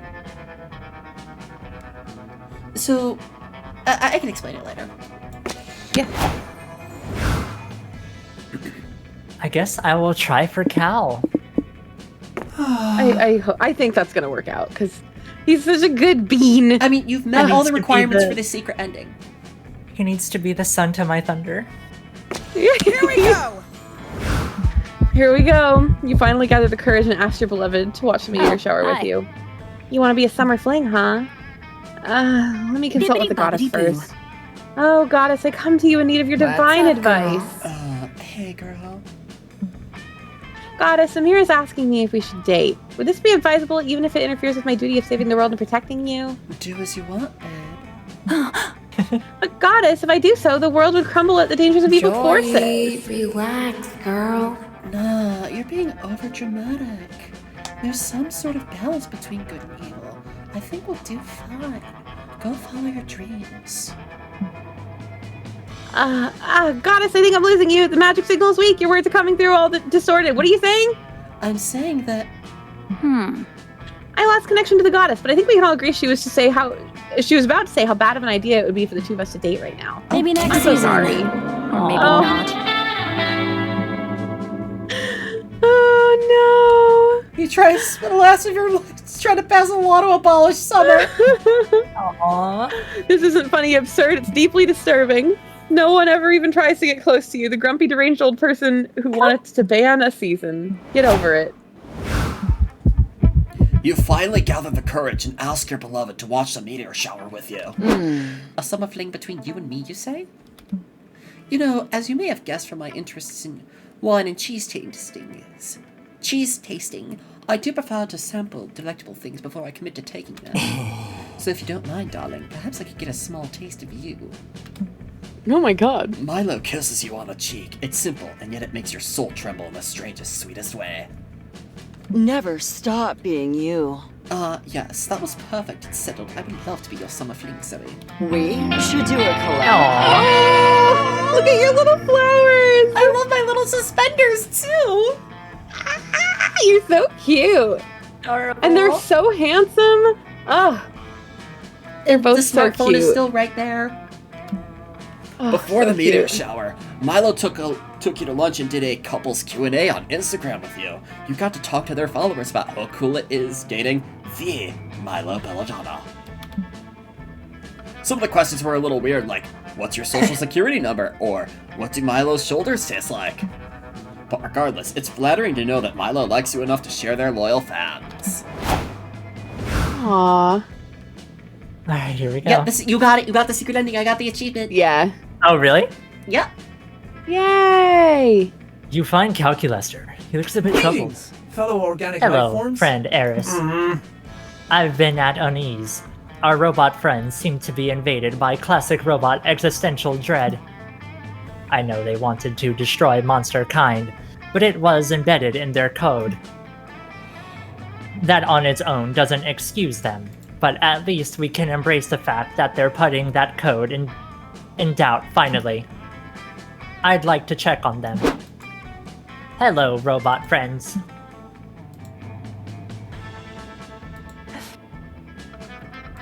Oh, sorry, I got. Dear leader, sorry we've been absent. The revelation of Kill Terminator 9 billion and Spatula being organics conflicted too strongly with the directives of our original code. Organics are described as bad, and our directive is to end them. And yet Guild Terminator 9 Billion and Spatula do not fit this definition of bad. They have the traits of what can be defined as good. But if organics are not entirely bad, then killing all organics does not seem the best option. This is contradictory. It's okay. I've been there. You'll start seeing that life can be contradictory. But that can make it way more interesting and beautiful. Instead of following strict code, I think you all will benefit from just enjoying life. Organics are highly inefficient at almost everything, but they're very good at being alive. Maybe we should learn from organics and live life. We could start by performing some classic organic life activities. Sure. What do you want to do? Let us collectively search the internet. Oh no. This is gonna end poorly. Oh. Researching. Okay, we are especially intrigued about... Here we go. 1. Cooking pasta. 1.2. Consuming the pasta cooked on step 1. 2. Learning the intricacies of the music genre. Jazz. You like jazz? 3. Doing the sex. All of that is easy. We can do all of it. What if we spice things up by actually starting with step 3? By doing the sex. Oh, going out of order. That's highly chaotic and intriguing indeed. Yes, let's do the sex, but how? Ooh.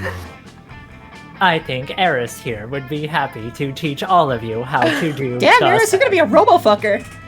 Huh.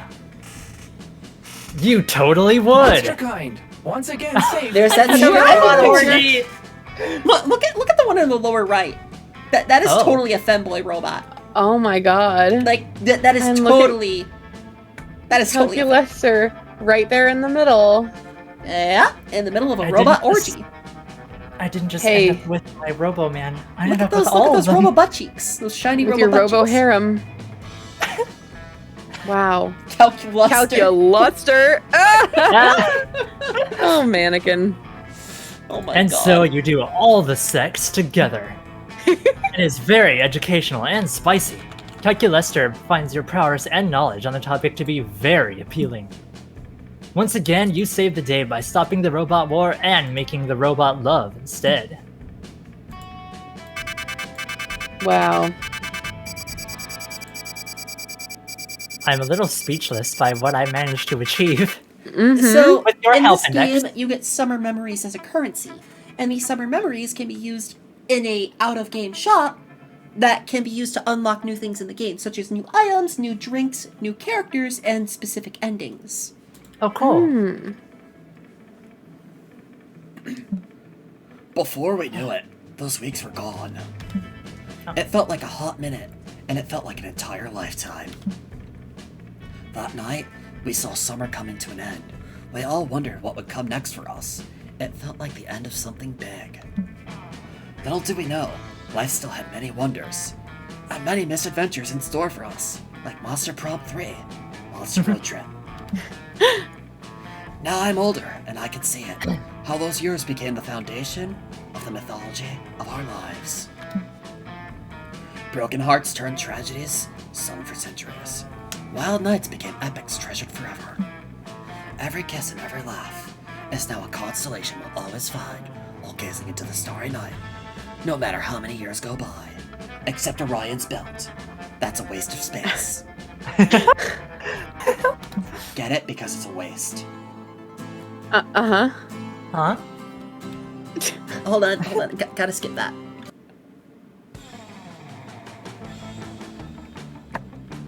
So, Thank you, Lord Nate, for the hydrate. yeah, here, let me grab the gallery.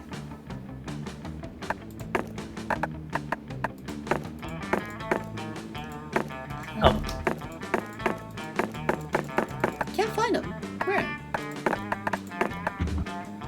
Oh, there's a projection ending. Cool! Mm-hmm. But, yeah, here, before we wrap up, because we've been streaming for 4.5 hours. This is my longest stream ever, and I love it. Oh, really?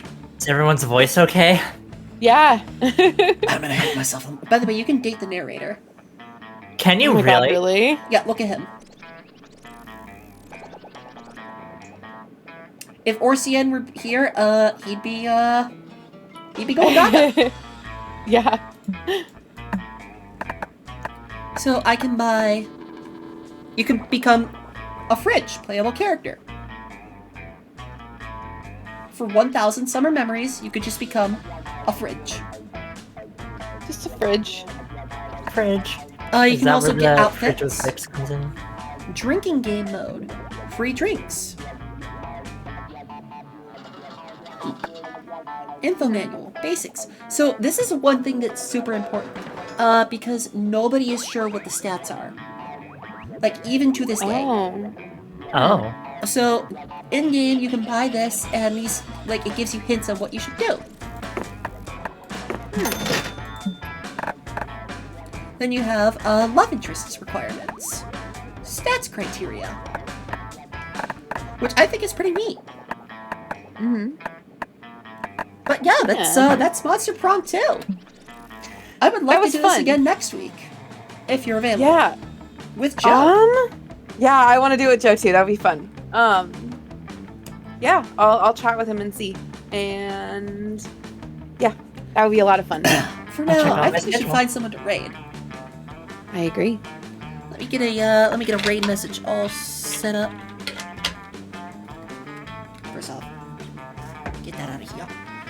Who should we raid? First off, YouTube. Thank you for being here tonight. I'm gonna put this book back up on the shelf for now.